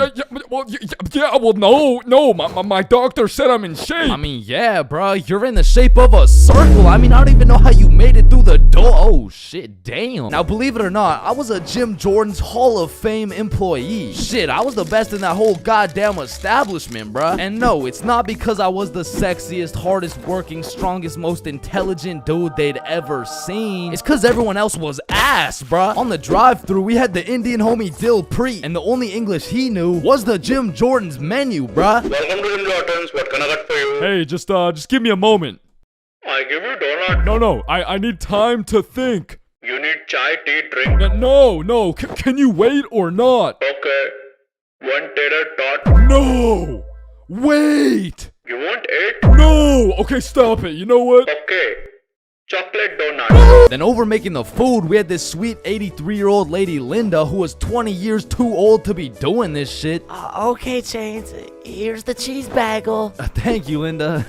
But yeah, this is the 9th cheese bagel you've given me in 20 minutes. Oh my good gracious, I'm sorry. I'm sorry. Oh, what's that? Oh, cheese bagel coming right up. And overworking the counter, we had Sebastian. Now, don't get me wrong, Sebastian was a really nice guy, but he had a little hint of the tism, you know, no, he had a lot of the tism. Like, it was more like the tism had a hint of Sebastian, which is cool, of course, but it did mean that he would absolutely yap at every single customer who came in the store. Shit, I'll never forget this one time a girl came in the store and just ordered a muffin, like, welcome to Jimmy's, what can I get for you? Hey, can I just get a fruit explosion muffin? Can you guess what Sebastian said next, bruh? Maybe your total is $175? Cash or card? For here or to go? None of the above, bruh. The sentence that came out of this motherfucker's mouth was... A food explosion muffin? Yes, please. That sounds an awful lot like a hate crime to me. Yeah, can I get my muffin, please? Do you get it? Yeah, you get it? Yeah, I get it. Okay, listen. It's like, you really don't need to explain. Explosion, okay? Sir, it's like if you took a bunch of gay people. So that's Sebastian. And over on drinks, we had this dumbass 15-year-old who's always spilling and shit. That was me. Yeah, that was me. I was ass too, but like I was still the best by default though. So the point is, our Jim Jordan's crew was looking like a group of clumsy villains from a Disney movie. But just because we were all really ass at our jobs doesn't mean we were useless. Because if there's one thing we knew how to do, it was making people's days even worse than they already were. You pull up to our drive-thru all happy, just wanting a small coffee? Shit, you're leaving with a small hot tea and some suppressed anger you'll probably bring home and let out on your wife and children. You pull up to our drive-thru just wanting a breakfast sandwich? You're leaving with nothing because we ran out of eggs and cheese and bread and the breakfast and the sandwich. You pull up to our drive-thru pissed off, complaining about how there's not enough mayo in your wrap? Bro, you're leaving with a wrap filled with super special secret Sebastian sauce. So I'm sure you could probably tell, but we had to do a lot of customer service and talk our way out of a lot of mistakes. And by we, I mean me, bruh. I was the designated customer service dude, because before it was me, it was Dill Preet, and that shit would usually go something like, hey, I just took a bite out of my chicken wrap, and it literally tastes like someone busted a nut in that shit. A nut? Yes, someone busted a nut in my goddamn food. You want a donut? No! And then before Dill Preet, it was Linda. Hey, I just took a bite out of my chicken wrap, and it literally tastes like someone busted a nut in that shit. Oh my heavens, that's horrible. I'm sorry, I'll get you a refund right away. Thank you. Hello? Hello. Welcome to Jim Jordan's. What can I get for you? God damn it. And before Linda, it was Sebastian. Hey, I just took a bite out of my chicken wrap and it literally tastes like someone busted a nut in that shit. Oh yeah, that was me. Now, of course, our elite Jim Jordan's crew had a manager, Magnus. Now, Magnus was strict as hell, but she would only show up like once a month. But whenever she did show up, she was running this Jim Jordan's like it was the military or some shit. Cause usually I'd be 54 minutes into my 30-minute break playing Clash Royale. But when Magnus was there, bruh, shit, I'd clock into my break, make eye contact with her, shit my pants, and then clock right back out. She was so intimidating that whenever she would show up, I would never spill a drink. Sebastian used real mayo. Dilpreet spoke fluent English, and Linda would be so stressed out she'd forget to forget. She was running this place so much like the military, she had my ass waking up at 4:30 every day. And when Magnus was teaching me to do customer service, she really loved to say, "The customer is always right." So of course I listened, but it was low-key a crazy statement, cause honestly, the customer is never right, bro. It doesn't even matter what we're talking about. It could be like, "Hey, how you doing?" "Hey, I'm doing good, can't complain. I mean, it's a nice sunny day outside and all." Damn, this chicken wrap is good as hell. I am 100% sure nobody busted a nut in this. And I don't know about you, but I personally have never complained about my fast food order ever. I usually just get my order, check the bag, realize instead of a Big Mac, they gave me a McChicken with a bite taken out of it, cut my losses, and I keep it pushing. But some of these motherfuckers in the Jim Jordan's drive-thru come in like you just murdered their entire family and then took a shit in their coffee. Oh shit. Hey you! There's not enough sugar in my fucking coffee! Oh, okay, yeah, sorry about that. Do you want me to add more sugar in? No, this is unbelievable. Now, I swear these angry customers love to throw around the word unbelievable. But I'm not gonna lie, we forgot to put sugar in your coffee. It's pretty fucking believable, bruh. I mean, look at the staff. We're getting paid minimum wage. The guy who took your order doesn't speak English. The guy who made your order's a 15-year-old running off 2 hours of sleep. And the rest of our staff is playing fucking patty cake. You're lucky we even had enough brain cells to get you the coffee. And I'm gonna be honest, it was a blessing that I was broke as shit and really needed that job, because if I didn't, I would have crashed out for sure. Hey, some dumbass forgot to put cheese in my fucking grilled cheese. Oh, hell no. Yo, Linda, you hear this ungrateful piece of shit? Oh, hell no. You keep running your mouth, I'm about to grill your cheese, bitch. What the fuck is your old ass gonna do? Don't talk shit about Linda. Like that, and I busted in your sandwich last week. Wait, what? Halloween is the spookiest time of the year. Everywhere you look, it's vampires, killer clowns, old dudes in white vans trying to steal some children, which are all very scary things, especially killer clowns. But none of these spooky things scare me more than my worst fear. Going to jail, dropping the soap, and getting my booty snatched up. Now that's some real spooky shit right there. And I know some people are gonna be thinking, oh, that's just a myth, it's a stereotype. Nobody actually gets their booty snatched up for dropping some soap. But when it comes to my booty, I don't want to fuck around, and I sure as hell don't want to find out. But everyone knows drinking can heavily influence your judgment, and on one specific day, my judgment was affected and I found myself fucking around. And everyone knows what the chart depicts. The more you fuck around, the more you find out. This story takes place in grade 10. It was a crisp Halloween night. The houses were decorated, the leaves had fallen, and the jackos were lanterned. And as me and Billy walked down to the homie Bob's crib, we could pretty much smell that Halloween spirit. And when we knocked on Bob's door, we were surprised the homie Bob didn't open the door. It was Bob the Builder. Dude was fully suited up from head to toe. And when me and Billy seen that, we already knew we needed some costumes. So we go to Bob's closet and come out absolutely dripping into Mario and Luigi costumes, mustache and everything. But now that we undeniably had that shit on, we still had yet to find something to do. But lucky for us, the night was still young, so we got to brainstorming. Alright, it's Halloween, bro. We gotta do something. Yeah, let's go find a party. Bet, let me check where they're at. Okay. Yeah, there's no parties, bro. Fuck. I mean, we could trick or treat. Shit, we might have to, bruh. And just as 3 15-year-olds decided we would knock on strangers' doors asking for candy, our Halloween was looking grim. And not in a good way. But you know what they say. Can we fix it? Yes, we can. Because Bob pulls through and sets up a goddamn 3-man mission. And just like that, Halloween goes from an L to a W night. And I thought the homies and I couldn't get more hype, that is, until Bob pulls out a bottle of Hennessy. And you would have thought Peach took the kids the way I was abusing that bottle. And we passed it around until we were all tipsy. Then we started walking to Chloe's house for the little Halloween 3-man. And it was already 9 p.m. at this point, so we're walking through the neighborhood admiring these decorations when we see the creepiest house of them all. It was Chloe's crib. So we walked through a whole graveyard just to knock on the door, and Chloe opens it looking like a whole angel. I mean like literally, like she had the halo and the wings and shit. So we go up to her room where her 2 friends Lucy and Mia were, and we sit on her bed, and I'm not gonna lie, it was a little awkward, bro. I was sitting there with my Mario fit, my little mustache, like, so, Chloe, why'd you choose to be an angel? I don't know. I just liked it. Why'd you choose to be Mario? Shit, you know, Mamma Mia, am I right? Shit. Fuck. Then Chloe whips out some tequila and all of a sudden we're playing drinking games and shit. But honestly, I was just trying to get drunk, so it'd be like, haha, drink up. Oh no. Alright, it's your turn.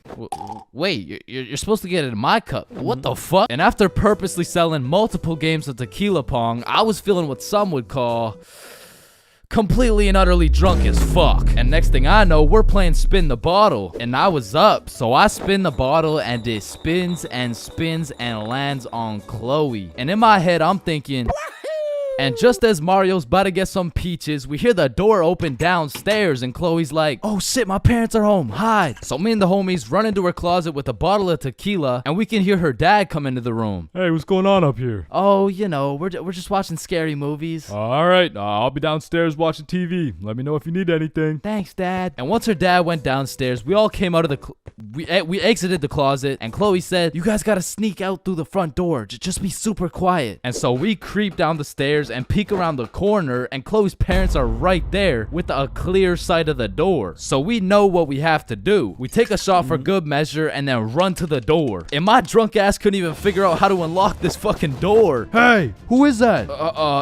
It's me, I'm Mario. Then we ran out that joint and we didn't stop running until I got a call from one of my homies named Dave. He was like, yo, what are you doing right now? Oh, nothing really, just drunk as hell running from Chloe's angry ass dad. Yo, that's what's up. Come link me and Joe at Stickman Elementary. And we had nothing else to do, so we pull up, and it's Dave, Dave's girlfriend, Joe, and Joe's girlfriend. And they got some couples costumes going, but I couldn't help but notice Dave and Joe were shiestied up. What are you, if the Simpsons grew up in Chicago? Nah, I'm just Homer. Yeah, but I mean, Homer doesn't usually wear a fucking ski mask. Oh, yeah, no, I just wore this because we graffitied the hell out of this school. What? Joe was here, and Dave was too? Bro, what the fuck were you thinking? What? Oh, you want me to include your name too? No, hell no. And just as we become guilty by association, 4 cop cars come zooming down the street. Oh shit, it's the cops, run! And the cops hop out of their cars and start running at us with flashlights. So we head for the forest, but to get to the forest, we had to run across this long ass muddy field. And in the middle of this field, there was a huge pothole. And how did I know that? Because I seen Marge absolutely eat shit right in front of me. And don't get me wrong, I was absolutely plastered, but as the cops got closer and closer, I could practically see myself getting caught and dropping the soap, and you know I wasn't gonna let that happen. And so with all that adrenaline, I Mario jumped that fucking pothole and hauled ass into the forest. And right when you get into the forest, there was this deep creek with a log going across it. But when I look back, I see the cops' flashlight getting brighter and brighter, so I say fuck it and take a run at this log. I get a good 2 steps and then my drunk ass slips. Boom, right into the muddy creek. But I don't have time to give a single fuck. So I run through this waist-high muddy water and then we regroup and check who made it. I see Bob, Joe, Dave, and Dave's girl. Yo, where the fuck is Billy? No, where's my girlfriend, bro? Oh, she ate shit a few yards back. Whoa, wait, what? Is she okay? Did she get caught? Wait, shut up. Billy's calling. Yo, where are you? I'm hiding behind a tree right now. in the middle of the field. The cops are looking for me. I bet we're coming. I gotta go. Fuck no, bro. If you go, you're gonna get caught. Listen, bro, I have to. He's the Luigi to my Mario. So I go back in to save Billy, and my main man Bob comes with me. So we get to the edge of the forest and see Billy absolutely shitting his pants trying to hide from these cops, but they keep getting closer and closer. So Bob turns on his flashlight and both cops look at him. He's right there. Get over here. And while the cops were looking for Bob, me and Billy both run for the street. And we ran and ran, but once we were at least 5 blocks away, we text Bob like, bro, we both made it, are you good? And Bob's like, so Bob makes it out of the forest and we all link up. And we take a moment to appreciate the fact that none of us went to jail. And more importantly, none of us got our booty snatched up. And after our moment of appreciation, we were like, yo, maybe we should have just went trick-or-treating. Yeah, bro, some Reese's Pieces would hit right now. I mean, it's not too late to buy some candy. So we all go to the store and cop the biggest packs of candy we could find. Then we walked back to Bob's crib and enjoyed the rest of our night while fucking up some Halloween candy.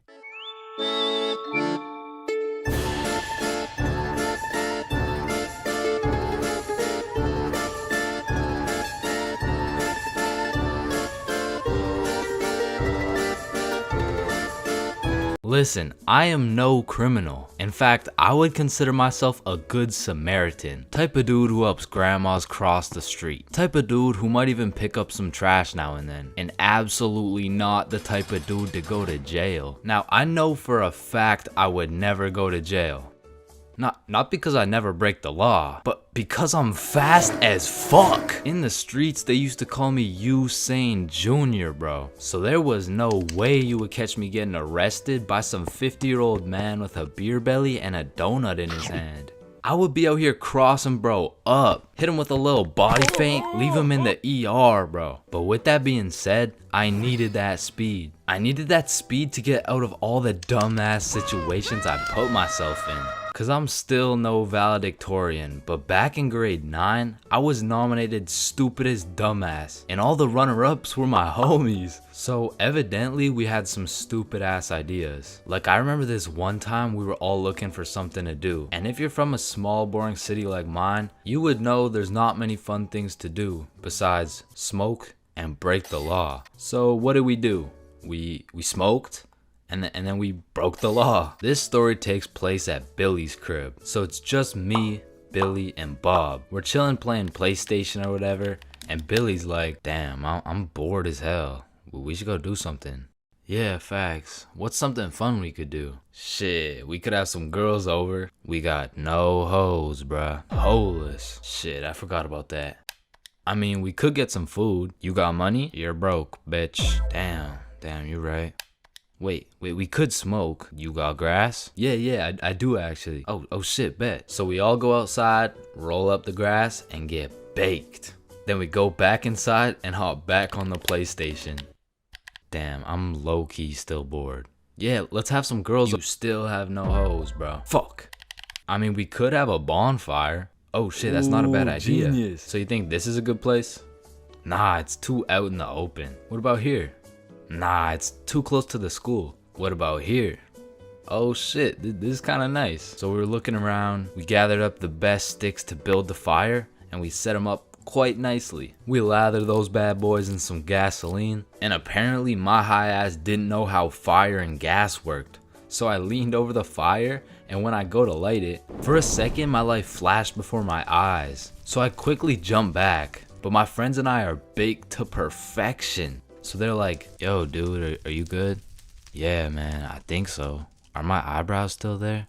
You never had eyebrows. Oh, okay. So we're all just staring at the fire in silence, thinking about random things. Damn, I need me a 4-piece Popeyes combo right now. The meaning of life, it must be to evolve and become the best person you can be. God damn. Bob's mom is so hot. And as we're just chilling, watching the fire, it was pretty much sending out a smoke signal, and anyone in the vicinity probably saw it. And soon we started hearing a siren in the distance. Guys, it's definitely just an ambulance. I mean, it's getting kind of loud, don't you think? No, we're chilling. Fuck, bro, I'm out of here. Yeah, I'm way too high for this right now. So Billy and Bob just leave. And I'm thinking, they're just being some scaredy cats. They're gonna come back. It's literally just an ambulance. Right? Man, it's getting kind of close. Oh shit, they're definitely coming for me. And then the siren just stops. Oh, I guess they're not coming for me. And then I look behind me, and I make direct eye contact with 2 officers. My heart literally stopped. Oh, you're fucked. Hey! I grabbed the gas, and with all the adrenaline I had, I literally jumped on the fire, stomped it out, and hauled ass. Hey, get back here! I'm being chased by these 2 cops, and I am red-handed as fuck. I mean, I'm holding a liter of gasoline, a lighter, and the kush while I'm baked as hell running from these cops. And they were on my ass, bro, because let's be real, I could have outrun these fat asses any day of the week, but I'm at a major disadvantage here. Like, I have to run carrying the can of gas while I'm zooted, bro. So sheer speed was not gonna do it, but I had to get them off my tail, or else I was going to jail. So I take a sharp right, and then I'm faced with these 2 paths. I hit a quick left, and as soon as I get out of their sight, I slide into these bushes smooth as butter. And I was scared shitless. Man, I can't go to jail. I dropped the soap way too much for all that. Holy shit, they're right there. Where'd he go? We almost had him. And we would've had him too if your fat ass didn't eat so many damn donuts. Shut up, Robert. That's why Dave fucked your wife. As soon as it was clear, I booked it straight to Billy's house. Oh, guys, it wasn't an ambulance. No shit. And I think it's safe to say I was paranoid for the rest of the night. Yo, I really appreciate you guys, so I'm gonna be following back a bunch of people on my Instagram, so go check it out. Peace. 3 a.m. Once the clock strikes 3 a.m., I feel like you've given up on trying to sleep. At this point, you're going to commit to whatever you decide to do until the sun comes up. Whether you're studying for tomorrow's math test, chilling on Discord with the boys, choking the chicken, or simply sulking in those 3 a.m. thoughts. You'll pretty much find yourself doing anything but sleeping. And I don't know if it's just me, but those 3 a.m. thoughts hit different. And honestly, it's just the perfect time to go for a walk, find a nice little view, maybe light up a joint, and just think. The youngest picture of you is the oldest picture of you. Does Lightning McQueen cop car insurance?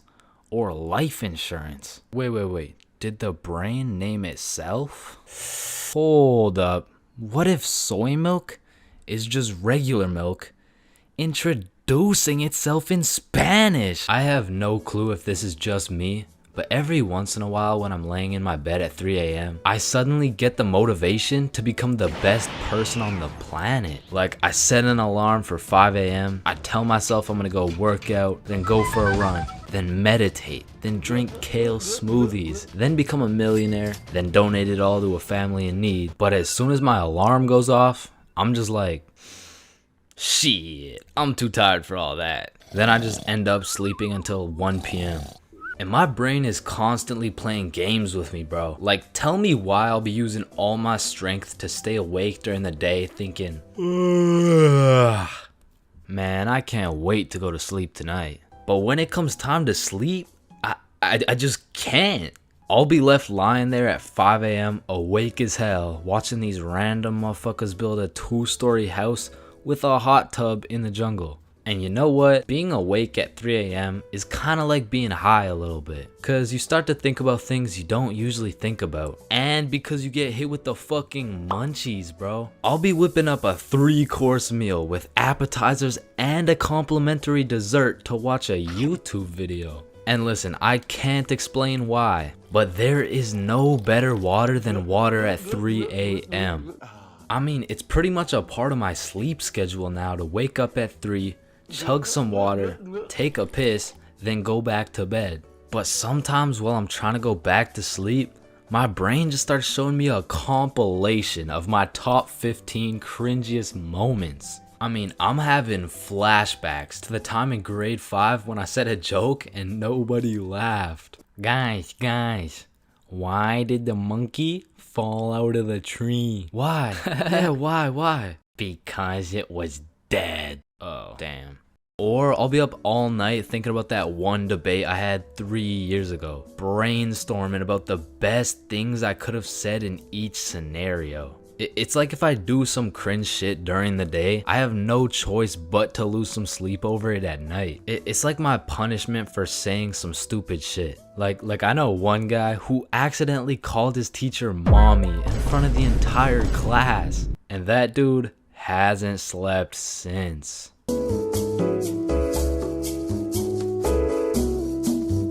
First dates have the potential to be magical, fantastical, romantical, a night you will never forget. But they also got the potential to be straight booty. I mean, first dates are just a gamble, bro, especially if it's from a dating app. Like, you could show up to your first date with a 5'4" blonde Tinder girl and end up finding out she's 5'9". And she's brunette. And she's a dude. I mean, first dates from dating apps is kind of like buying one of those SpongeBob popsicles from an ice cream truck. Like, you know it's not gonna look the same as the advertisement, but the question is, how fucked up can it really be? And let me just say, extremely fucked up. I'm talking massive buck teeth, eyes crossed with a bite taken out of it, and I'm not talking about the popsicles. And these are the exact reasons my very first date was not from Tinder. Also because I was in grade 7. And that would be illegal. And when I was in grade 7, I was 12, as most grade 7s were. And for whatever reason, me and my homies loved going to the mall after school, which was weird because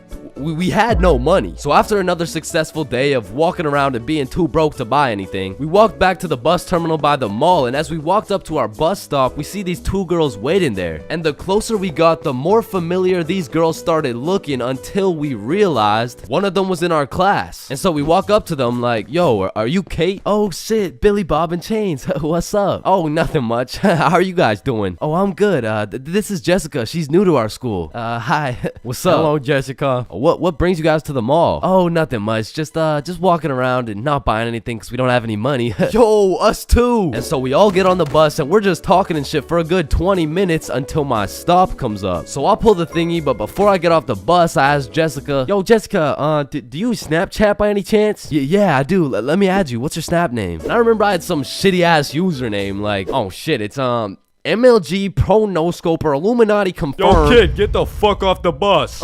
Sorry, 1 second, please. Where was I? MLG Pro No Scoper Illuminati confirmed. And when I got home, I went on Snapchat, accepted a request, and we started talking. And we snapped all night to the point I was smiling, kicking my feet in the air and shit. Yo, I'm coming in. No, wait, don't. I'm beating my meat. Wait, shit. Yo, what boy has you smiling like that? Boy, it's a girl. Man, shut the fuck up.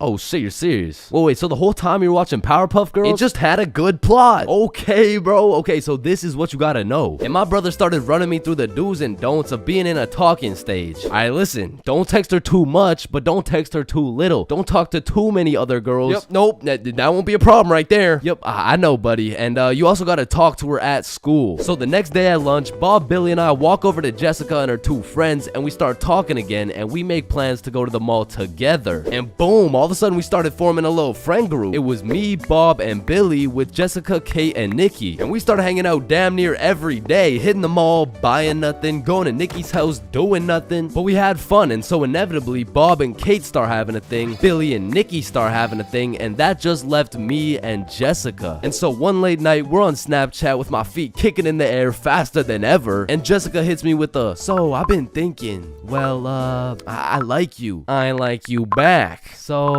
and I typed up, do you want to be my girlfriend? I fucking threw my phone across the room, nervous as hell. I get the notification, and when I go to check what she said, she was like, yes, I do. And call me Josh Giddy, the way I just bagged this 12-year-old. But the next day at school, when me, Billy, and Bob walk up to our girlfriends, I started getting all nervous and shit. There was something about the title of being a boyfriend that just had me shitting bricks, bro. It was like, hey, Chains, how are you? Oh, you know, I'm good.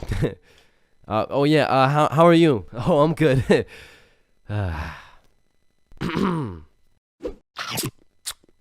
But now that all three of the boys had acquired girlfriends, Billy was like, hey, why don't we all see a movie this weekend? Like it'll be a triple date. Yeah, that's a great idea. Yeah, let's do it. It's a date, triple date.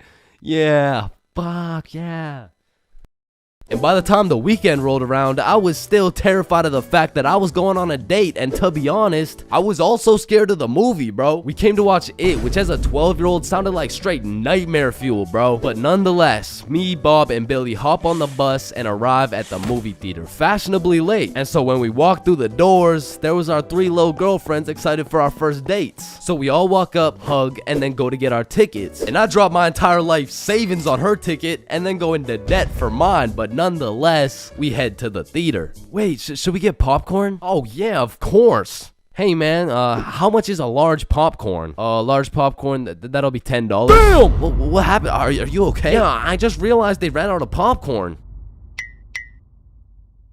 Are you fucking stupid? Yeah, no, don't worry. Thank you, man. Is it no problem? Have a good day. And we got to our seats and sat down, and the movie began. And as the movie progressed, I realized it wasn't even too scary, but about 20 minutes deep, I get a tap on my shoulder from Bob. And he gestures to me the fact that him and Kate are holding hands. And I look over to Billy and Nikki, and they're all cuddled up and shit. Which meant I had to make a move, bro, which inconveniently made my hands start sweating bullets. So now I was in a position where I couldn't just grab her hand while my shit was sweaty as hell, cause then she'd think I'm weird. But then I also couldn't just sit there and do nothing the whole time, cause then she'd also think I'm weird. So I just started doing the only thing I could think of, which was blowing on my hand like some hot soup, and believe it or not, made me look fucking weird. But at least my hand was dry, so I go and hold her hand, but when I do, I make a grave mistake. A tactical error, bro. When I held her hand, my hand was on top and hers was underneath against the armrest, and my dumbass was scared I was gonna crush her arm or some shit. And I don't know where I got the idea that I even could crush her arm from, bro, because those 12-year-old stickman arms couldn't crush a fucking pretzel if they tried. But for whatever reason, I decided my best option would be to hover my arm slightly above hers so my 1-pound arm couldn't come down and fucking demolish her forearm. And you know, this was cool for about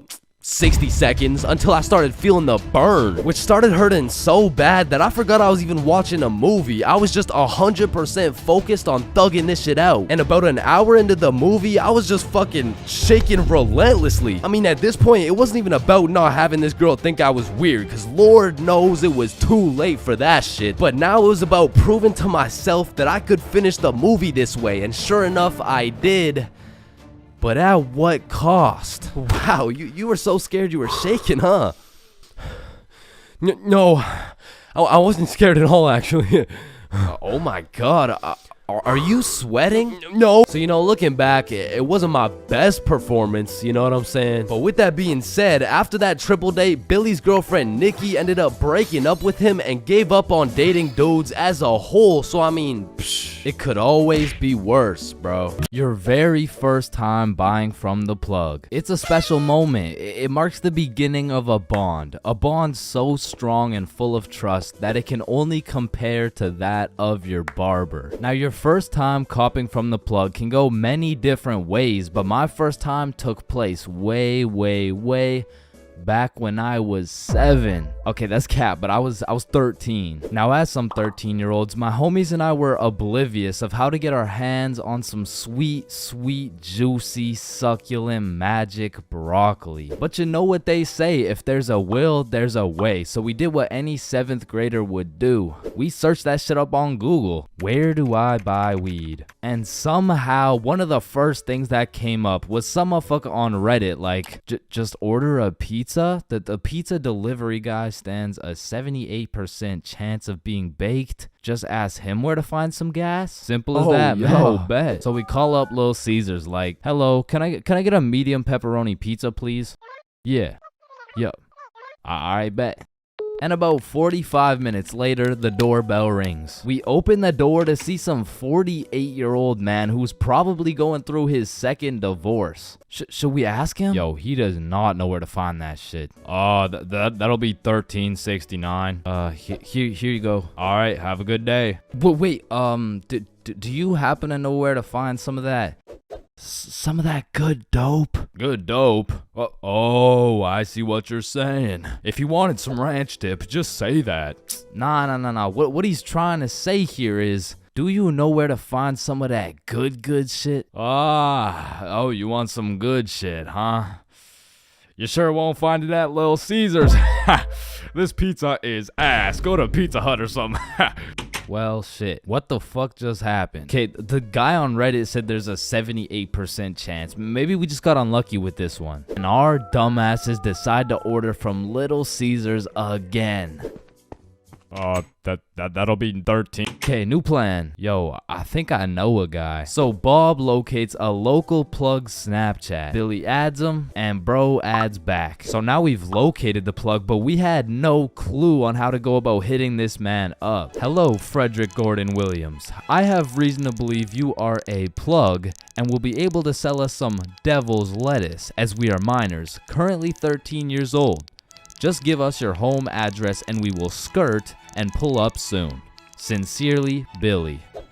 Instantly blocked, bro. Looking back, we sent the most federal message possible. We hit this man with his government name and asked him for his home address. But we had no clue that was federal. Like, that's peculiar. I wonder why he blocked us. So we did what any 7th grader would do. We searched that shit up on Google. How to hit up the plug. Be simple and forward. Use slang. Act cool. And after conducting a little more research, we were ready to try again. So I added him on my Snapchat. Yo, Big G. Let me cop some of that gas real quick, Cronum. Oh shit, he responded. How much you need? Shit, what do I say? Search it up.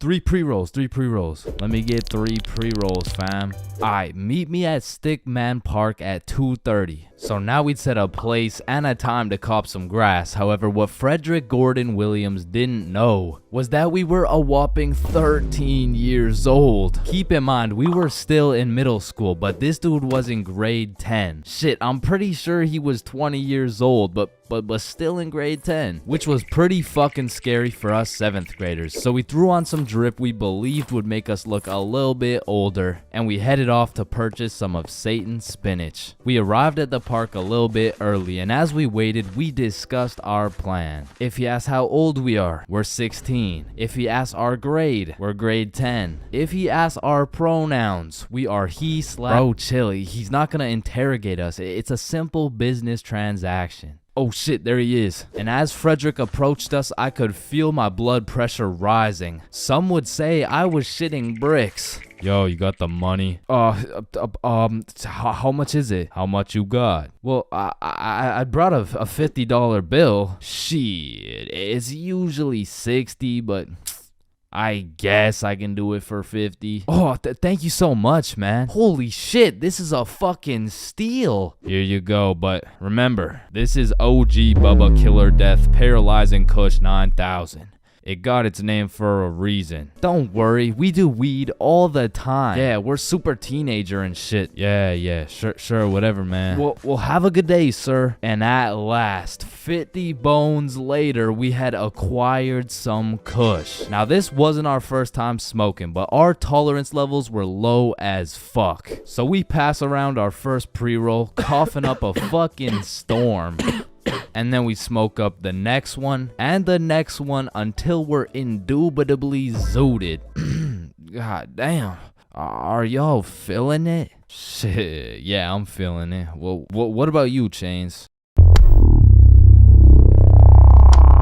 Shit, I think he's feeling it. And as we made our way back to Bob's crib, my frame rates were dropping, my eyes were drying up, and my brain cells were unresponsive. In other words, I was fucking fried. We get back to Bob's crib and all I can think about is food. The munchies had hijacked my brain, but luckily for me, Bob's mom had just went shopping. Unluckily for Bob's mom, she was gonna have to go shopping again. The boys and I threw on The Amazing World of Gumball on TV and we fucking demolished every single crumb from Bob's cabinet. Cause goddamn, Frederick Gordon Williams was right. They don't call it the OG Bubba Killer Death Paralyzing Kush 9000 for no reason.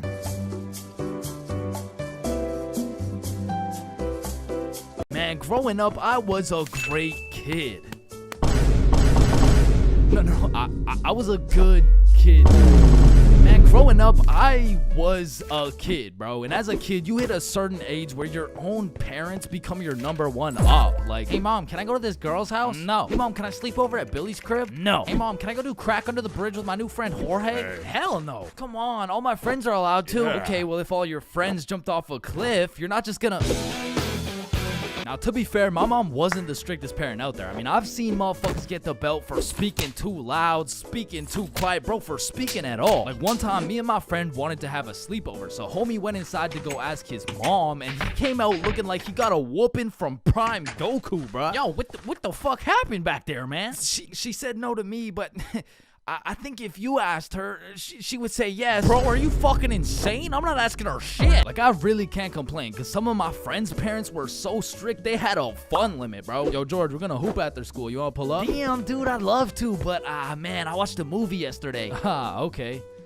So do you want to play basketball? Dude, I want to, but my fun meter's maxed out, man. My mom won't let me leave the house till Monday. Holy shit, fun meter maxed out for a week off a movie? Yo, what's this movie, bro? Yeah, what? Yeah, no, it was good, man. It's called the VeggieTale movie. Yo, George, I feel bad for you, bro. Because don't get me wrong, I've seen a lot of kids with super strict parents turn out to be straight A students, go to good colleges, stay with a good crowd of people. But with that being said, a lot of these kids whose parents were too strict to let them watch fucking SpongeBob, they end up going to college and catching Krusty Krabs after letting a dude named Patrick explore their bikini bottom, bro. Nah, but for real, my mom was far from one of those parents. I mean, she was reasonable, but the thing was, all my friends were a year older than me. Now, mentally, we were all dumb as shit. But when you hit that 12, 13, 14-year-old age, that 1 year is the biggest difference, bro. Like, us doing shit together just didn't look right. Yo, Bob, can you pass the Zot? Yo, Billy, let me hit that.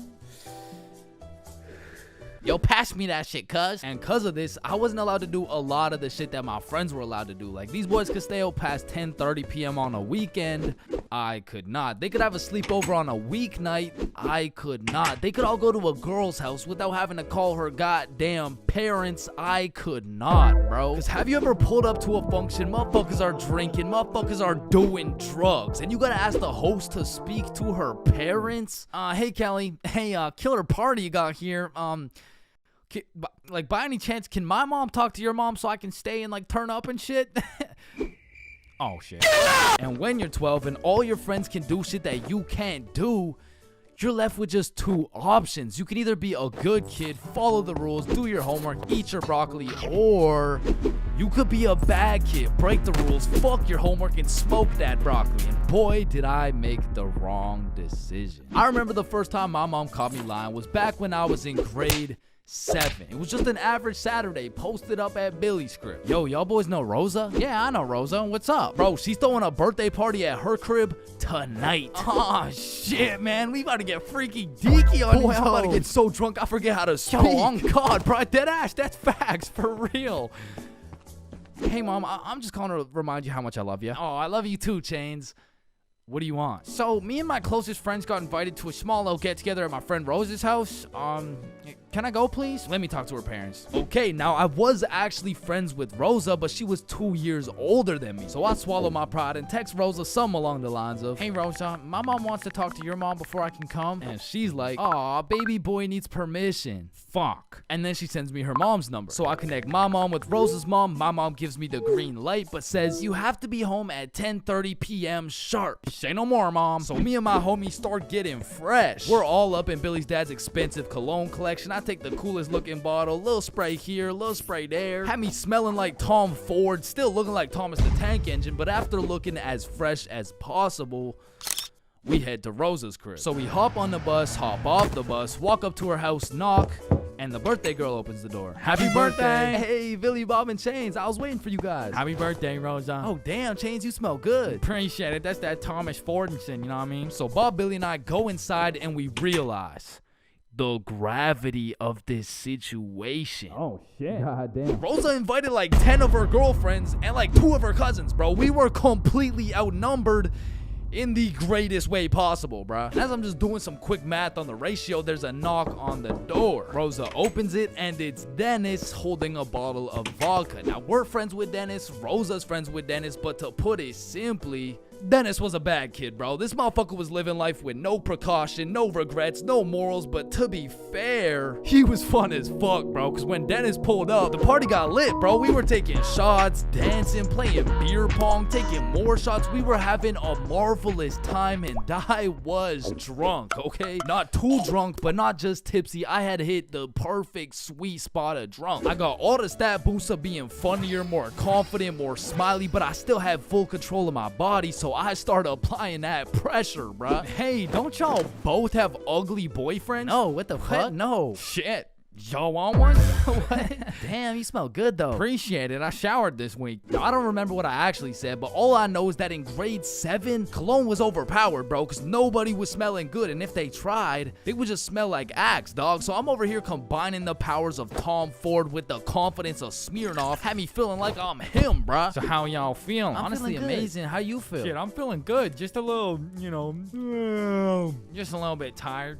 I vividly remember sitting on that couch with these two girls, never wanting this moment to end, bruh. But when I look up, I see one girl crying, one girl looking for something, Dennis helping her look, and Billy and Bob are all ready to dip. So I hop off the couch for a second like, yo, what's going on? Yo, so Dennis just finessed like 3 of these girls' vapes, and we're not trying to get blamed, so we're about to dip. Bruh, for real? Yeah, you coming? Bro, but like, bro, I'm not ready to leave yet. Yeah, nah, it's cool. Don't worry about it. Just text us when you leave, bro. Ah, shit, all right, peace, bro. Peace out, dog. So Bob and Billy dip. I see Dennis's ass sneak out through the back door, and at this point, I have no clue how long I've been here, bro. But the party had died down to essentially just the girls who are gonna sleep over and me, bro. So I go to check what time it is on my phone. And it's 10:15, bro. My curfew's 10:30, and I'm a 30-minute bus ride from home. But if we're keeping it a buck right now, I don't even want to go home, bro. I made it to the girls' sleepover, and I didn't even have to ride the group dildo or nothing. This is a once-in-a-lifetime opportunity. So I text my mom, and I lied, bruh. While Billy and I are almost at Billy's house, can I sleep over at his house, please? Then I threw my phone away, hopped back on the couch, and went right back to my happy place. So I'm posted up with these two, laughing, cracking jokes when Rosa walks up like, yo, Chains, where'd your friends go? They abandoned me, Rosa. They left me here stranded with no way home. Shit, I mean, you could just stay here if you want. Say less! So... appreciate it. And eventually, all the girls gave up on trying to find their vapes. They all gathered around to play Truth or Dare, and I prayed for times like this, bro. I was deep in enemy lines, and I didn't want it any other way until one of the girls sees my phone on the ground and is like, hey, Chains, I think someone's calling you. So she tosses me my phone, I check it, and I got 20 missed calls from fucking everyone in my contacts, bro. So I'm trying to be strategic with it to find out what's going on. I call Billy first. Yo, what's happening? Bro, so your mom called my mom and asked if you were here yet at my house. And my mom told your mom that you're not even here, bruh. Aw, shit, what do I do? Bruh, I don't know. And everyone knows when you get caught in a lie, you should just fess up, tell the truth, and apologize. But I doubled down, bro, so I called my mom, and I'm like, hey, mom, we're almost at Billy's house. We just missed our second bus. Where are you? I'm at Stickman Middle School bus stop. You know, like, we're super close. We're just waiting for the bus to come. I'm picking you up right now. Fuck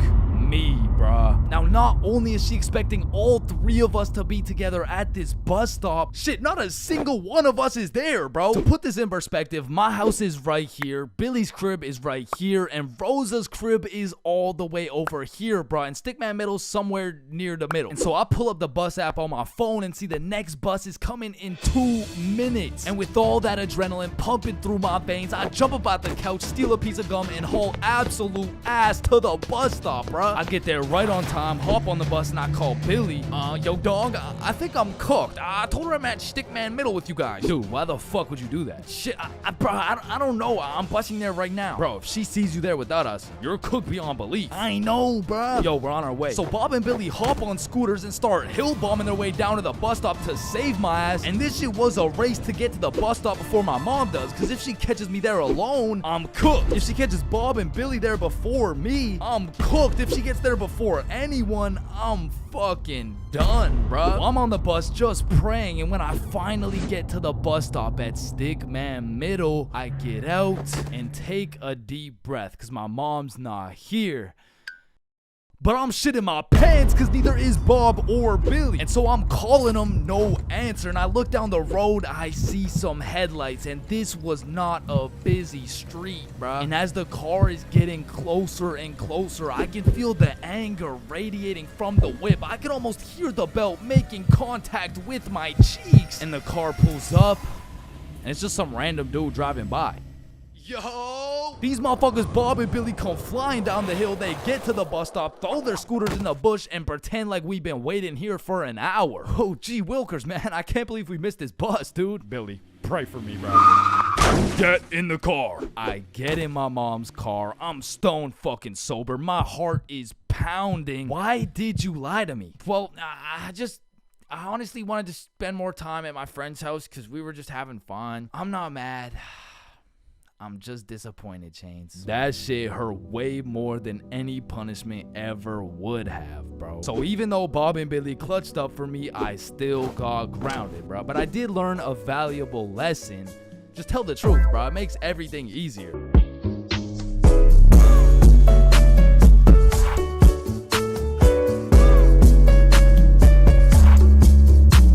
As a broke stick man like myself, I spent my fair share of time on the bus. And if you spend a long enough time on the bus, you will see some weird ass shit. I mean, I remember my first time getting on the bus by myself. I was feeling strong and independent. Next thing I know, a crackhead sits down beside me talking about yabba dabba doo. The world is ending and you're gonna die a painful and lonely death, buddy.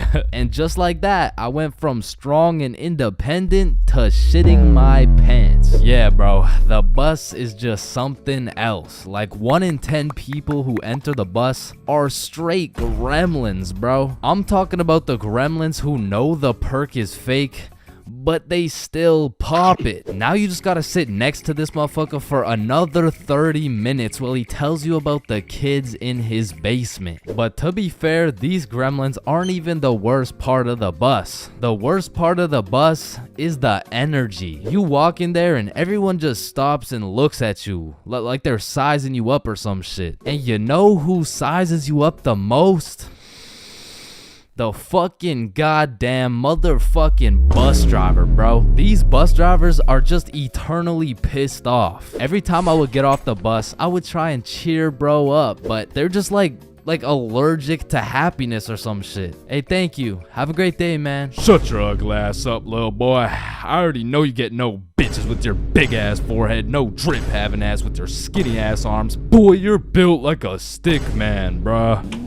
Damn. Hey, bro, there could really only be 2 reasons why these bus drivers are so mad all the time. Either they had a demon villain origin story where they were abandoned as a child and never shown any form of love until one day. In freshman year of high school, Timmy met Linda. Linda was kind, smart, beautiful, and she paid attention to Timmy when nobody else would. Timmy asked Linda to be his girlfriend, and she said yes. They dated all throughout high school, and they even got into the same university so they could be together forever. Until one day, when Timmy's world was flipped upside down. Timmy found out Tyrone had been laying some mean pipe on Linda this entire time. Everyone in Timmy's school made fun of him. Timmy could not let this slide. So he called out Tyrone to run the ones in front of the entire school. And without a single word, Tyrone winds up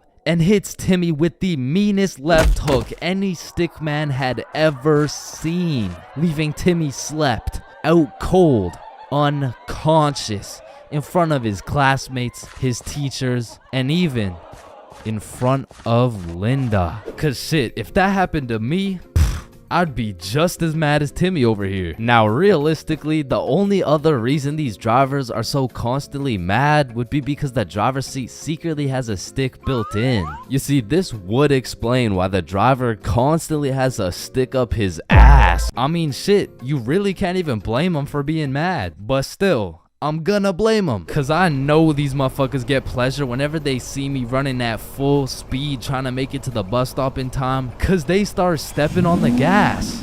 Dumbass. To be honest, there's nothing that leaves you more defeated than when you're sprinting to a bus stop, then that shit just cruises on by and everyone on the bus is laughing at you. Damn. Honestly, at that point, I just give up and go home. But it hits a little bit different when that bus is your only way home. And it was the last bus. Cause it's 2 a.m. And now you gotta bunk up with the gremlins on the side of the street. All because that goddamn bus driver had a stick up his ass.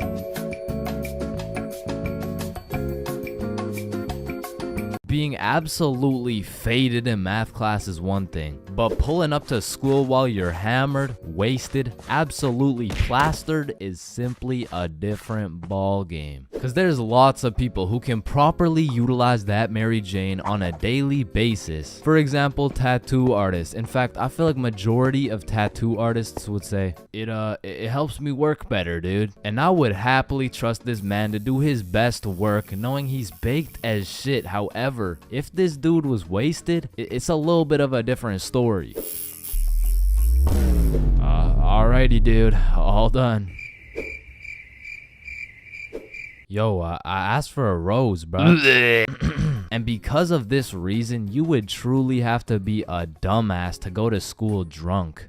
Chains, but the title of the video says going to school drunk. I did, bro. I went to school drunk, but listen, it was no ordinary day at school. No, in fact, I didn't even go in the day at all. I went drunk to the school dance, meaning this story takes place when the boys and I were in grade 11. It was a Thursday night, the night of winter ball, and as the boys and I were getting ready, you know, looking like some distinguished young gentlemen, I had realized, damn, none of us have any girls to take to the dance. Fuck, you're right. That means we're gonna have to ask a girl to dance, bro. What? You mean like talk to them? Yeah, if only we knew someone with a bigger roster than a cheerleading team. Someone with more hoes than a shed. Someone who pulls more tens than EDP. It's Bob. So me and Billy started analyzing Bob. Like how does he pull so many girls, bro? Is it the jawline? I don't know. What about the silky smooth clear skin? Maybe. Or is it those succulent luscious kissable lips? It's the glasses. Yeah. the glasses. Yeah. So we stole Bob's entire flow in the hopes this would put an end to my drought of bitches. So we check ourselves out in the mirror and then we hop into Billy's whip. We throw on some Rihanna to get us hyped, and before we knew it, we had arrived at school. Now to really paint the picture, it was a Thursday at 8 p.m. and on this Thursday at 8 p.m. Billy pops his trunk to pull out 2 bottles of vodka. Now, if you were unaware, it was currently a Thursday at 8 p.m. on a school night, and we were headed into our school. Now logically, I should have simply denied the alcohol, but I'ma keep it a buck. The whole idea of walking up to a girl and asking her to dance was really giving me the heebie-jeebies. I mean, my palms were sweaty, my knees were weak, and arms were heavy, so I took a big old chug of that liquid courage in order to ease the nerves a little bit. And shit, Billy must have been feeling the same way because Billy was down in that shit like it was water. And right after we consumed enough alcohol to kill a baby elephant, I got a notification on my phone. Oh shit, I got an email. Oh, it's from the school. It says, if you come to the winter ball under the influence of alcohol or any drug, you will face suspension and will lose your right to walk across the stage for graduation. Fuck. Okay, listen, if we can get into the dance before this shit hits, we're chilling. Alright, we got this. So we walk into the school looking fresh as hell, but then I noticed a fat line of students, and this line led to a security check to get into the dance. Fuck, that's not good. Nah, we're chilling. I still don't even feel anything. What about you? Yeah, same. We're good. And just as we came to the consensus that we were good, the principal starts walking down the line in our direction. Fuck, act cool. We're good. Act cool. That was close. You 3, over here. Shit, fuck, shit. Do you guys know why I called you over here? Nah. Nope. I smelled alcohol the moment I walked past you three. Now, I don't know if it was one of you or all of you, but you know the consequences of showing up under the influence, right? Yeah, we do. And tell me, is it or is it not suspicious that all three of you guys showed up with glasses on? Nah, we just thought it looked suspicious. Take them off, Dan. Yes, sir. And although I downed a sizable amount of vodka, it still hadn't kicked in yet. Now, I didn't want to do this to you guys, but look at my finger. This motherfucker starts waving around his magic finger in Billy's face with a flashlight to somehow see if he's drunk. Now, I don't know what the plan was, but I was fucking scared. Okay, he's not bad. Oh, okay, he's good. Now let's see here. And just as this motherfucker puts his finger in my face, that vodka hits, bro. I'm using all the strength I got to keep my balance while I'm getting blinded by this flashlight. Let me try that again. I got a little feeling you guys drank, but it hasn't fully kicked in yet. I'll check up on you in a little bit. Yeah, that's good. Yeah. So we get to security and they make sure to pat us down. A little bit too good, but before we knew it, we were at the dance. And just like that, I saw my opportunity and I put that liquid courage to use. And you know, I'm very articulate when it comes to words, so I ask, "Hi, how are you?"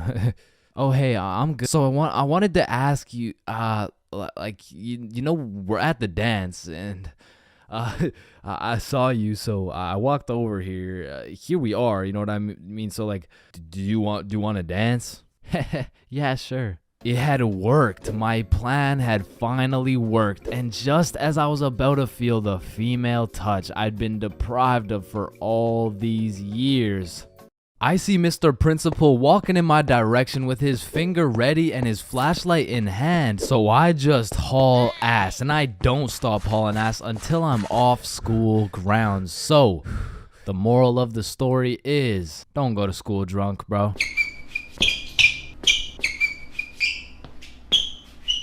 I'm not gonna lie, I think everybody wants to be cool. Like, being cool is just like it's just cool, bro. Like, there's nothing like it. And I know some of y'all are thinking, Chains, with all due respect, bro, how do you know what it's like to be cool? And my answer to that is just look at me, bro. I fucking don't, okay? But I do know someone who is cool. He's a certified cool guy, and his name is Bob. Now, what makes Bob so cool? Is it the sunglasses? Is it the sexy ass face? No. Tell him the answer, Bob. He doesn't talk. The answer is Bob doesn't talk. And a crucial role in being cool is the element of mystery. Now, it's interesting because if we take a look at Jake over here, Jake doesn't talk either, and I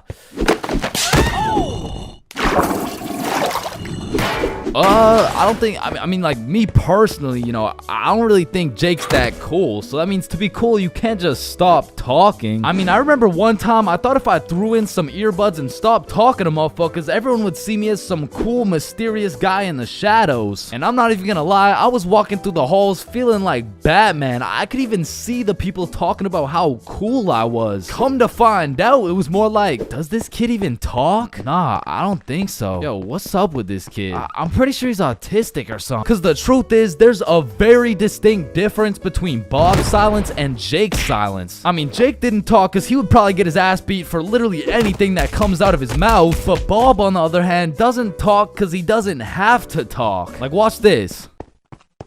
Oh my god, Bob. I love you, Bob. Now, just for science reasons, let's just see what happens when I do the same thing, you know? Why not? What's the worst that could happen? Hello? Can I help you? Oh my god, help. There's this creepy guy. Damn. At least she did. Get on the ground. Hands behind your back, buddy. Now, it's important to note that being cool is subjective. Like, for example, some people think I'm cool, you know? Like, in this big-ass world, surely there's someone out there. No, there isn't. Nobody thinks you're cool. Shut up, loser. Okay, well, what I was trying to say is you're gonna find someone cool who I don't find cool, and I'm gonna find someone cool who you don't find cool, and that just leaves us with the question, what is cool? So to answer this question, I need you to think of the coolest dude on the earth, and I'm about to guess, okay? You got it? Yeah, alright. I'm not the fucking Akinator. I'm not about to guess who you're thinking of, but I can guess with 100% accuracy who you're not thinking of, and that's Mark Zuckerberg, okay? How did I know that? Because if you think of Mark Zuckerberg as the coolest guy in the world, you're fucked, alright? Like, there's no helping you. Like, click off the video. It's raps for you, bro. But how could Mark Zuckerberg possibly help us get cooler? I mean, look at the guy. He's practically oozing uncoolness as we speak. But that's important because if being cool is subjective, we need something objective to look at. And objectively, Zuckerberg gets no bitches. Like, let's just look at the numbers here. I mean, this guy's the CEO of Meta, but he's also the CEO of being a uncool lizard nerd guy. And if there's one thing I've learned in my studies of coolness, it's the art of minding your own goddamn business, okay? Like, let's compare George to Bob, who, let's just say, both aced the math test. Hey, Chains, what'd you get on the test? Fuck, I got like a 65%. Oh, that's really good for you. That's good for you. Yeah, I actually got 100% plus the bonus question. Oh, wow, nice, bro. Billy, what'd you get on the math test? Math test? The dog. I could have swore that shit was chemistry. Nope, it was math, and I got 103%. Bob, what'd you get? Whoa, 110. There was only one bonus question. That's impossible. Oh, kissy face. Bob, did you pipe the teacher? And that's probably why Zuck over here is so uncool. He's minding a million people's businesses, probably looking through their cameras and shit like, yeah, fuck you, Mark. And the most important trait for being cool is having confidence. You just can't be cool while shivering your timbers, bro. And I know some of you are thinking, oh, well, I guess it's over for me then. And no, it's not over for you, bro, because confidence is the most fake it till you make it shit ever. Like, you're not gonna say the perfect thing every time. Lord knows I don't. I'm pretty sure I say the wrong thing every time, but if you say that shit with your chest, people let it slide, bro. And I said, no, I wouldn't suck your dick for $20. Oh, well, that makes one of us.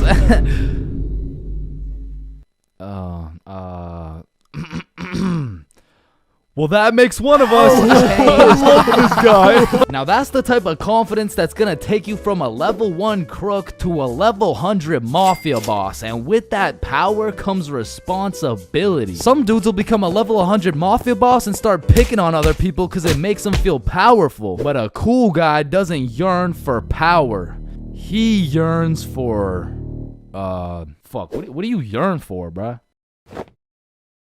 Damn, he's so cool. Now, being cool comes along with being calm and collected. Like, if someone walked up to you trying to fight and you started running away screaming for your life, I don't think anyone's looking at you like, damn, that's one cool-ass motherfucker, bro. Yeah, bro, the way he hit that high note was cool as hell. Shit, maybe I could be like him someday. Now, I'm not saying you gotta go all Jackie Chan on the guy, but you do gotta stay calm and think logically. Like, let's see how cool you are. What would you do in this situation? A, strike first, strike hard, no mercy. B, just walk away. C, give him a little kiss on the forehead. Or D, do the stanky leg.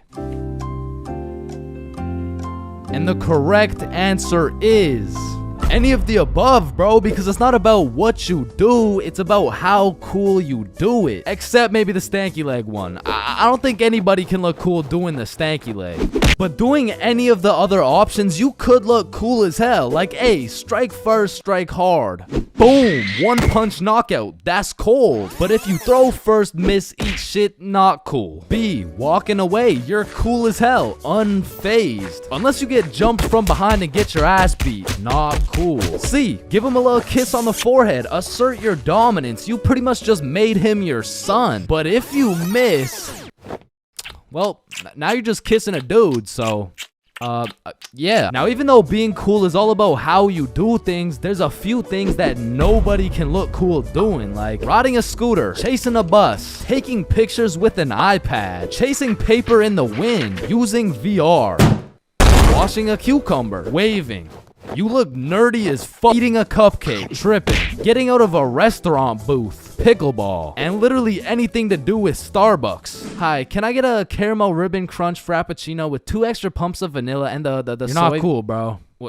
What? Now let's take it back to the element of mystery for a second, because this is the step that will either have people seeing you as a cool ass dude, or they'll just assume you're shy or possibly on the spectrum, bro. Listen, you gotta talk, bro, or else people have nothing to go off of and they'll start filling in the blanks themselves. Whoa, wait, so I gotta talk to be cool? Yo, Chains, what do I say? Whatever the fuck you want, bro. Oh, wait, really? Yeah, bro, the truth is the key to being cool is being yourself. And I know that shit sounds corny, and it is, but do you think the coolest dudes on earth give a single fuck about what you think? Hell nah. They're way too busy being cool, bruh. You gotta be like a peach, man. Some people hate peaches, some people love peaches, but at the end of the day, the peach is gonna be a peach. So here, take these sunglasses, and if you haven't heard it today, you're a cool ass dude, bro.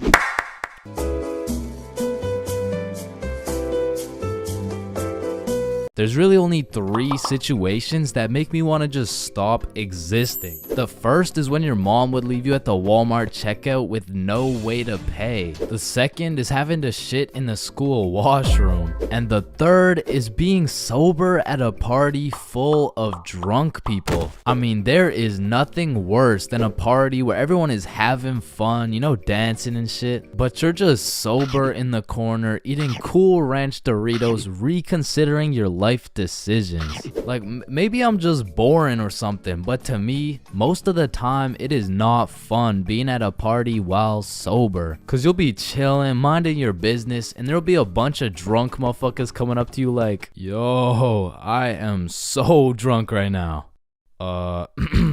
Nice. Yeah, bro. I drank so much.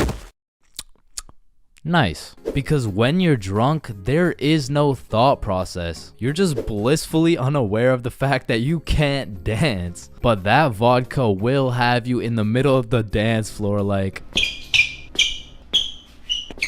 However, when you're sober, you are actually aware of how stupid some of these drunk people look. Like, you can just take a look around and you'll see a bunch of motherfuckers doing shit they're gonna regret when they're sober. Damn, look at her. Yo, he's gonna regret that for sure. And look at this dude. Wait, Billy. What the fuck are you doing? I'm twerking on the walls like Peter Parker. No, what the fuck? Being at a party while sober has me feeling like that one dude who's always like, yo, where the hoes at?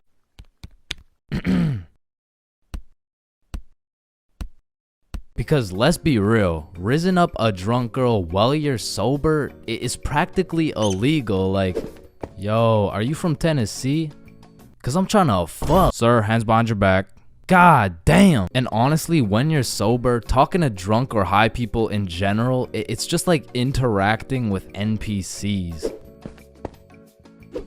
Damn, I'm drunk as shit. Man, I love you so much, man. Like I love you, man.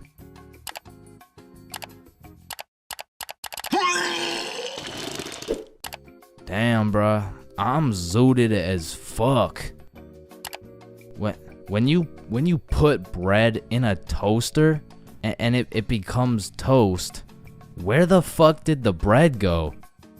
Faded then a hoe, faded then a hoe, faded then a hoe, faded then a hoe. Is this dude emoting? Like, I remember one time I was sober at this function, chilling on the couch, probably playing Clash Royale or something, and there was a visibly drunk dude to the right of me and a obviously drunk girl to the left of me. And without exchanging a single word, they just started making out in front of me, bro. And that situation was weird as fuck, but like, I had to stick it out and get that 3 crown, you know what I'm saying? But honestly, I feel like that situation kind of sums up the feeling of being sober around a bunch of drunk people. It feels like you're third wheeling, but with like 100 people. But maybe that's just me, because I know some people who don't even need to drink. They just act like they're drunk all the time. Jump, jump, jump, jump. Oh, shit. Ah, god damn. Holy shit, how much did you drink? Oh nah, nothing. I'm sober as hell. What the fuck? And I also know people who drink hella and somehow get more antisocial. Oh shit, are you sober too? Nah, I'm drunk as shit. I just get depressed when I'm drunk. Oh, okay. Oh Please shit. come Oh back. damn. Please, Oh, Carol, I shit. miss Oh.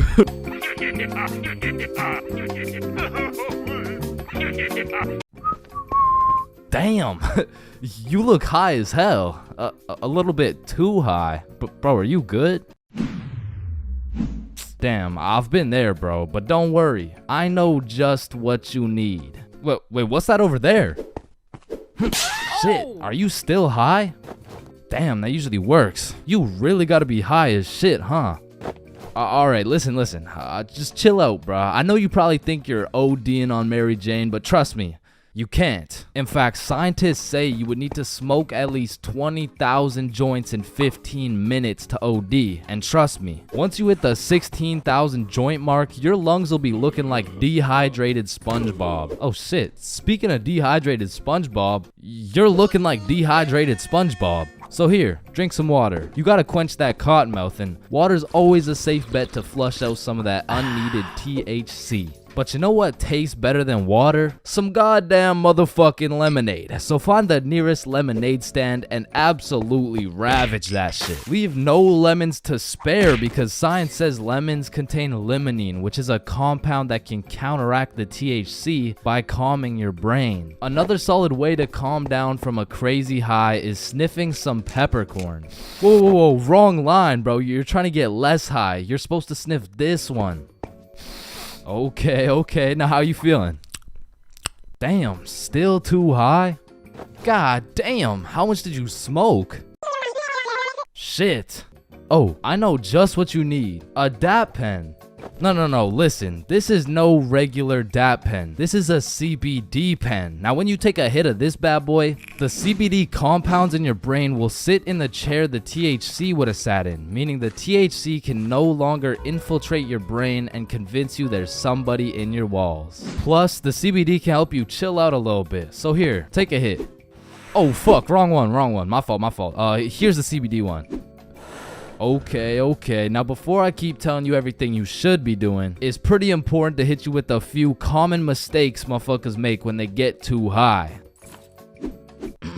Do not attempt any of the following. Call an ambulance. Call your mom. Smoke more. Eat oranges. Watch horror movies. Cook with oil. Start a fire. Going into a public setting where speaking is necessary. Spend your life savings on food. Operate heavy machinery. Convince yourself you're the only real human person on the planet and everyone else is really just an AI programmed to pretend like humans, and everyone you've ever known wasn't even really a human, including your mom, your brother, your homie, or driving. Don't drive. Now, generally, if you avoid all these dumbass ideas, you should be chilling. So now that we got that out of the way, the best way to ride out a high is to gather all the finest munchies in the game, which include but are not limited to ice cream, sweet heat Doritos, Cheetos, pizza, some Mickey D's, milkshakes, Reese's peanut butter cups, pizza rolls, chicken strips, any sort of fruit, and of course, Cinnamon Toast Crunch. And once you've prepared a meal fit for champions, you can then throw on some absolutely amazing top tier YouTube content. Or if you're really trying to get invested, a cartoon. Now, choosing a cartoon is gonna feel like one of the most important decisions of your life, so I'm gonna let you know right now, just choose anything, bro. Your high ass could sit and watch Cocomelon for hours, so just choose a safe bet, like the most goated show of all time. The Amazing World of Gumball. Now, once you've chosen your show, stop thinking so much and let the show do its thing. Because in just a few minutes, you're gonna be invested. And when I say invested, I mean you will invest your entire consciousness into the show. Like shit. You'll be in the show. You'll be out here posted up with Gumball and Darwin, and you can even chop it up with Gumball's fine ass mom. And before you know it, you're 25 episodes deep, and then you step back and realize everything's gonna be alright. My first time eating magic mushrooms. Now, this story takes place on a spooky Halloween night. And of course, when you're young, Halloween is about dressing up and getting candy from strangers. But as you get older, you grow to realize the true meaning of Halloween is to commit as many devious and malicious crimes in one night as humanly possible. Like when me and my homies first transformed from some young, innocent gentlemen into some unethical and deceitful delinquents, we planned out some criminal activities for our first teenager Halloween.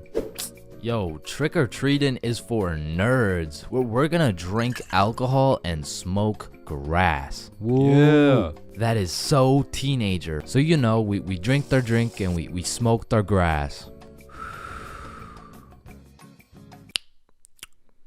Man, I sure could fuck up some Reese's Pieces right now. Not gonna lie, some Skittles would be fire. Alright, fuck it. So we threw on last year's Halloween drip and shamelessly went trick-or-treating baked as fuck. Trick or treat. Aren't you guys a little bit old to be trick-or-treating? No, but we got our candy and we went back to Billy's crib and the munchies took over. I mean, we fucked that shit up so fast that we changed costumes and we spun the block. Trick or treat. Oh, didn't you guys already come here? No, there's a snake in my boot. So all Halloween, me and the gang pretty much just ate chocolate. But by the time next year rolled around, okay, this Halloween is going to be the best Halloween yet. But how can we top last year? Yeah, we already smoked grass and ingested alcohol well underaged. Cause I got these. This dude Billy whips out a handful of shrooms, and honestly Billy didn't even need to convince us, cause me and Bob were trying to have the best Halloween ever. So we split it up and we all down a sizable amount of magic mushrooms for our first time. And let me tell you, there are many smooth ways to consume some magic mushrooms, one being the pizza technique, as well as the good old PB and Shrooms Sammy. However, we had smoked and we had drank before, but magic mushrooms were completely out of our expertise. So we just choked them shits down raw, and it was strange. It tasted like I just ate earth, if earth was dry as fuck and like chewy. But about 20 minutes after eating the shrooms, Billy has a genius idea. Okay, hear me out. We go trick-or-treating, collect some candy real quick, and come back. So when these mushrooms hit, we can be eating good. Okay. Wait, then we need some costumes. Okay, I do have 3 costumes, but like just don't ask any questions, okay? Why do you have no questions, bro? Now let's go get this bag of candy. So we're mobbing around the neighborhood in some gangster Teletubby suits. And we roll up to the first house like, trick or treat. Oh, you guys are so cute. And we were banging out house after house. But after about 4 houses, I started to notice my Teletubby mitts were looking a little suspicious. But I didn't have time to think about the psychedelics that were potentially invading my brain because I had bigger priorities. Go cop some Halloween candy. Trick or treat. Trick or treat. Trick or treat. But as we walked up to the 8th house, I was undeniably tripping balls. Cause as I looked up at Bob, I just started uncontrollably laughing my ass off. And Bob's shrooms must have kicked in too, because we were both just hysterically laughing at each other for no reason. But then the door opened and I saw this tall ass bald dude with an unconceivably large smile on his face. I mean, the shrooms made it look like his smile was just unproportionately big, and I just assumed it was a Halloween mask. Man, I love your Halloween costume. What costume? Oh, holy shit. We need to get home ASAP. So we're making our way back home, tripping balls in our Teletubby costumes, and I'm just seeing the stars falling out of the sky. Then out of nowhere, Billy yells, "What the fuck is that?" Shit, I'm probably just tripping, but it looks like zombies running towards us at full speed. Oh, yeah. I see it too. Oh shit, we gotta run. So me, Billy, and Bob start booking it back to Billy's house. And I am hauling ass because there is no way I'm getting packed up by some zombies right now. And when I look back, I don't see some zombie costume. No, I see some real ass zombies, like bones sticking out, eyeballs look like they haven't blinked in centuries, and that shit just made me run faster.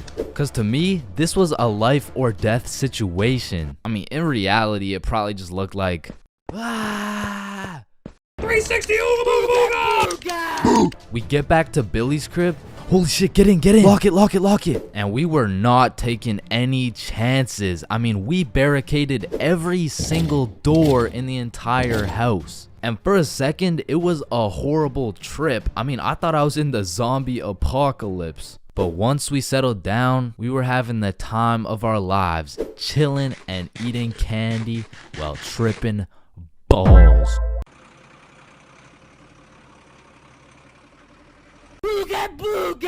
Getting zooted is a remarkable experience. However, the moment you step into a public setting, everything changes. I mean, being baked in public is the equivalent of trying to run track with clown shoes on. It's the equivalent of being an astronaut in the ocean. It's like bringing a sword to a gunfight. And trust me, I've been caught lacking baked beyond belief on several occasions. That is, until I learned the art of pretending you're not zooted. So the first order of business is covering up that dank smell. Cause shit, you and I both know if you get caught reeking of that sweet smell of Mary Jane, your cover's blown. So take some Axe, some cologne, some goddamn Febreze, and just douse yourself. And just when you think you put too much, spray some more, bro. And although all this Axe is gonna have you smelling like a frat boy, it is crucial that we avoid the following scenario at all costs. You get some of this. Nice. Yo, do you think you can still smell it? Nah, dude. I can't smell it at all. What about me? Shit, it's like we didn't even smoke. But truth be told, both of these motherfuckers smell like weed, bro. The next order of business is those goddamn bloodshot eyes. I'm not gonna lie. Those eyes of yours are a dead giveaway, bro. I mean, you look fucking obliterated. Like, go look in the mirror. What the hell? Yeah, we're gonna need some eye drops real quick. Just a few drops here. You know what I'm saying? Few drops here. Yup. Yeah, that's a lot better. But you know what? For a little safety measure, throw these hoes on. Damn. Now you're looking sober and fresh as fuck. But how are you feeling? Your mouth's a little dry, huh? Well, I got just the thing for you. You see this? Yeah, shit's called water. It's gonna help you with that cotton mouth, and it'll keep you hydrated. Yeah, that's some good old H2O. Nice. Yeah, now go take a look in the mirror. Yeah, you're looking good. But before you go outside, we gotta go over some of the basic principles of pretending you're not faded. Number 1 is no rambling. Talking too much can be a slippery slope, which will ultimately compromise the mission. Yo, Chains, what time is it? It's 107. 107? Wait. Bro, 107 isn't how did the first person make the clock even know what time it was? What is this dude talking about? Did they just randomly decide and, you know, just start running with it? Hold up. Chains is baked as hell. No. And principle number 2, don't talk too little. Although talking too much can sell the mission, so can talking too little. Hi there, what can I get for you? Sir, what do you want? Hello, welcome to McDonald's. What the fuck do you want, bitch? Yeah, we got a customer who's on fucking Mars. And last but of course not least is the golden rule for pretending you're not zooted. Just say you're tired, bro. It's undefeated. It works like a fucking charm. It hasn't failed you yet. Failed him yet. Chains, have you been smoking the devil's lettuce? Nah, I'm just tired. Oh, okay. Hey, were you just smoking in the bathroom?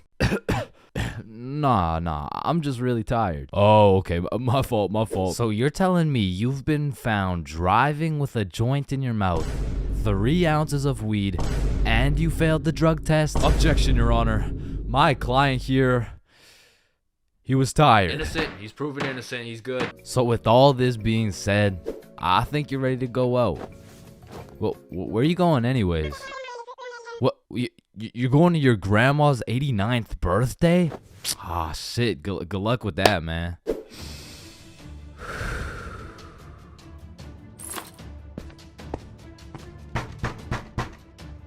Oh, grandson, it's so nice to see you. If you saw this video, you would know my mom has caught me lacking baked beyond belief before. And after that experience, I really changed my ways. I mean, I was grounded for over a year. So in that time, I decided to get my life together. I started working out, eating healthy, getting straight A's in school. Okay, that's cap, but straight B's in school. Okay, B's and C's, but that's besides the point. The point is, I got my ass beat for coming home zooted, and I never smoked again. Until I did. So, this incident takes place with the man, the myth, the legend, Bob. So me, Billy, and Bob are chilling at Bob's crib when Bob says the holy words. Are you guys trying to smoke? Yeah, bet. And keep in mind, the rest of my homies had been smoking regularly, but your boy was fresh out of the slammer. I mean, I was pretty much on probation at this point. And on top of that, I hadn't smoked for over a year, so my tolerance had gone to shit. So with all that being said, the smart decision was to simply not smoke. But shit, if you know me, I am not one for smart decisions.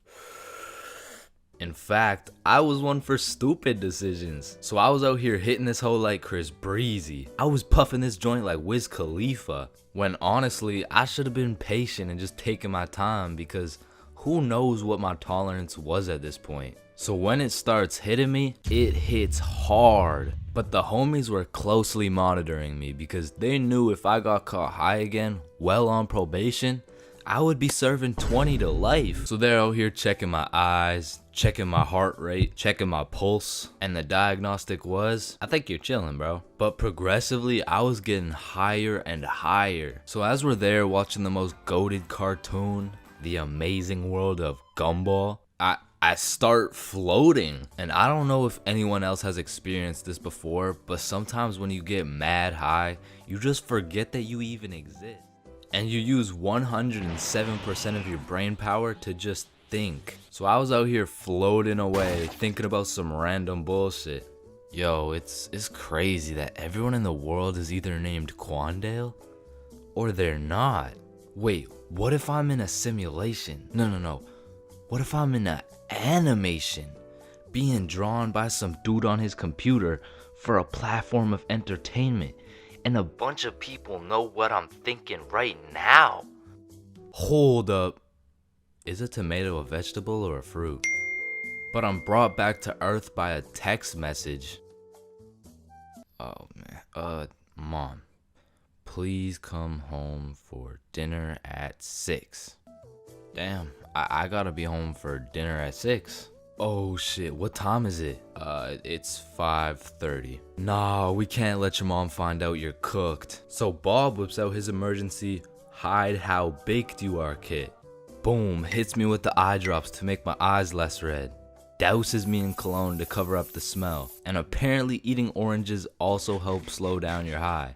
So I leave Bob's crib, and as I'm walking home, I'm brainstorming all the possible scenarios. Either I play this off like a smooth criminal and nobody ever finds out, or I could get caught and I could get sentenced to 30 years. So as I walk up to my front door, my entire future is dependent on how I play this shit off. I take a deep breath and I ring the doorbell. And my brother opens the door. The door was unlocked, dumbass. Fuck, I'm off to a bad start. So I walk into the kitchen, Casual as hell. Oh, Chains, how was your day? Oh, it was good. How was yours? Yeah, good shit. We're doing good. Oh, it was good. Thanks for asking. Wow, Mom. This mac and cheese looks succulent.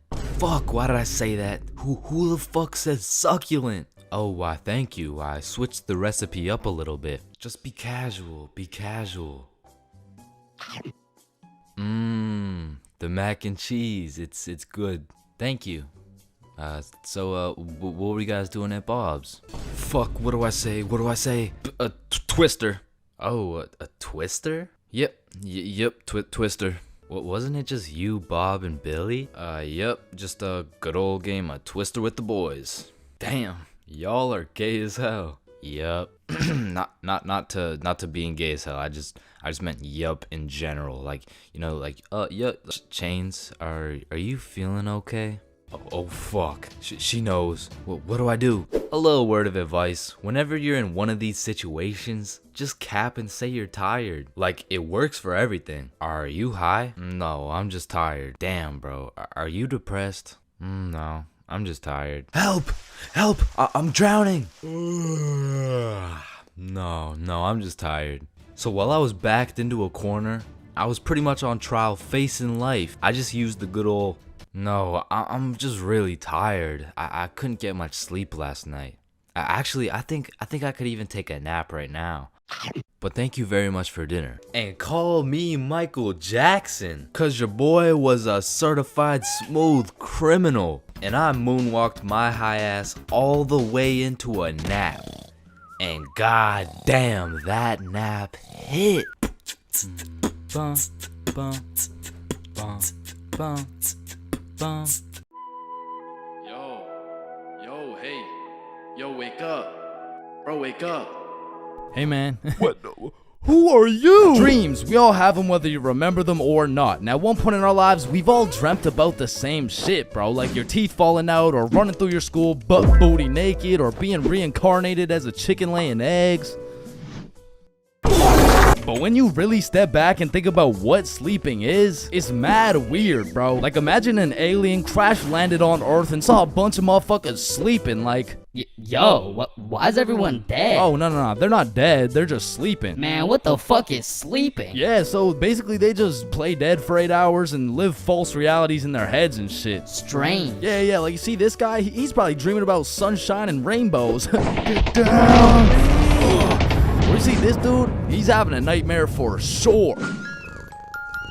Oh, and this dude? Yo, this dude's definitely fucking, bro. I'm a caterpillar. Damn, that's crazy. Now, we all know there's only 3 questions in life that have yet to be answered. What's the meaning of life? What's Obama's last name? And why do we dream? Dude, it's all your subconscious talking to you, man. You just gotta find the true meaning of each dream, dude. Bro, what the actual fuck could this possibly mean, bruh? You're autistic. Anyways, the craziest part about dreams is the fact you're the one telling the story and you're the one listening to that shit. My dumbass still falls for the plot twist every time, bruh. I'll never forget this one dream I had back in grade 6 where me and my 2 homies were walking. Don't know where, don't know why, but as we're walking, a dude in a big white van pulls up talking about, "Hey, if you kids come in my van, I'll give you some candy." Shit. I mean, I'd come in your mouth for the whole bag. So obviously, we hop in, and the driver looks absolutely cracked out, talking about, "Hey kids, eat this candy." And so we unwrap this piece of candy, and it's literally just a razor blade, bro. Like, he didn't even try and hide that shit. Nah, I think I'll have to pass on this one. Alright, okay, then eat this piece of candy. Nah, this is a perk 30. You got any Reese's cups? Yeah, nah, I got Reese's cups. Here. Sir, this is just a Glock covered in peanut butter. Alright, fine, take this. Shit, okay. So we eat this unsuspicious looking candy and instantly start tripping balls, bruh. Like, the van is deforming, we're seeing rainbows and shit, and worst of all, we see this big ass grin on the driver's face. And I don't remember exactly what he said, but he said some crazy shit like, "Get ready, I'm coming for them cheeks." Nah, it was more like "Looks like your private square just went public." Okay, no, that wasn't it either. It was Okay, it was something more like You boys ever had your buns stuffed like a meat mountain from Arby's? Yeah, I can't remember exactly what he said, but all I know is if we didn't act fast, we were getting our cheeks snatched up, bro. So Billy's like, yo, quick, call your dad. So I'm rushing to start calling my dad, and this is the most dream logic shit ever, because I don't even got a dad, bruh. And this is where my own brain hit me with the meanest plot twist I never saw coming. Because as I'm calling my dad, the driver's phone starts ringing, bruh. Bomba Club. Now, I don't remember the rest, but the fact my own brain hit me with some Star Wars Darth Vader type plot twist, god damn, bro, that shit was a movie. But still, I probably got my shit touched, so I'm gonna have to leave this as a B tier dream, bro. B tier? What the fuck could possibly be worse than a crackhead tickling your pickle, bro? Now, those motherfuckers could be their own torture method, bro. These are dreams that just have you stuck in an infinite time loop doing the same shit over and over and over and over in C tier, bro. Now, lucid dreams. Lucid dreams are deadass just playing life on creative mode, bro. Cause in my long life, I've only had 3 lucid dreams, and every single one of them was lit as fuck, bruh. Now the problem is I can only start lucid dreaming when my original dream is just a little too strange. Like, hey, you're cute. Can I get your number? What? You want my number? Yeah. Yo, I must be lucid dreaming. Ow, what the fuck? Shit, it's so real, bro. I can do anything. I can probably fucking fly. Alright, Chains, this is not a dream. You're under arrest for battery and assault. But for real, my first lucid dream started when I was posted up in a basement with Michael Jackson. Yo, aren't you supposed to be, like, dead and shit? Oh shit, I must be dreaming. And so to test the waters, I start spawning in random shit on the spot, and this is the moment I realized the possibilities were endless, bruh. I could do whatever I wanted, and so I spawned in a honey pack, and I spawned in Lola Bunny, and I S tier. Lucid dreams are S tier, bruh. Wet dreams are too. Now, we got a few popular reoccurring dreams on our hands, like running through your school butt booty naked. Now, back in the day, this dream used to have me scared shitless, bro. I was like, oh shit, where's my pants? Yo, what's my crush gonna think?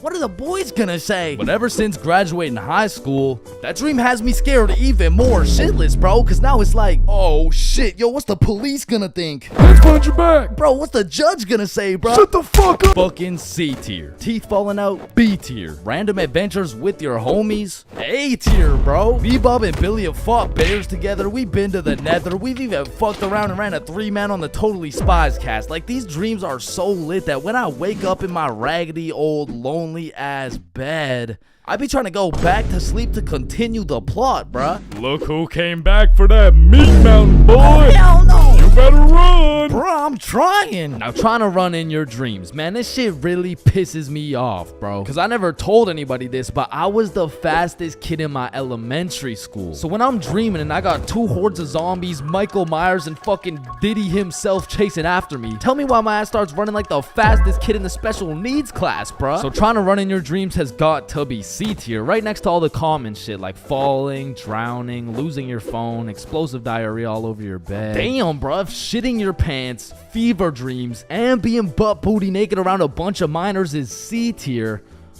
What the hell is D tier, bro? Sleep paralysis. This might be the scariest thing that can possibly exist, bruh. You're telling me at 4 a.m. I could open my eyes, unable to move, while struggling to breathe, and start seeing demon shadow figures while hearing screams in the distance, bruh. Fucking Z tier, bro. What the fuck? Now, I'm grateful I never had to experience that shit, because the fact that while you're paralyzed, you'll start to see the scariest thing your brain could possibly imagine is beyond me, bro. Knowing me, I'd be there enjoying my beauty sleep, dreaming of me and the boys playing fucking Mario Kart or some shit, and I would open my eyes stunned, unable to move, when slowly a devious creature begins revealing itself out of the closet, casting a shadow over top of me until I can see exactly what it is. Looks like someone ordered a meat mountain.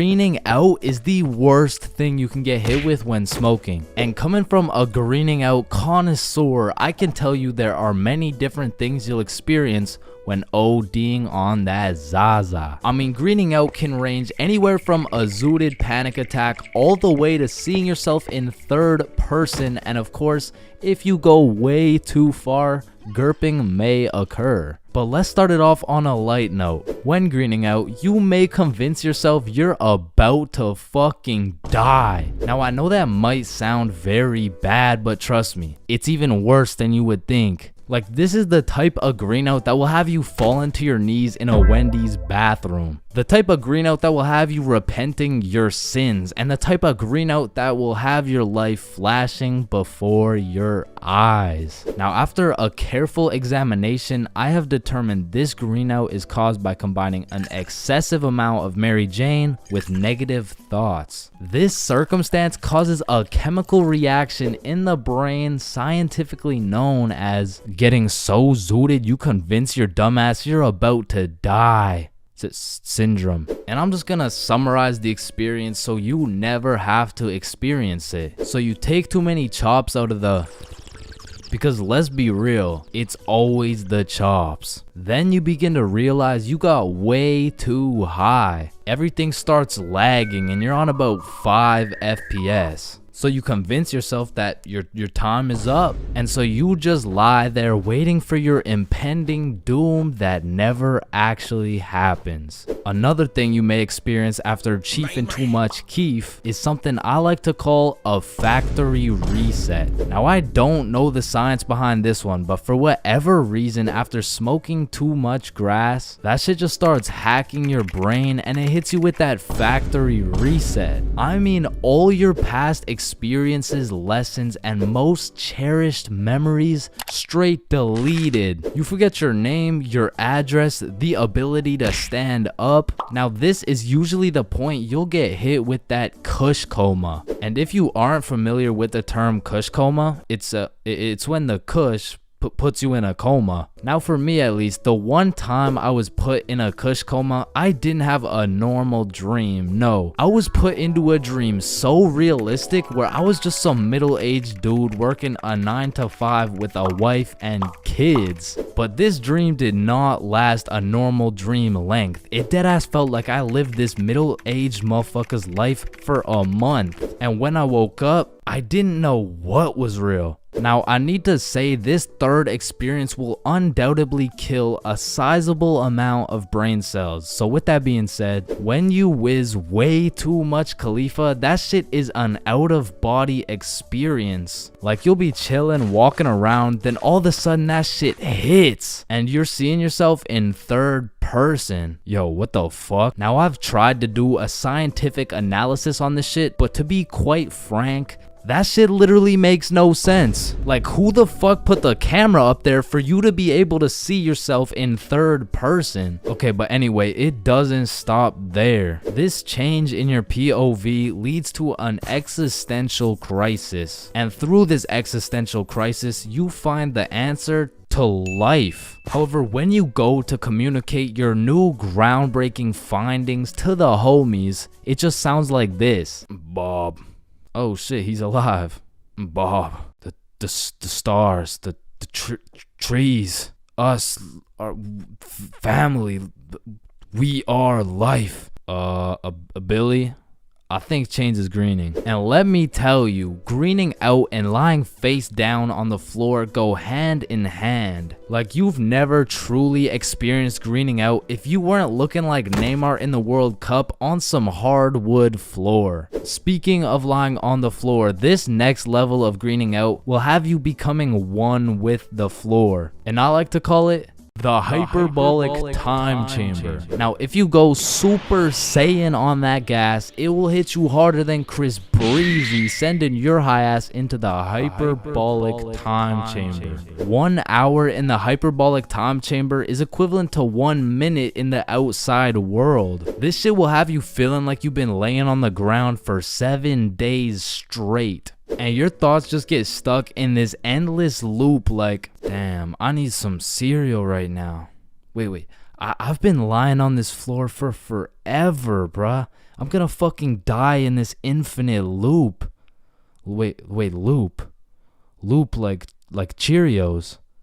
Damn, I need some cereal right now. It's essentially like a fever dream in real life, but even longer. Okay, but for this last level of greening out, I need to say, please do not get this zooted. Because if you do, you will probably notice a sizable drop in your IQ, and you may even get fuck. So with that being said, if you do more chops than Bruce Lee, you will experience a pain I would not wish on my worst enemy. A pain worse than stubbing your toe, worse than hitting your funny bone, and even worse than finding out your girl has your homie's Wi-Fi password. And this is the pain I call ODing on the devil's lettuce. Now, ODing on the devil's lettuce is pretty much all of the above combined into one horrible, agonizing pain. Not only do you think you're gonna die, but you forget your name, eat shit on hardwood floor, see in third person, and on top of all of that, time is in slow motion. And with all this going on, you're pretty much on 1 HP and your body is fighting to survive. And this is the point where you start throwing up and you are stuck in this infinite loop of death for what seems like an eternity. So don't green out, it's bad.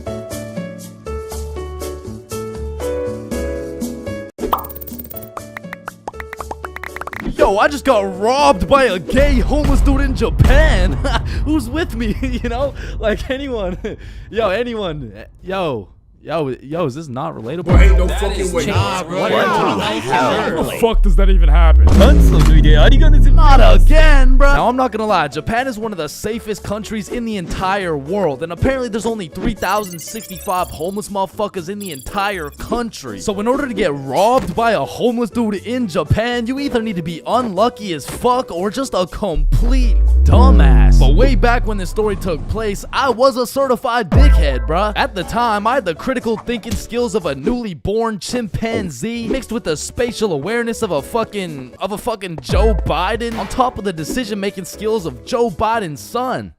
So with that being said, this story takes place way back a few weeks ago when me, Bob, and Billy hopped on a flight to Tokyo. And as soon as we arrived in the city, we started absorbing all that food, bro. Sushi, ramen, fucking cow testicles, you name it, we ate it. And after an entire week of decimating every last crumb of food in Tokyo, we thought, well, that was fun. I guess it's time to go home. Yeah, I guess so. And as we're ready to pack it up, we overhear a few people talking. Oh, hey, konnichiwa. we come from the United States of America. How do we go to Osaka? Yeah, man, Osaka has some of the best food in Japan. Just take this train right here and you're there. Wow, you're English. Very good. I'm from Washington, dipshit. Oh, I see. Washington dipshit. Is that Chinese or? Holy shit, did you hear that? Yeah, no, that guy's fucking clueless. No, I'm talking about Osaka. Apparently the food's even better over there. Oh shit, yeah, but don't you think we had enough food already? I mean, shit, we are in Japan. Fuck it, bro, let's go. So we hopped on the train and got off in Osaka. And like the certified fat asses me and the boys are, we were looking around for some food. And the moment we seen all you can eat Wagyu beef for just 30 bones, we all knew what had to happen. We walked in that bitch and wasted no time. We were running through that meat like Tiana Trump in her prime. Cause sometimes we were burning the meat, sometimes we were taking it raw, but at the end of the day, the meat filled us up and made us happy. So we thanked the owner, left the shop, and headed back to our hotel. And man, I was full as hell. For like an hour, and then I was like, yo, who's trying to get some more food? The fuck? Bro, we just ate a whole goddamn cow. Yeah, we did. Like, we probably just canceled out the life work of 5 vegans in one sitting. Type shit. And it's already like 8 p.m, bro. It's dark as hell. Well, I'm gonna go out anyways. You know why? Why? Cause we in Japan. Man, get your fat ass out this goddamn hotel. So I got my fat ass out the goddamn hotel and started walking around. And all I took with me was my phone, the key to the hotel, about $100 worth of yen, and a smile on my face, knowing I had never in my life been robbed by a gay homeless dude in Japan. But little did I know, all that was about to change on this wild ass Friday night. Now, if there's one thing I learned about Japan, it's that everyone there is very kind, extremely polite, and a raging alcoholic. I'm talking they clock out of work at 6 p.m. and they clock into the bar at 6:02, and they don't leave until... I mean, shit, they don't leave until it's time to go back to work, bruh. Because the Japanese people work hard, but their liver works harder. But regardless, I'm casually walking through the city when I hear someone yell from across the street. Yo. So naturally, I'm like, yo. And they're like, come here. And I'm like, shit, okay. So I walk across the street and see 3 individuals posted outside this little bar shop thing like, yo, I'm Yuto. This Emi. This is twin sister Shigo. Hey, it's my first day working here. Come inside, come inside. Shit, I don't know. I'm just trying to get some food somewhere tonight in Osaka. I don't know if it's like... You want Osaka fucking night food? Yeah, I mean, I guess I want Osaka fucking night food. Read the sign. Osaka fucking night food. Oh, okay, yeah, fair enough. Shit, I mean... You know what? Come get shots. I pay. Shit, we in Japan. So they take me inside and everyone there is just happy as fuck. They got Rihanna playing on the speakers, dudes bringing out shots, and the chef was turning up so hard, dude started twerking, and damn, that boy was cooking. Bro, what? Shit, I mean, like, he was cooking with the food, like, man, fuck. But the vibes were just so good and inviting that I felt like I just got welcomed into this Japanese family. And so we all cheers and take the shots. And now I'm drinking, and I'm drinking with only one goal in mind, and that's to keep up with my newly found Japanese family. And so to prepare my stomach, I get me some Osaka fucking night food, and it was scrumptious. But as I'm slurping up this kebab, I see Emmy come back with 3 more shots, and she's like, you want one? Shit. We in Japan. So we take the shots, and I'm talking to Emmy, and one way or another, we start talking about our alcohol tolerance. Yeah, I'm not gonna lie, it takes a lot for me to get drunk. Not as much as me. Whoa, is that a bet? Yeah, it is. Bitch. So we're drinking everything in sight. Vodka, soju, sake, tequila. It's a competition. Now, I made the bet in the first place because I'm twice her size. But one thing I forgot to account for was the fact her entire lineage had been training generations for this very moment. So she's taking these shots to the face like... well, shit, like Tiana Trump in her prime, and I'm going shot for shot with her. And after taking about 8 shots, I was feeling it, bruh. Yo, let's go play darts. I mean, I never really played darts in my life, but shit. We in Japan. So we pull up to a darts bar, just me, Emmy, and Yuto. And I had never played darts a day in my life. But you ever just try some shit and you're just inherently good at it? Yeah, right? Yeah, that shit was not me, bro. I was dog shit. I was out there looking like I was drunk as hell. I was drunk as hell, because in order to play, each person had to buy a soju. So now I'm about 12 shots deep, throwing darts, trying to hit a circle the size of a pea, while this little Japanese girl's pushing me and shit. Because to her, this was a game. To me, this was survival. Because every time you lose, you gotta take a shot. And if I keep taking shots like this, these shots about to start taking me, bruh. And sure as hell, I lost the first game. I took my shot, and Emmy's like, how drunk are you right now? And I can't let her know I'm losing this bet. So I'm in that bitch like, drunk? Nah. Shit, where I'm from, we brush our teeth with a bottle of Jack. Ah, okay, then loser takes 2 shots. Yeah, let's do it. So one thing leads to another. Now I'm 16 shots deep, and Emmy's like, I'm gonna go to the washroom. I'll be right back. And then Yuto's like, yo, Chains, we must talk. Oh shit, yeah, what's up? Now Yuto had a strong accent and very limited English, so it really went some like, Emmy, bomburu. Huh? Emmy, have bomburu. Yo, Yuto, no, I don't speak Japanese, dog. No, Emmy, use bomburu. Swipe left, swipe right. Bumble. Oh shit, Emmy uses Bumble. Okay. Yes, and she texts the Bumble guy. Come here. Oh hell nah, bruh. I'ma have to abort mission. Me too. You too? Hi, Emmy to you, daddy. Fuck, Emmy. Oh shit, facts, let's dip. So we sneak away to the elevator and we're spamming the up button trying to leave, and this shit is just not coming, bruh. So we both peek around the corner to see if she's coming, and she notices us. Oh shit, guys, we're leaving? Yeah, we are leaving. Fuck. So we all get in the elevator and Yuto whispers in my ear like, when the elevator open, we run. And I'm drunk as shit, but I was the fastest kid in my elementary school, so as soon as the doors open, we hauled ass, bro. And I just kept running till Yuto was like, stop, we go to bar. And I'm just having a great time existing at this point, so I walk into this bar all drunk like, where the hoes at? Oh shit. Oh shit. where the bros at? Yuto took me to a gay bar, bruh. Now, of course, there's nothing wrong with the gay bar, but it was the fact that after drinking 16 shots, I just sprinted full speed away from a cute Japanese girl to run straight into a room filled with a bunch of sweaty gay dudes. And these motherfuckers were looking at me like I'm some fresh meat or some shit. And it really just had me questioning my entire life. I was in that bitch confused, frustrated, drunk as hell, ready to crash out. I was gonna leave that bar looking like I would like a fruit explosion. No, Sebastian, what the wrong video? What the fuck? Oh, Hey, is that Diddy? So you're trying to see a fruit explosion, huh? No. So I left the gay bar, called up Emmy, we link back up, and the first thing she says to me is, "Fuck you." Fuck me? What? Nah, fuck you. Why'd you run from me? Bruh, you were inviting bumble dudes and shit. What? No, what are you even talking about? I mean, Yuto said, like, you know what? Don't even worry about it. Okay. Well, let's go to the club. And I'm like, shit, we in Japan. So we're at the club doing club shit, and after an hour or so, she's like, let's take some shots. And I'm like, shit, we in Japan. I am blackout drunk, bro. I don't even know how many shots deep I am at this point, but all I know is I'm so drunk, I gained the ability to fucking teleport. So I'm in the club, and as soon as I blink, I'm in a bar. Then I'm in a club, back to a bar, to a new club, McDonald's, bar, karaoke club, bar, love hotel. Love hotel? Man, what? Man, what the fuck? You said you wanted to sleep. Damn.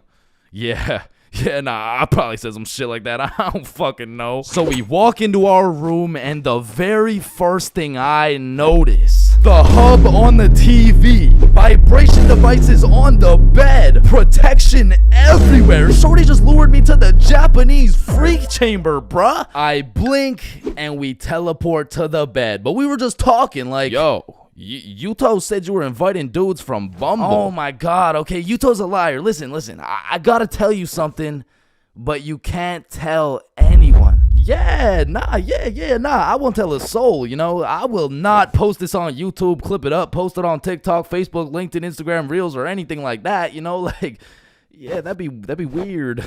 Okay. So Yuto's homeless. Wait, what? Yeah, like, he just goes to the gay bar and then goes back to a dude's house and sleeps there. Damn. Oh, man, I didn't even know. And then he steals their money. Wait, he what? Yeah, he just steals their money.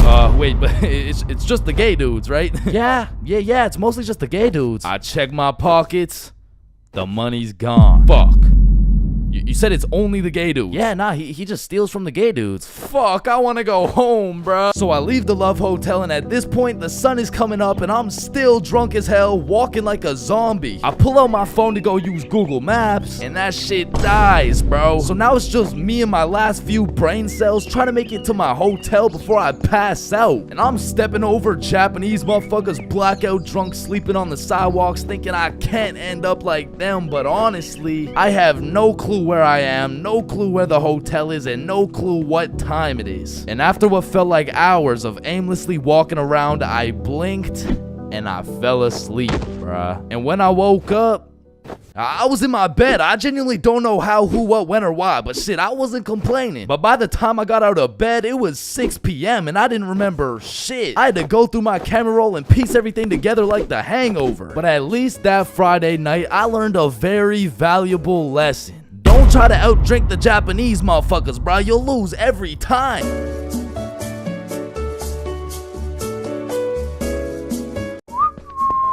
Aw, can I pet your dog? Yeah, for sure. Aw, what's your name, little guy? His name's Ben. Ben.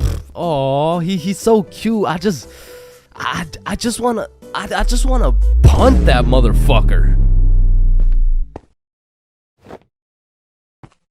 Man, these intrusive thoughts I be having make me wonder whether I belong in maximum security prison or not. Like, I don't even mean to, but the thoughts that pop into my head are so menacing that I can't even say this shit on YouTube, or this video will get taken down. Then I'll be canceled. Then my whole channel will get deleted. Then I'll be thrown into a psych ward, and then I'll be put on the fucking death penalty. Like, these thoughts that pop into my head are so alarming that they make me want to beat my own ass, bro. Hey, man, Why'd you just sock yourself in the face? Oh, well, you see, I was about to push that unsuspecting toddler into the deep end for no apparent reason, so... Yo, this guy's about to assault a minor. Hey, you can't do that. Cool, but it's not like every single intrusive thought I have is bad enough to get me convicted. Like, whenever I'm walking across a bridge, I have to use every cell in my body to fight the urge of just tossing my phone into the water. Like, there is literally no benefit from doing that shit, but there's just something inside of me that would feel so much satisfaction with just seeing my phone dissipate into the water. You know, maybe you get that urge because it would just be satisfying to do some shit that's out of the box, some shit that nobody else would do, just to break the simulation a little bit. Cause I could be having the best day of my life. I could wake up, get the meanest pump in, hop in the shower, eat the most fire breakfast, and draw the most pristine stickmen I've ever drawn. But as I'm casually walking beside a bunch of cars that are going 65 miles an hour,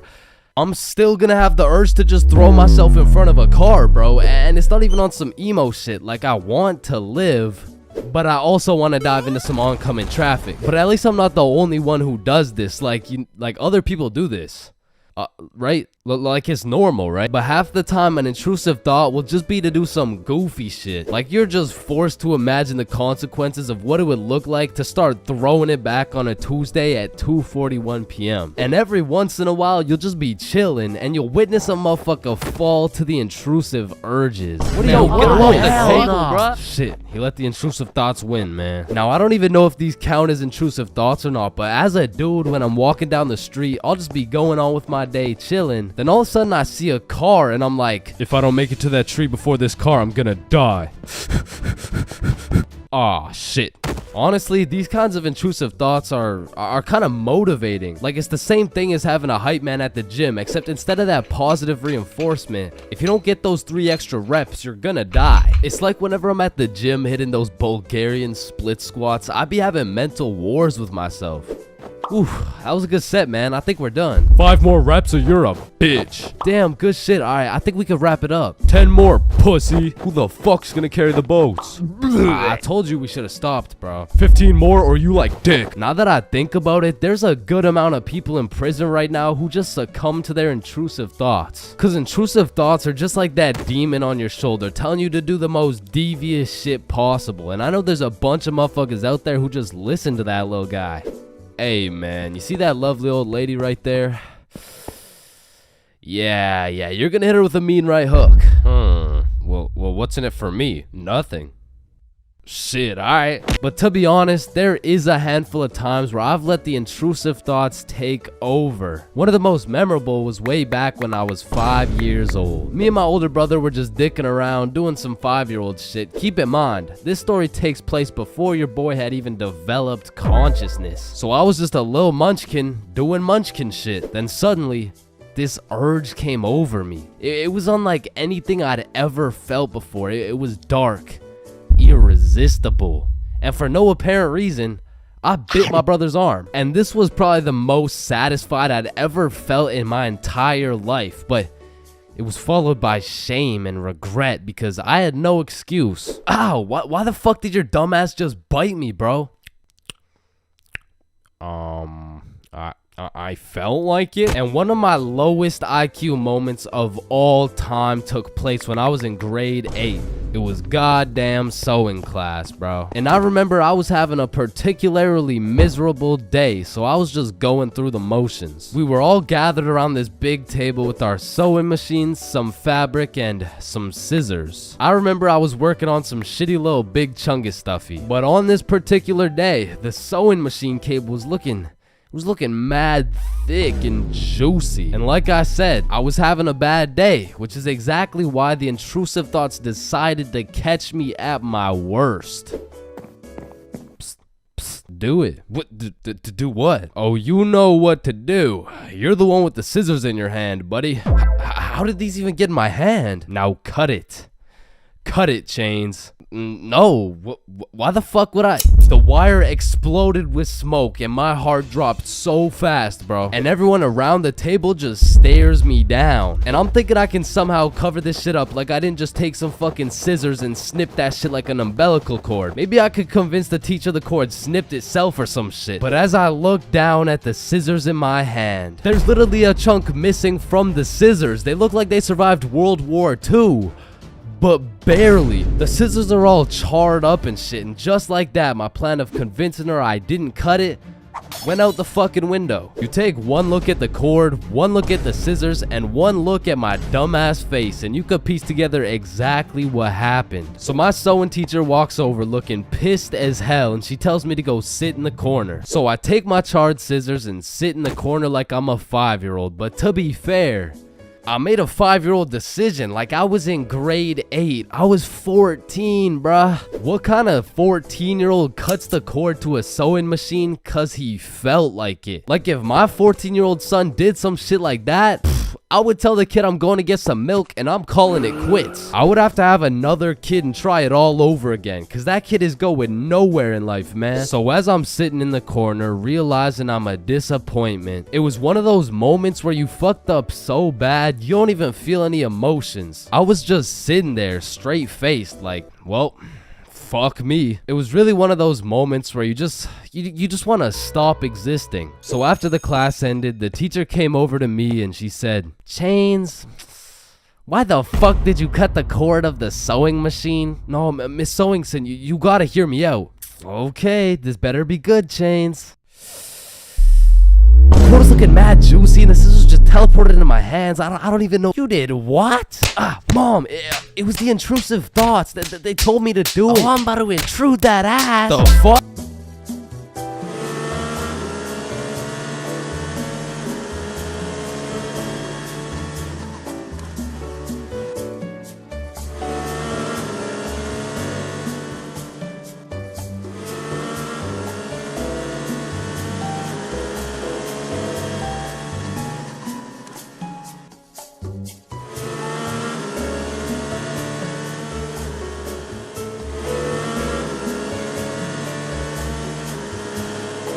Man, family functions have the weirdest dynamic, bro. Like, how have you known these people your entire life, but have still never gone past the surface level conversation? I mean, let me know if it's just my family, but every function is the same. The whole gang links up, and everyone just asks the most generic small talk questions to each other. Hey, how's that new place you bought? Oh yeah, you know, it's good. And how's the kids doing? Oh, you know, they're good. Oh, and how's the wife? Man, fuck your wife. I don't want to hear any of these NPC conversations, bro. And let me know if I'm getting too specific here, but what about that one uncle who goes by the name of either Bob, Jerry, or Dave? And this dude will just always be saying the most out-of-pocket things imaginable. Oh, how's your daughter Jane doing? Oh, Jane's always been hot, eh? Bob, she's 15. This uncle be at the family function thinking it's Coachella or something. Bob, another beer's a little bit excessive, don't you think? Yeah, football! I'm the youngest person in my whole family, which for whatever unspoken reason, it just means everyone has the go-ahead to flame the living shit out of me. Hey, Chains, still no girlfriend, huh? I guess you're not too good with the ladies there. But I make one joke back and I'm the bad guy. You don't seem too good with the ladies yourself, seeing as your wife just divorced you and she took the kids with her. Am I right? Not only do they feel free to roast your whole existence simply because you were born last, they unanimously decide you will be everyone's personal butler. Hey bud, go get another beer for me. Alright, yeah, for sure. Thanks. Now you better get started on mowing that lawn. Grass isn't gonna cut itself, am I right? Oh my god, bro. And coming into these family functions, you would think your mom is your closest ally. But as soon as she gets the chance, she will expose your biggest secret for a little bit of parent clout. You guys will never guess what I found under Chain's bed yesterday. Oh my god, what is it? Yeah, tell us. What? No way. Sometimes when my family tries to make small talk with me, they just miss the boat completely. So, buddy, how's those swimming lessons going for you? The swimming lessons I took when I was 5? Yeah, right, those ones. They're good. I finished them a little while ago. Oh, is that right?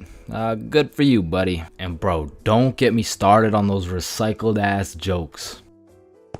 Well, looks like you got your workout for the day. Oh, looks like you've gotten so tall. What are you feeding this kid, am I right?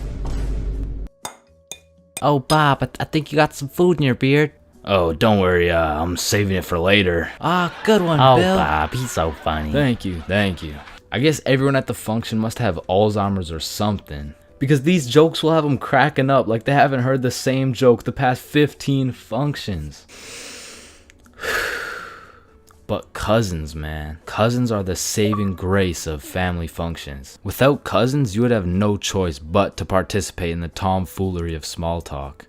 I'd be walking in the function just praying to see that one cousin. And bro, I have a family function survival tip for you. You always have to stay within arm's reach of either your siblings or your cousins. Because whenever some bullshit goes down, you just give each other the look and flee the scene. And because when you get caught lacking on your own at the function, you get jumped. Metaphorically speaking, of course. Man, I don't know about y'all, but for me, having an older brother is like, oh, chin check. Damn, bro, L Chin, am I right? Nah, I got you a gift though. Damn, for real? Yeah, open them up. Oh, these are tough. Let me try them on. Yup, you know what these are good for, bro? Yeah, what is it? I'm not gonna lie, bro, I still love having a big brother. Like, yeah, you get your ass beat bi-weekly. Yeah, these motherfuckers will steal your food, and they be frying your shit for no reason whatsoever. Chains for real, not as Chipotle for real. Because he's wrapped like a burrito. But let's think about it, bro. What is the alternative? A big sister, bro? Hell nah. These motherfuckers will force you to do your makeup and shit. Alright, yeah, pull the plug. But it looks good. Pull that shit. Like, pull the plug. So I don't think we can do that. Pull the Damn, plug. are you Pull serious, the bro? man. Pull the fucking plug. Like, having a brother's an interesting situation, because I would trust this motherfucker with my life, no questions asked. But I'm not trusting him with my Chipotle for a second, bro. Like, I was born with my very own #1 hater and my #1 supporter who just happens to have the same mom as me, bro. But listen, nowadays, I'm a grown-ass man. My brother, a grown-ass man. Now that we're both grown, we get along like PB and J. Yo, that's what I was about to say, bro. For real, though, we get along like chicken and waffles. Okay. Yes, sir, bro. We get along like salt and vit. Nah, I don't get it, bro. I don't know what you're trying to say. Nah, I mean, what I'm trying to say is if I'm eating, worried, if he gets into a fight, we get into a fight, if someone reads my search history, we searched up Lola Bunny furry buns, looped up, shaking it wild style, Nah, hell nah. What are you doing, bro? We didn't do that? Fuck no. Okay, yep, no, that's fine. But a lot of shit has changed throughout the years, man. Back in the day, me and my brother were ops, bro, because this motherfucker's sole reason for living and breathing was to rage bait my ass. And I was like 5 years old, still figuring out who's milking the chocolate cows and shit. And big bros hit me with shit like, yo, what's 9 plus 10? It's 19. Get a load of this dipshit. Bro, it's literally 19. Man, what the fuck? Okay, why are you so mad, bro? Bro, you literally tired. Relax, bro. Just sit down, take a deep breath. Who's a good boy? Yeah, man, now, me and my homies used to wrestle all the time, and my record was decent. We're talking like 50-10, and at the time, my signature go-to finisher move was the guillotine choke. It had seriously never let me down once until I tried that shit with Big Bro, and I started guillotining my ass beat, dog. My brother's 3 years older than me, so that shit was like a boss battle that you just don't have enough XP for, bruh. Like, when I would pull up on him, I hear boss battle music, my health bar pops up, and I start unloading the clip on this motherfucker, but he's done beat my ass so many times. He's got my moveset memorized and shit, bro. Like, this motherfucker's the Picasso of beating my ass specifically. Like, every time, I was getting folded like an omelet, folded like origami. I was getting folded like I was playing poker, the way he just dealt me these hands, bro. And maybe you're thinking, Big Bro got the strong genes, so I got the smart genes type shit. Nope, not. This motherfucker took those genes too, bro, and he put them to use. Because he used to manipulate the shit out of me, bro. Like, I remember one Halloween a long time ago when I was like 4. My mom came up to us with 2 costumes, right? One was Spider-Man with the fake muscles and everything, and the other was Shrek. It was Shrek. Yo, I call Spider-Man. No, but I want Spider-Man. Actually, you know what? I want Shrek, man. Shrek is cool as hell. Like, what'd he say? What are you doing in my swamp? Wait, no, I want Shrek. Oh, you think he's supposed to be like Mike Wazowski or some shit? I don't even know. What are you doing in my swamp? And this can't just be me, bro. But when we were younger, my brother would teach me some lingo or advanced intellectual informational shit. And I would go around school just spewing out words I don't even understand, bro. Damn, what y'all got for lunch? Shit, it's just a little PB&J. That's savage. Yeah, yeet. Yeah, man, I guess. I mean, my mom made Okay, it. Bob, I see some pizza. YOLO. What about Bevs? Bevs, what are we saying? I got some apple juice. Okay. Yeah, man, I love apple juice. I don't. Bro, what? Who doesn't love apple juice? Yeah, well, it's because my brother says that Juice has a secret society where all the juices, I'm talking apple, orange, fucking pineapple, get together and they control the bank. Shit! Now, me and my brother would go at it, bro. It was a seemingly never-ending rivalry between us of me getting my ass beat, him beating my ass. Okay, maybe it wasn't a rivalry. Shit, I think I was getting bullied. But one day when I was 7 years old, everything changed for both me and my brother when we got a stepsister, bro, because she was annoying as fuck. Her name was Alicia, and she was spoiled, bro. Every time she didn't have her way, she would just call up her pops, and it was raps for me and bro. Alicia was getting the princess treatment, and we were getting the fucking peasant treatment, dog. Like, let me tell you a story from my childhood, bro. I was 7 years old, and me and Alicia shared a small room, and it was split right down the middle. The left side was blue, Spider-Man bed, teddy bear, boy shit, right? And the right side was pink, Disney princess posters, Barbie dolls, all the girl shit. And one night, I was in dreamland, counting sheep, having a wonderful time, and when I woke up, I realized I done pissed the bed, bro. Grown-ass man at the big age of 6 pissing in the sheets. Hell nah. I was like, shit, man, I gotta get my act together, bro. So throughout that day, I drank a little bit less water, hopped into my cozy Spider-Man bed sheets, and went to sleep. And when I woke up, I done pissed the bed again, bruh. Fuck, man. 2 in a row? I gotta lock in, man. So that day, drank no fucking water. I was parched as hell, but I jumped into bed to finally have a nice, peaceful, dry sleep. And when I woke up, fucking soaked, dog. I went 3 for 3, bro. I was like the LeBron James of waterlogging the mattress. Alright, bro, this shit's just getting ridiculous. So I go 2 days straight, no water. I'm fully dehydrated. There's not an ounce of water in my body. I finally go to sleep, but this time I wake up to rustling, movement, my bed kind of shaking. I fully open my eyes. Alicia just pissed on my bed, bro. Yo, what the fuck? Oh, hey, Chains. They will never believe you. Bro, I hop off the DIY water mattress, run over to my mom's room, and you gotta think about how guilty and schizophrenic I sounded, bro. Mom, Alicia's pissing on my bed. Chains, it's possible you wet your own bed while you were sleeping. No, come here. Look, she's probably doing it right now. Chains. Alicia's dead asleep. No, but every single day I wake up and there's just piss all over the Spidey blankets. Alright, Chains, what's next? Alicia's just gonna shit your pants too, bro? And to this day, nobody believed me except my motherfucking brother, bro, because he's a G. And when he realized how annoying a little sibling can actually be, he was like, shit, I low-key fuck with you, little bro. Hey, I fuck with you too, twin. So we started playing some Mario Kart together. He taught me how to play basketball. He introduced me to Minecraft. He even taught me how to make a YouTube channel. And as we got older, big bro got a car. And that shit felt like when Greg and Roderick finally started fucking with each other, bro. We were running around, hitting late-night Severons, eating straight Roderick-ass meals. We were in that bitch like, brain freeze. And ever since that day, my big brother's been like my second half, bro. My twin in him. Truly, I can say my big brother's my vinegar, bro. It was salt and vinegar. It was on the tip of my tongue, bro. How did I not get that?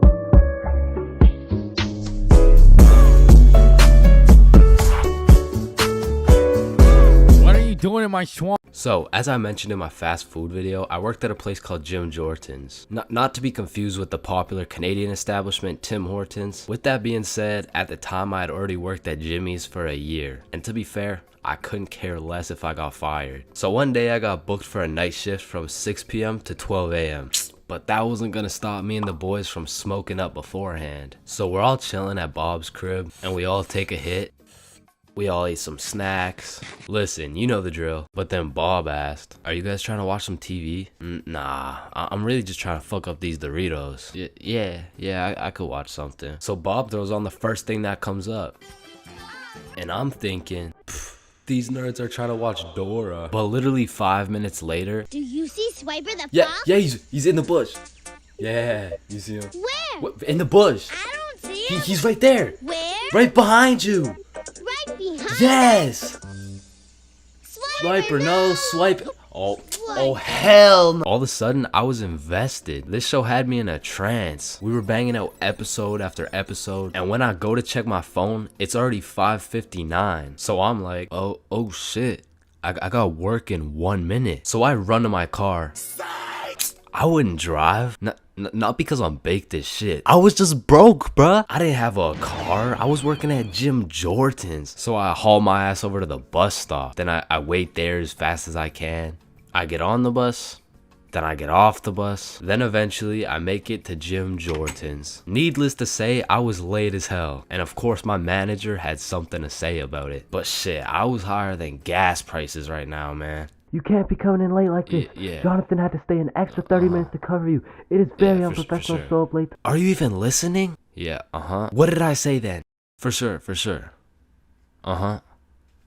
Yeah. She definitely knew I was high as hell. But she couldn't fire me. Cause honestly, nobody else wanted to work there. So I throw on the gym drip, hop on the drive-through window, and I'm the type of dude whose brain just disintegrates when I'm high. So I was just chilling, doing my thing. But all of a sudden, some guy comes through the drive-through and tries to kill my vibe.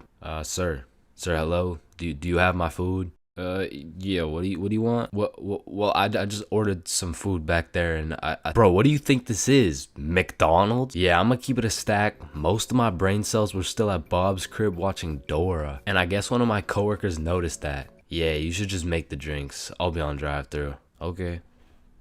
Even though I didn't have to talk to people anymore, my brain still refused to start braining. Yo, Chains, chill. Wait, what? Looking back, I am really sorry for whoever ordered something that night, because I wasn't even reading the orders. I was out here freestyling with the coffee. A little bit of this. Oh, yep, a little bit of that. Whole lot of this. Is this the black coffee? What is this, the black coffee? Yeah. Yep. Yep. Then I went on my break. Alright, Chains, what do you want? Well, what do you guys have? Bro, you work here. Can I get, everything? Oh, everything bagel? Nah. Just everything. Jim Jordan's never hit so hard in my life. I was an hour into my 30-minute break demolishing a meal for 5. Honestly, that day, I was probably one of the worst employees ever. But shit, I was having the time of my life. Wicka. Until some Debbie Downer tried to kill my positive vibes. Hey, who made this coffee? That'd be me. I asked for a black coffee and got a cup full of sugar and cream. Are you sure you didn't order that? And boom, she went off. I can't believe this. This is a disgrace. This is outright disrespectful. Let me talk to your manager right now. And listen, I know not everyone's brain just disconnects when they get high. But for those of you who are anything like me, don't go to work high if you want to keep your job. High school, the only place you'll find nerds and jocks chilling in the same room, where there's fight clubs and book clubs in the same building, where you can find the plug selling something and the school thought-giving dome all in the same bathroom, and surely one of the few places you can pursue your educational prowess and take it off that Benjamin in the same institution. High school, man. Love it or hate it, it's quite the experience. And although every single person will have a different experience at high school, there are some things you are guaranteed to encounter. Like the PE sweat, the nerd, that one strict ass teacher, the teacher's pet, the redditor, the predator, the chill teacher, the plug, the stoner, that one motherfucker who walks like this, the class clown, the band kid, the kid who just never shows up, the hot Cheeto girl, that one sexy ass kid who he got all the girls, and you know what I'm saying, he was like super cool, the bathroom fiend, the oh my god, I almost failed that test, I did so bad, oh shit, same, I got a 51%, what about you? Oh my god, I only got a 98.5. The fighter, the anime kid, and the NPCs. Every single one of these individuals make up the magical place we call high school. You come into high school merely a young, innocent, and clueless child. But you leave even more clueless than before, bro. Like when we learned about pie in math class, my dumb ass thought I was in culinary arts for 2 goddamn weeks. And that is pie. Chains, are you listening? Yeah, we're learning about pie. Then recite pie. Flour, egg, some fucking blueberry. Like coming into high school as a freshman, I was thinking, I can use my high school experiences and knowledge to figure out what I'm gonna do in life. Then shit, all of a sudden I'm graduated and my brain is filled to max capacity on bullshit. So now that you're graduated, what are you gonna do with your life? The mitochondria is the powerhouse of the cell. But one of the most majestic parts of high school is the bathrooms, bro. Like it's a proven statistic that only 1 in 30 kids actually go to the bathroom to take a piss. And Lord knows what the other 29 are doing, bro. I mean, it could literally be anything from a secret fight club to a drug ring to a fucking Bible study. Like nothing is out of the picture when it comes to high school bathrooms, bro. But the bathrooms are not the only place where some fuck shit goes down. Cause you know high school students love to see fights, so when there's the slightest hint of beef, there's a motherfucker instigating that shit. Oh shit, my bad, bro. Nah, it's all good, don't worry. Yo, personally, I wouldn't take that shit, bro. What? Nah, it's fine. Like, he practically just called you a bitch. Wait, really? No, it was an accident. Wait, what's that? Oh shit, he just said he's smoking on your grandma's pack right now. Hey, don't be talking about grams like that. Shit. But tell me why when some entertaining shit happens, I just happen to miss school that day. Like I'll go every day of the month, but I get sick for 1 day? Damn, I'm glad as fuck I'm not at school right now. Yo. Holy shit, Chains, where are you? I'm in my bed right now. Why? Ooh. Jeremy and Tom are running the ones right now. Fuck, the one day I didn't go. Wait, what's that in the background? Oh shit, yeah, they got Lil Uzi performing at school today. What? Uzi's at our school? Yeah, check it out. Yo. Oh, and they brought in Gordon Ramsay cooking up free lunch today as well. What? Oh, and I almost forgot. Elon's pulling up and giving everyone Teslas. So no, I'll see you later, man. But listen, high school is nothing like these movies paint it out to be. Like all these movies portray the same shit, where Victoria and her goon squad make fun of Ruby, and where Chad and the football team shove Arthur in a locker. Like I've only seen a motherfucker get shoved into a locker once in my life, and to be honest, I couldn't even see much of it. I mean, it was pretty fucking dark in that locker, bro. But for real, in high school, you don't have to worry about some big body taking your lunch money or some football kid slapping the books out of your hand. The worst thing you'll encounter on your average day at school is your local Redditor. I don't know how they do it, but somehow every joke they make is so unfunny that it just ruins my day, bro. Do you smell that? Yeah, Jeremy, that's what happens when you don't shower in 2 months. No, it smells like sussy baka, like Among Us. But not to confuse Redditors with Discord mods. I mean, they're pretty much the same thing, but Discord mods shower even less. To be honest, there is truly only one thing mustier than a Discord mod, and that's the cafeteria food, bro. I mean, this food is completely and utterly ass. Like, somehow these motherfuckers manage to get the food cold and the drinks warm. Like, how the fuck does that shit happen? And my high school would serve some daily specials, and to be honest, that shit was unidentifiable. Like, you'd see this pile of mysterious substance, and I'd ask the person who made it what it is, like, what's the special today? You're holding it right now, dumbass. No, but like, what is it? Oh, I don't fucking know. And my school refused to pay people to make good food, so they had students making all the food. So you'd be eating a burger and look up at the person making them, and they'd just be casually scratching their ass. And even with all this free labor, tell me how these motherfuckers have the audacity to be charging $6 for 3 chicken strips, bro. That's $2 for one small soggy piece of some shit that's probably not even chicken. I mean, that shit is a robbery. And speaking of robbery, the high school change rooms are shockingly similar to Detroit. And we all know, you can't have shit in Detroit. Like, if you leave anything not locked up, it's gone, bro. Your iPhone, gone. $5, finessed. 2-week-old rotten sandwich.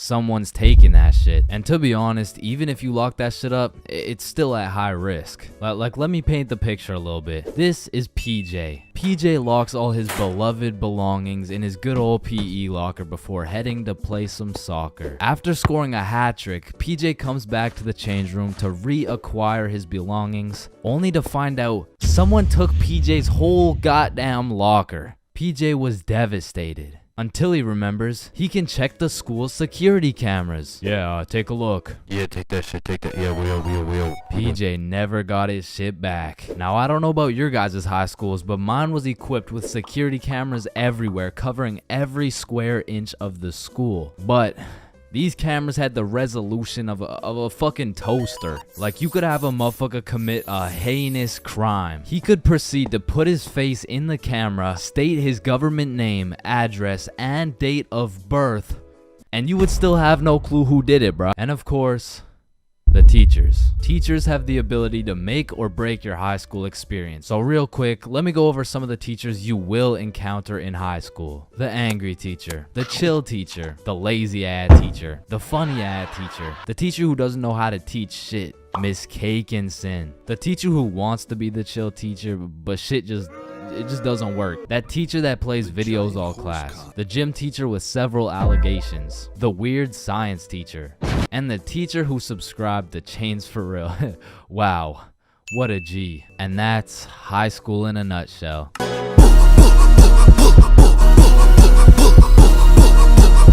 High school bathrooms have to be one of the most unorthodox places in the entire world. Walking into the bathroom, you have absolutely no clue what to expect. And honestly, that's the best part. I remember one time I had walked into the bathroom, you know, to take a piss. And when I had opened the door, I was not surprised to see some motherfucker getting his head shaved bald. And these dudes were so casual about it too. Yo, what's up? What up? And you know, it's cool and all to be able to be entertained while you're trying to release your bodily fluids. But I mean, sometimes you just want some peace and quiet. Because you truly never know when something like this can happen to you. And that is precisely why I'm scared to ever shit in the school bathroom. And listen, my school bathroom has always been bad, but these TikTok trends that keep popping up made the bathroom situation so much worse. Yo, look at this TikTok. That's kind of funny. 1 week later. Damn, someone took the soap dispensers. Who snatched the blow dryers, bruh? Where the fuck did the urinals go? 1 hour later. Hold up. Who hit a lick on the bathroom? These TikToks had the school announcements like, "Guys, I'm begging you, stop with the devious licks. If you see anyone hitting a devious lick in the bathroom, report it to the office immediately." And I'm not gonna lie, this trend was low-key pointless. Like, once you go home, fuck are you gonna do with a broken blow dryer, bruh? But there was one TikTok bathroom trend that was fire. So, what is the square root of pi? Chains. Yeah, can I go to the bathroom? Be quick. Am I tripping or did I just hear? Yeah, bro, bathroom functions are a 10 out of 10 TikTok trend. Hey man, if you're still in high school, I recommend trying it. Anyways, I've obviously never been in the girls' washroom before, but I be seeing way too many TikToks filmed in there. Like, is it just a normal thing for girls to go to the washroom while other girls are just in there hitting the renegade? Like, I wouldn't know, but that whole situation seems a little bit awkward to me. Wait, renegade. And when it comes to most public schools, the washroom is like the black market of the school. So there's always some dude trying to sell you something. Yo, you need anything right now? I got that Gandalf OG, that Alaskan Thunder, some purple monkey balls, got those Girl Scout cookies. Hey man, just give me a second, I'm kind of busy right now. I got that Sour Diesel, that Granddaddy Purple Deluxe. Trust me, this stuff will blow your socks off. And every once in a while, someone will bring boxing gloves. all of a sudden the school bathroom turns into the octagon. People are getting knocked out, dropped, and getting hit with the guillotine chokehold. But as soon as a teacher walks in,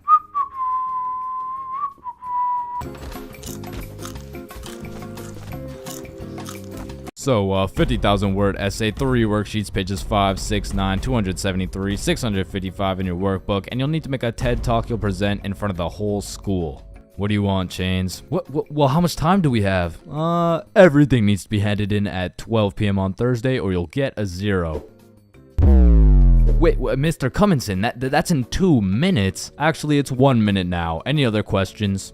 Yeah, can I go to the bathroom? Fuck no. Sit down, Jeremy. Oh, okay. Man, imagine being a high school teacher, bro. Like, as soon as you hit the ripe age of 5 years old, they throw your ass into school and you just don't make it out until you're like fucking 65. And when I was younger, I always used to wonder, like, why is Mr. Cumminson so angry all the time? But as I got older, I realized I would be pretty fucking pissed if I was in the exact same spot I was 40 goddamn years ago. Which brings me to the first type of high school teacher, Mr. Angerson. This is the type of motherfucker whose wife divorced him 7 years ago and he takes his heartbreak out on the students. What was that? Oh, nothing. I just had to sneeze. Oh, so you think it's okay to just sneeze in my classroom now, huh? Well, no, I just needed to sneeze. What if I just broke into your house and started sneezing on shit, huh? Well, no, that's just... Matter of fact, get your ass up here. Yo, this isn't the 1950s. You can't just... Linda, come back, please. Now, I don't know how Mr. Angerson continues to keep his job, but it feels like this dude's mission is to ruin the day of every student that walks into his class. Like, he'll be putting in extra effort into his tests to make them as confusing as possible. The type of motherfucker to make a multiple choice test with the first 4 letters all as A. Bro will have me changing the correct answers into the ABCD strategy. Next up, we got Mrs. Talkinson. Some teachers really just don't give a fuck about teaching, bro. I mean, Miss Talkinson over here, she really just wants someone to talk to for real. And that's when Franklin D. Roosevelt became president. You know, actually in high school, I had a friend named Franklin. He was a really nice guy. We used to go to the movies together and stuff, and then he went to jail for multiple hate crimes. Like, by the end of the class, you'll know her home life, her family, how she takes her anger out on her children. So me and my classmates would recognize the fact that if we could just keep Miss Talkinson talking, we wouldn't have to do shit all class. So in 1938, Germany invaded Austria. Yes, Chains. Miss Talkinson, have you ever been to Germany? Oh my goodness, you would not believe what we did in Germany. And for my personal favorite teacher, we got Miss Cakinson. You know, the teacher that is caked up for absolutely no reason. Like, she's got that dump truck for what? I mean, I'll be failing all my classes, rocking with a 1.5 GPA. But I walk into her class, fuck, all of a sudden I turn into a... Miss Cakinson, actually, you forgot the homework for today. Oh my god. Shut up. Oh, I thank you, Chains. I almost forgot. You're welcome, Miss Cakinson. All my homework is done, all my tests are aced, and at any given chance... Oh, shoot, my computer isn't working. Does anyone know? What do you need, Miss Cakinson? And I'm there. Miss Cakinson, if you're watching this, just give me a chance, please. And next, you know we got Mr. Questionable. Ensign. Now I know what you're thinking. Bro's name is a little bit of a mouthful, and that's because he may or may not have a mouthful of little boys. Okay, listen, I'm not here to point fingers at anyone, but if I was to point fingers at someone, it would be fucking him. Like, I'm really not trying to accuse anyone of anything, but there does come a point when some things this man does gets a little questionable. Maya, let me help you. So you put your hand like this and you... OMG, Chains, you will not believe who just followed me on Instagram. Oh shit, was it at ChainsFR? No, it was Mr. Questionable Ensign. Damn, brother, this test was hard as fuck. Yeah, bro, literally everyone failed that shit. Facts, bro. What did you get? Yo, I got 22%. What about you? Oh, I got 103%.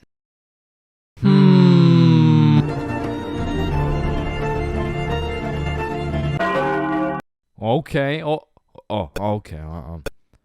Oh yeah. Oh yeah, baby. Let's go. Let's go.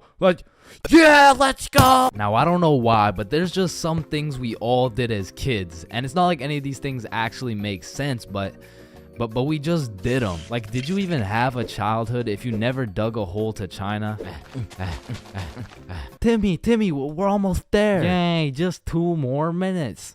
I mean, kids are just some dumbasses, bro. Like, who's gonna tell little Timmy he's not digging through the Earth's core with this little rinky-dink ass shovel? But to be completely honest, out of all these dumbasses, I was probably the stupidest kid known to man. Like, I remember when I was 5 and I was taking my annual shower, you know, and all of a sudden I had realized I was a fucking superhero. It was just the way the water was flowing out of my fingertips. It was like nothing I'd ever seen before. And I was fucking hyped. I mean, from this point on, my new name was Waterboy.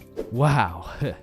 I was pretty fucking stupid, but not everything I did as a kid was completely impractical. For example, I know you used to run up the stairs on all 4s, bro. Like, this was just the most efficient way to get from point A to point B. I used to feel like a fucking cheetah going up those stairs. In fact, going up the stairs in this manner was so efficient, I asked myself, well, why don't people go down the stairs like this? And shit, I figured out why. Or bro, on a hot summer day, I would wait for my mom to whip out the fan. And as soon as she turned that bitch on, me and my brother would turn into the Migos. We were dropping hit after hit. Like, we were spending so much time talking into this fan, our mom was a little concerned. Raindrop, drip, drop top, smoking no cookie in a hot box. Cookie. Fucking on your bitch, yeah, dot. Cooking up dope in a crock pot. Hey guys, you've been there for 6 hours. I think it's time Ma, let him cook. Bad and bougie.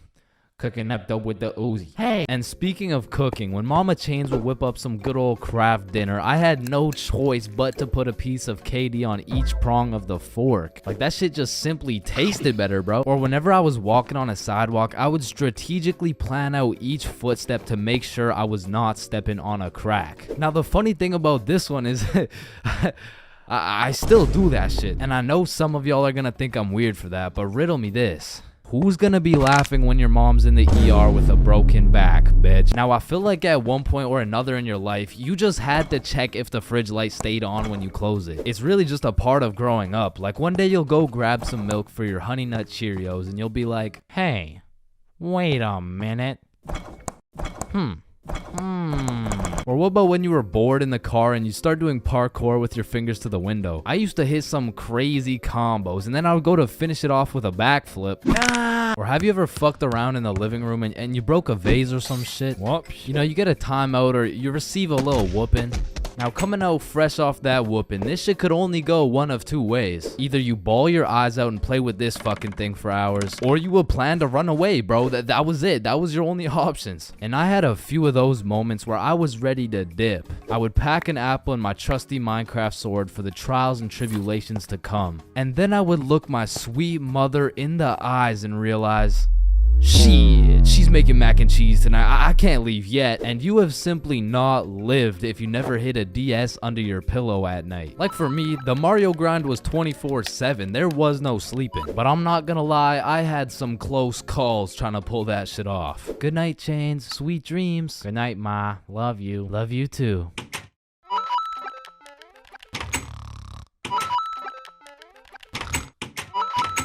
Fuck. And goddamn, bro, in grade 1, we would be doing anything but schoolwork. Like, we'd be poking holes in our erasers, injecting heroin with mechanical pencils, drawing this shit, and breaking this shit off mechanical pencils. I'm not gonna lie, you still gotta keep me away from those things, because if I see them, I will break them. And yo, I'm not gonna forget you motherfuckers who used to put glue on your hands and let it dry so you could peel it off. Like, bro, you're weird for that shit. I'm not gonna lie. But I did used to love crafting the biggest marker sword you could and have a duel. And I don't know why, but I always used to carry around this tiny ass pencil. Like, I never actually used it, but I always had it. And I used to flex it too, thinking it was cool or something.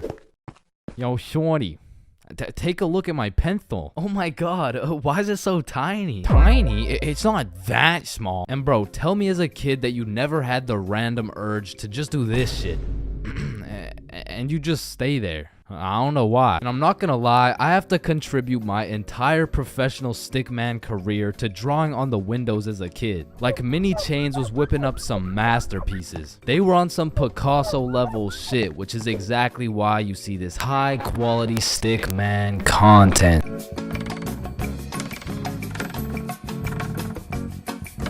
So, there are 7 stages of being drunk, all of which I've experienced, so you don't have to. Drinking? Aren't you underage? No, I'm 21. Now let's start with stage 1, the process. Stage 1 is one of the most important stages of being drunk. If you've ever heard the saying, trust the process, this fully applies when it comes to drinking. If you don't approach this stage with precision, calculation, and patience, you might accidentally skip straight to stage 7. And trust me, you don't want to skip straight to stage 7. The process is pretty much where you've started drinking, but you don't really feel anything yet. Because when you drink alcohol, it takes time for it to be absorbed into the bloodstream. And some people just don't have the patience to wait and end up overestimating their limit. Oh, I feel fine. Let me take another shot. Stage 2 is tipsy. Tipsy is where you first start to feel it. It's when the first few shots start to hit and you start to feel a little bit more outgoing and maybe more talkative. At this point, you'll still have your judgment, but I feel like you become a little bit more of a glasses half full kind of person. Walking in a straight line is still easy. Boom, light work. Once the next few shots start to roll in, you'll hit stage 3, intoxicated. Once you're intoxicated, some of the dizziness starts to set in. You also start to think less about the words you say. And I'm not gonna lie, at this point, I feel like your confidence peaks. Like when you're at a party and you look in the mirror and see Michael B. Jordan, you know you're at the level of intoxication, bro. And to be honest, for parties, I like to chill at this stage because you've got your confidence, but you still haven't lost your riz. And for reference, at this point, you can still walk in a straight line, but it takes a little bit more focus and effort. Which brings me to stage 4, hammered. This is where you start slurring your words. And bro, at this point, walking in a straight line becomes an impossible task. Yo, dude, can you walk this line really quick? Yes.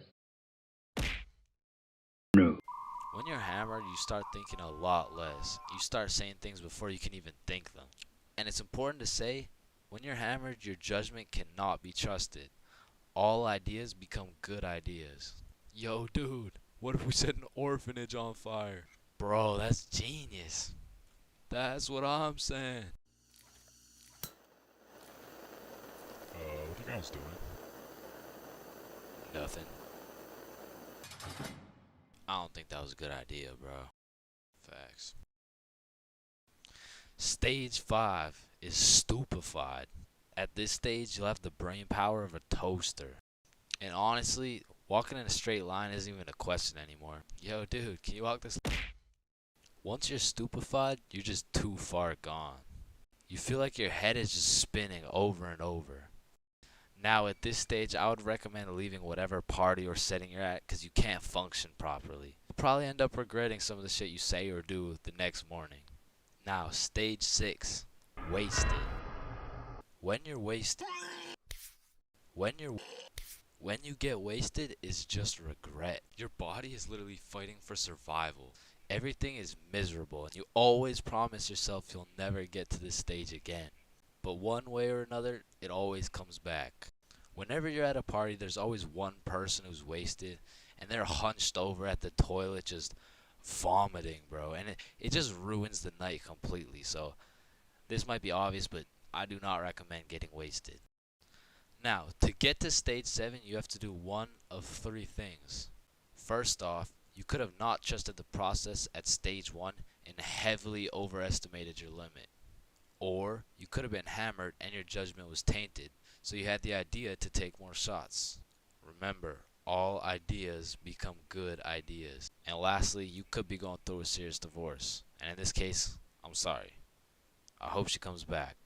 But stage 7 is blacked out. When you are blacked out, you've lost your consciousness. You're pretty much just slumped out. But your dreams when you're blackout drunk are always the most random and vivid shit, bro.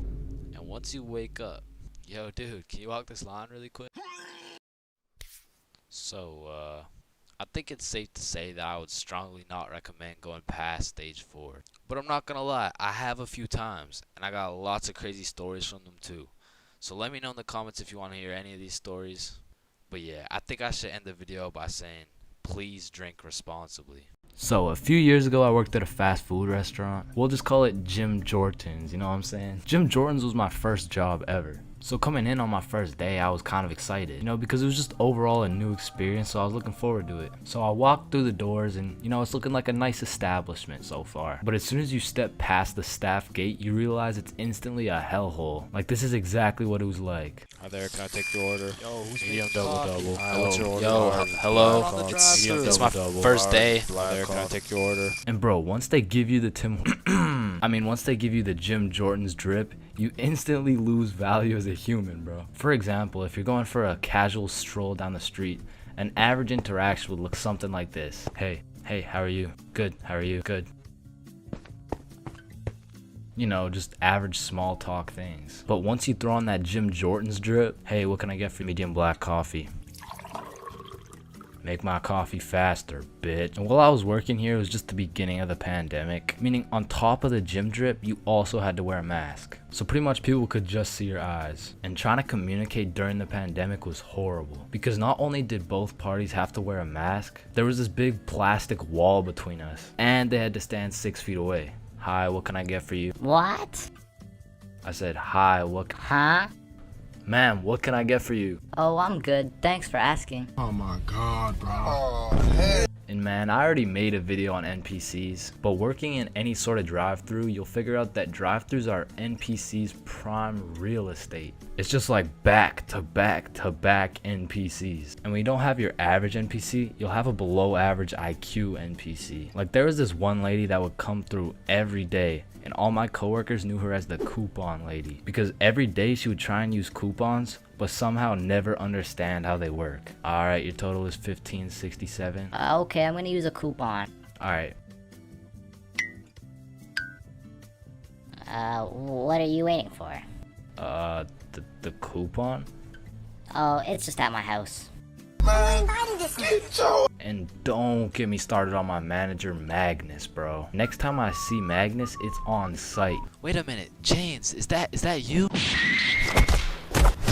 The longer I worked there, Magnus just started getting a little bit too comfortable on booking my shifts. After about 10 months of working there, she just decided to give me 5 a.m. shifts every time. And that wasn't even in my availability. So, you know, I would send a polite and professional email, and she would just hit me with some shit like, okay. Then just continue to book me at 5 a.m., bro. So I ended up working there for about a year and a half. And like most people at minimum wage jobs, when you're there for long enough, you just start to care a lot less about getting fired. I mean, I was snatching donuts, whipping myself up some food whenever no one was looking, and hooking up all my homies with free everything. And eventually I just got tired of waking up at 4:30 every shift, so I put in my 2 weeks. And during these last 2 weeks, I did not give a fudge cake, bro. I was out here setting up coffee cups and playing basketball with the gym bits. And if someone was kinda polite to me, I would just hook them up with a free donut. And I remember on my last day, I was working a night shift, and it was just about 15 minutes before I got off forever. And some dudes rolled up in the drive-thru baked as hell. Hey dude, can you check how much is on this gift card really quick? Yeah, you got 21 cents on it. What can we get for 21 cents? One sec. I just went to the back and cleared the shelves of every single donut in sight, and I just sauced them all for free. Yo, thank you so much, dude. You're the GOAT. Can't believe this cost 21 cents. So yeah, that was my experience working fast food, and it's definitely not fun, but I feel like it's a valuable experience, because now that I know I hate working there so much, I'm gonna work hard enough so you will never catch me working in fast food ever again, bro. Eating magic brownies. If you've ever ingested one of these exquisite delicacies, you would know there's some clear distinctions between eating magic brownies and puffing magic clouds. First off, magic brownies are some dangerous shit, but in like a sneaky ass way. Kinda like how if I knew nothing about raccoons and I saw one chilling on the road, I would be like, aw, that's a cute ass raccoon. I'm gonna go help it across the road and make sure it's safe. Hey, little guy. Fuck. God damn. Fuck. You see, that's dangerous, which is exactly like when you see an innocent brownie chilling on the counter waiting to be eaten, and you're like, shit, that brownie's been chilling there for a little bit too long. I'm gonna just clean it up, you know what I'm saying? And shit, the next thing you know, you're laying face down on the floor, 4 bags of Doritos deep while watching Keeping Up with the Kardashians. not that happened to me or something, like, you know. Anyways, secondly, the brownies are made to catch you lacking. I mean, if you've tried edibles, you'll know what I'm talking about. You'll have a good piece, like enough to get you baked, but that shit just doesn't hit. Bro, I really don't feel anything. You probably just didn't have enough. Alright then, let me have some more. Yeah, I got you. They'll have you eating 3 brownies at a time, like, fuck, bro. I've eaten 3 goddamn brownies and I don't feel shit. Like, do they even work? Yes, they do, bro. Look at Eric. That motherfucker only had half. What the fuck? He only had half a brownie? I've eaten 3. Them things can even take up to a few hours to hit. They'll leave you with the good old, damn, bro. These edibles ain't shit. These bad boys will have you seeing rainbows. They'll have you lagging in real life. I mean, shit, if you have enough, they'll have you out here talking to Pop Smoke. And the thing is, the magic clouds will introduce themselves to you before they hit. But the fucking magic brownies be coming out of nowhere on some Randy Orton shit, leaving a motherfucker RKO'd out of nowhere. And I'm telling you, there's something about edibles that be changing your settings. Like, that bitch lowers your FPS, changes your render distance, and maxes out your sensitivity. I mean, one time I gobbled down a brownie, and when I touched a blanket, I felt every bristle, every microfiber, and every single atom in each microfiber. I mean, it was really a blessing and a curse, because every time my shirt would wrinkle, I would take 1 HP. But at the same time, a bowl of ice cream had me bustin', bro, because magic is some powerful shit. Like one time a good friend of mine got fooled by the good old, these edibles ain't shit, let me pop some more. And when those edibles hit, they changed every setting this man had. Yo, Robert, you okay? How you doing, bro? ¿Quién es Roberto? ¿Quién verga eres tú? ¿Y quién eres tú? ¿Dónde estoy? Hold up. Does Robert know Spanish? No, bruh. That motherfucker only knows English. Shit, Robert ended up legally changing his name to Javier. And that motherfucker moved to Barcelona. He just never came back. So like I said, those magic brownies are powerful. And you can do with them as you please. But remember, with great power comes great responsibility.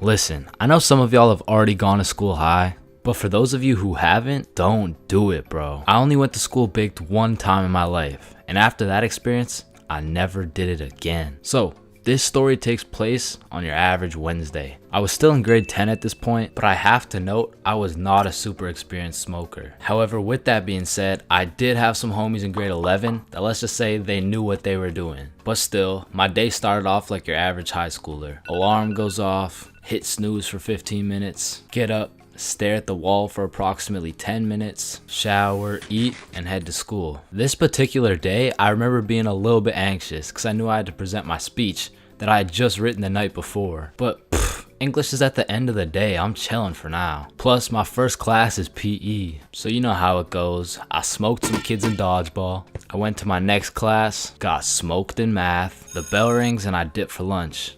See y'all boys. Yeah, peace out, man. I do. So I link up with the gang for lunch, and we kind of mob around the school for a minute, but we end up just chilling in this forest right outside our school. And this is when one of my experienced friends whips out that Zaza. We'll just call him Jimmy for now. Jimmy just asks everyone, "Are you dudes trying to smoke?" "Yeah, for sure." "Hell yup." "Nah, I'm all good." At first, I was the only person who didn't want to, but as I sat there, feeling the vibes, intaking the positive energy from the surrounding vegetation, I came to the conclusion the vibes were right. It was just me and my trusted homies, secluded in a peaceful area. I mean, what's the worst that could happen, right? And man, when it comes to drinking, I'm a certified heavyweight champion. But for whatever reason, when it came to smoking, I had the tolerance of a newborn baby. But then again, what would I look like taking this lil ass inhale? So I did what any dumbass individual would do. Yo, look at Chains. Yo, chill, dude. Damn. So my friends are low-key hyping me up. And I'm out here thinking, I am such a cool guy. I am literally that guy. I'm literally that guy. But much like everything else, everyone forgot about it in 5 minutes. But I'm still left with all this tetrahydrocannabinol compounds waiting to alter my neural chemistry. So as we're walking back to the school, the THC raids my brain like the FBI. And I just eat the ground, bro. Had me looking like my controller just disconnected. And my friends just look at each other like, fuck. Maybe you should just go home, bro. Yeah, dude. There's no way you'll be able to go to class like this. So we make our way over to this bench outside, and I'm weighing out my options. I'm trying to find the best scenario to get out of this alive. I narrowed it down to roughly 2 options. I can either go home, get whooped by my mom, and get grounded for another 1.5 years, or I could thug it out, just go to class, running the risk that my teacher might find out I'm baked. So me and my friends are brainstorming, using the good old pros and cons method. Going home. Pros. Cons. I will get whooped. Staying at school. Pros. Cons. I might get whooped. Staying at school it is. The bell rings, my friends wish me good luck, but my next class was science, and I had the #1 homie in that class. Bob. So Bob is just being a W mans. He's absolutely carrying me in this group science experiment while I'm literally passed out sleeping on the desk. Bell rings, Bob wishes me good luck and dips. Now I'm all on my own, but I just got 1 more class. I'm almost done. What class do I even have again? Oh yeah, English, right? So I make my way to English, I sit down. All right, so today we're doing our speeches. And my English teacher was the type of teacher who loves to catch people lacking and just put them on the spot. So of course, he sees me on another planet and decides to call me out. Chains, how about you go first? I'm not prepared. Just get up there, bud. Okay. Alright, whenever you're ready. Chains, you can start now. Okay. So my speech is like, it's about the topic of the speech. It's dinosaurs. So Tyrannosaurus Rex has short arms. Yeah, Chains, don't worry about it. You can sit down. You could just go tomorrow. It's all right. Thank you. Thank you. Yeah, man, this is why you don't show up to school high, bro.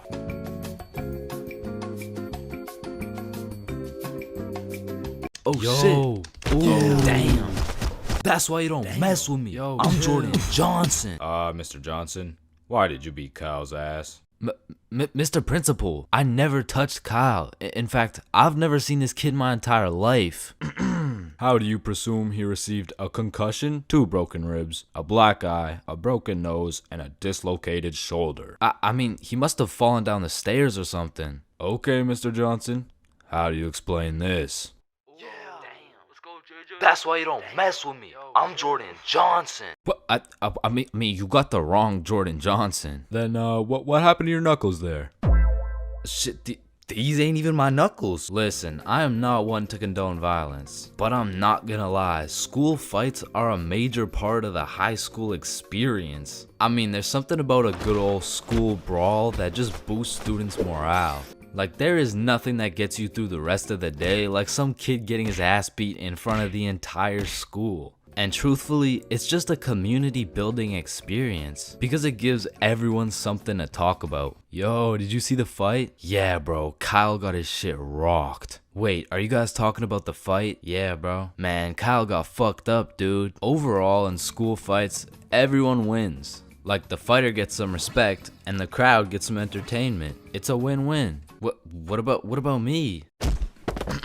But tell me why when a fight breaks out, the entire school will be recording, but not one person can get a good video. It's like when a fight breaks out, every motherfucker recording starts having severe hand spasms. I mean, as the person recording the fight, you literally have one job: to record the fight. Damn, I just missed it. What happened? Oh well, lucky for you, I recorded the entire thing from start to finish on my brand new Samsung. Check it out.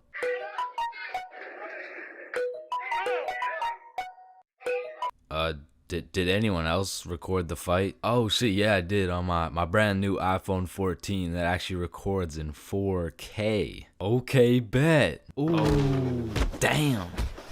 Let's go, JJ. That's why you don't mess with me. But bro, there's just a video of your face for 8 minutes straight. And watching some of these fights are funny as hell, because some motherfuckers will come in swinging like KSI. Some motherfuckers are out here thinking they're Daniel LaRusso. And some motherfuckers should just not be fighting. Which is honestly the best part, because where else could you catch a 6'5", 250-pound big body scrapping some 5'2" nerd? Like, the UFC would never let that shit slide. Plus, you get to watch it all for free. But me personally, I've never gotten into a school fight. But don't get me wrong, if someone wanted to catch these hands, I could hit them with the little knuckle sandwich, if you know what I mean. But truth be told, I could never lose a fight.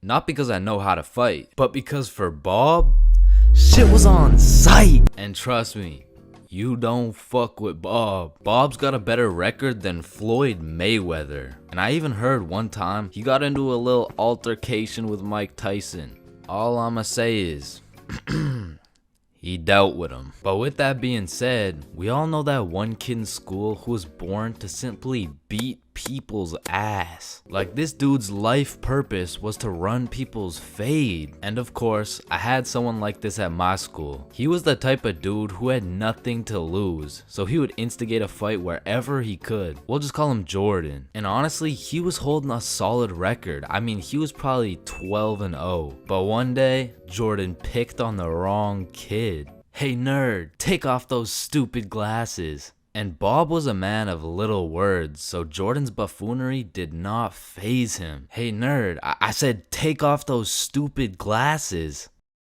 Hey, stop ignoring me.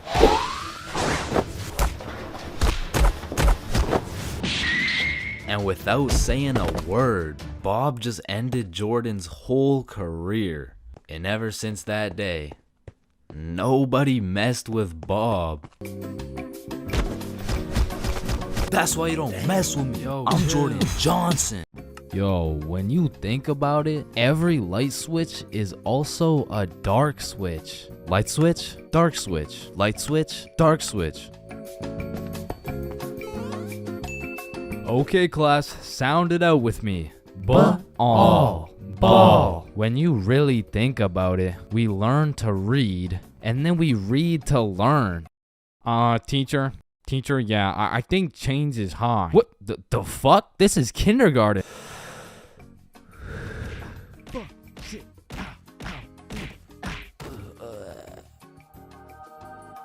Damn.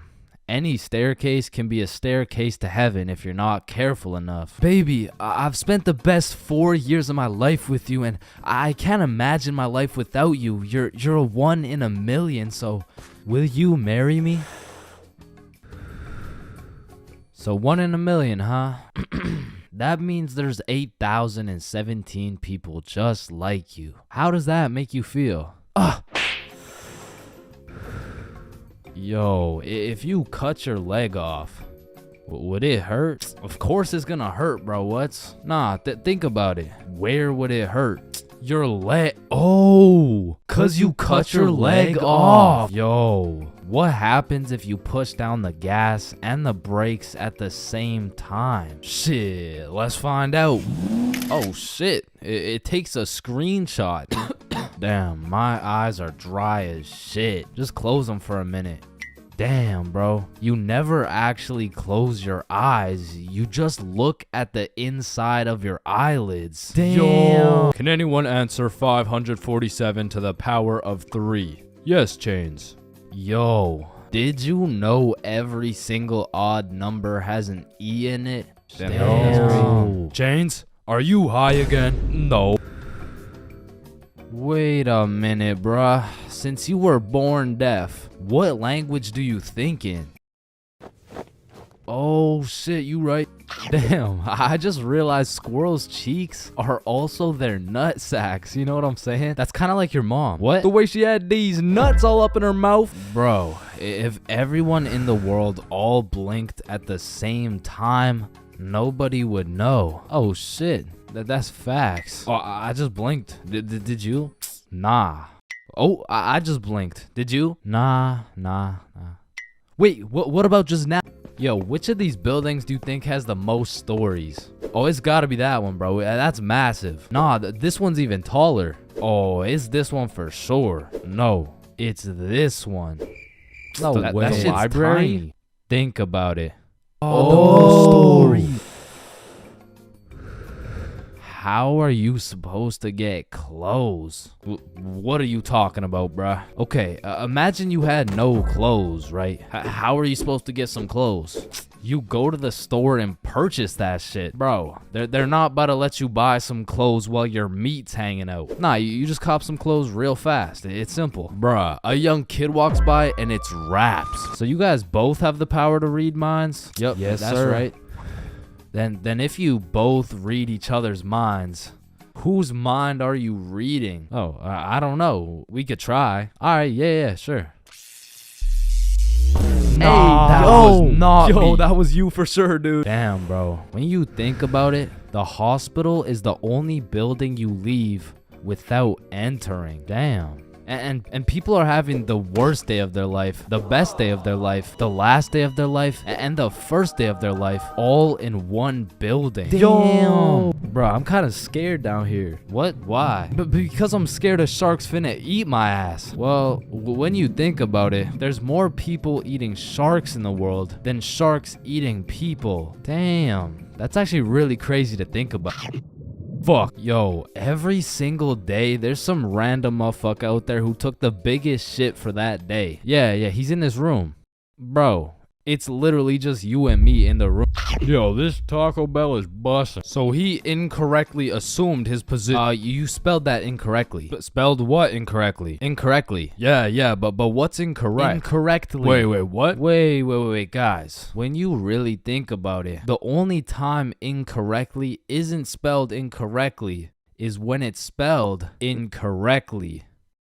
Shut the hell up. Yeah, shut the fuck up. You know, the number of people older than you never increases. It only gets smaller and smaller. Damn. What? It just got smaller. Yeah, pizza's here. Shit, I got the munchies. I'm about to fuck this shit up. Wait, I ordered a mushroom pizza. Why'd they give us cheese? Hey, any pizza can be a mushroom pizza if you're patient enough. Damn, I guess you're right.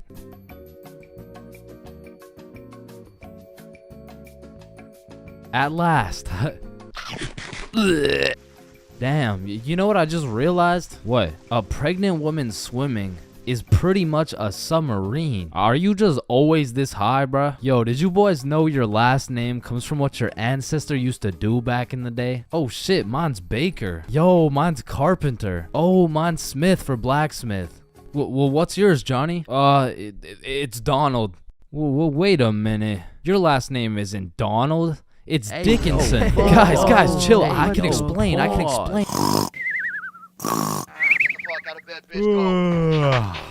Your alarm is really your theme song because it plays at the start of every episode. Why the fuck are you in my house? Yo, is Chains still mad over that chair? Yeah, well, what does this dude have against chairs? Why is it a chair? Yo, why is there sidewalks in the movie Cars if there's no humans? This dude won't shut up. Like, just watch the fucking movie, bruh. Damn, think about this. When a child is an asshole, the child gets a whooping. But when the parents are an asshole, the child gets another whooping. Shit, tell me about it, bruh. Fuck. Bro, you've checked the fridge 15 times already. No good food's finna magically appear. Damn. Now that I think about it, we don't keep checking the fridge for new food, but rather we keep checking to see if our standards have dropped low enough to eat the shit that's already in the fridge. So we got Mercury, Venus, and then here's Earth. Yeah, Chains, what do you want? If Earth is the third planet from the sun, does that make every country a third world country? You're high again. Just get the fuck out of my class. And look at these sheep. Sheep. You know how one of your teeth is called a tooth? Yeah? And one geese is called a goose. Okay? Then why isn't one sheep called a shoop? Alright, Chains, I can't keep doing this. We have to break up. Shoop. You know what I've been thinking? Yeah, what's up? Teenagers be whipping that shit like they're always running out of time. But old motherfuckers be driving like they got all the time in the world. Like, look at this geezer. Poor guy's practically decaying behind the wheel. But he's taking his time like he's got any time to spare. If I stab this cereal box, does that make me a serial killer?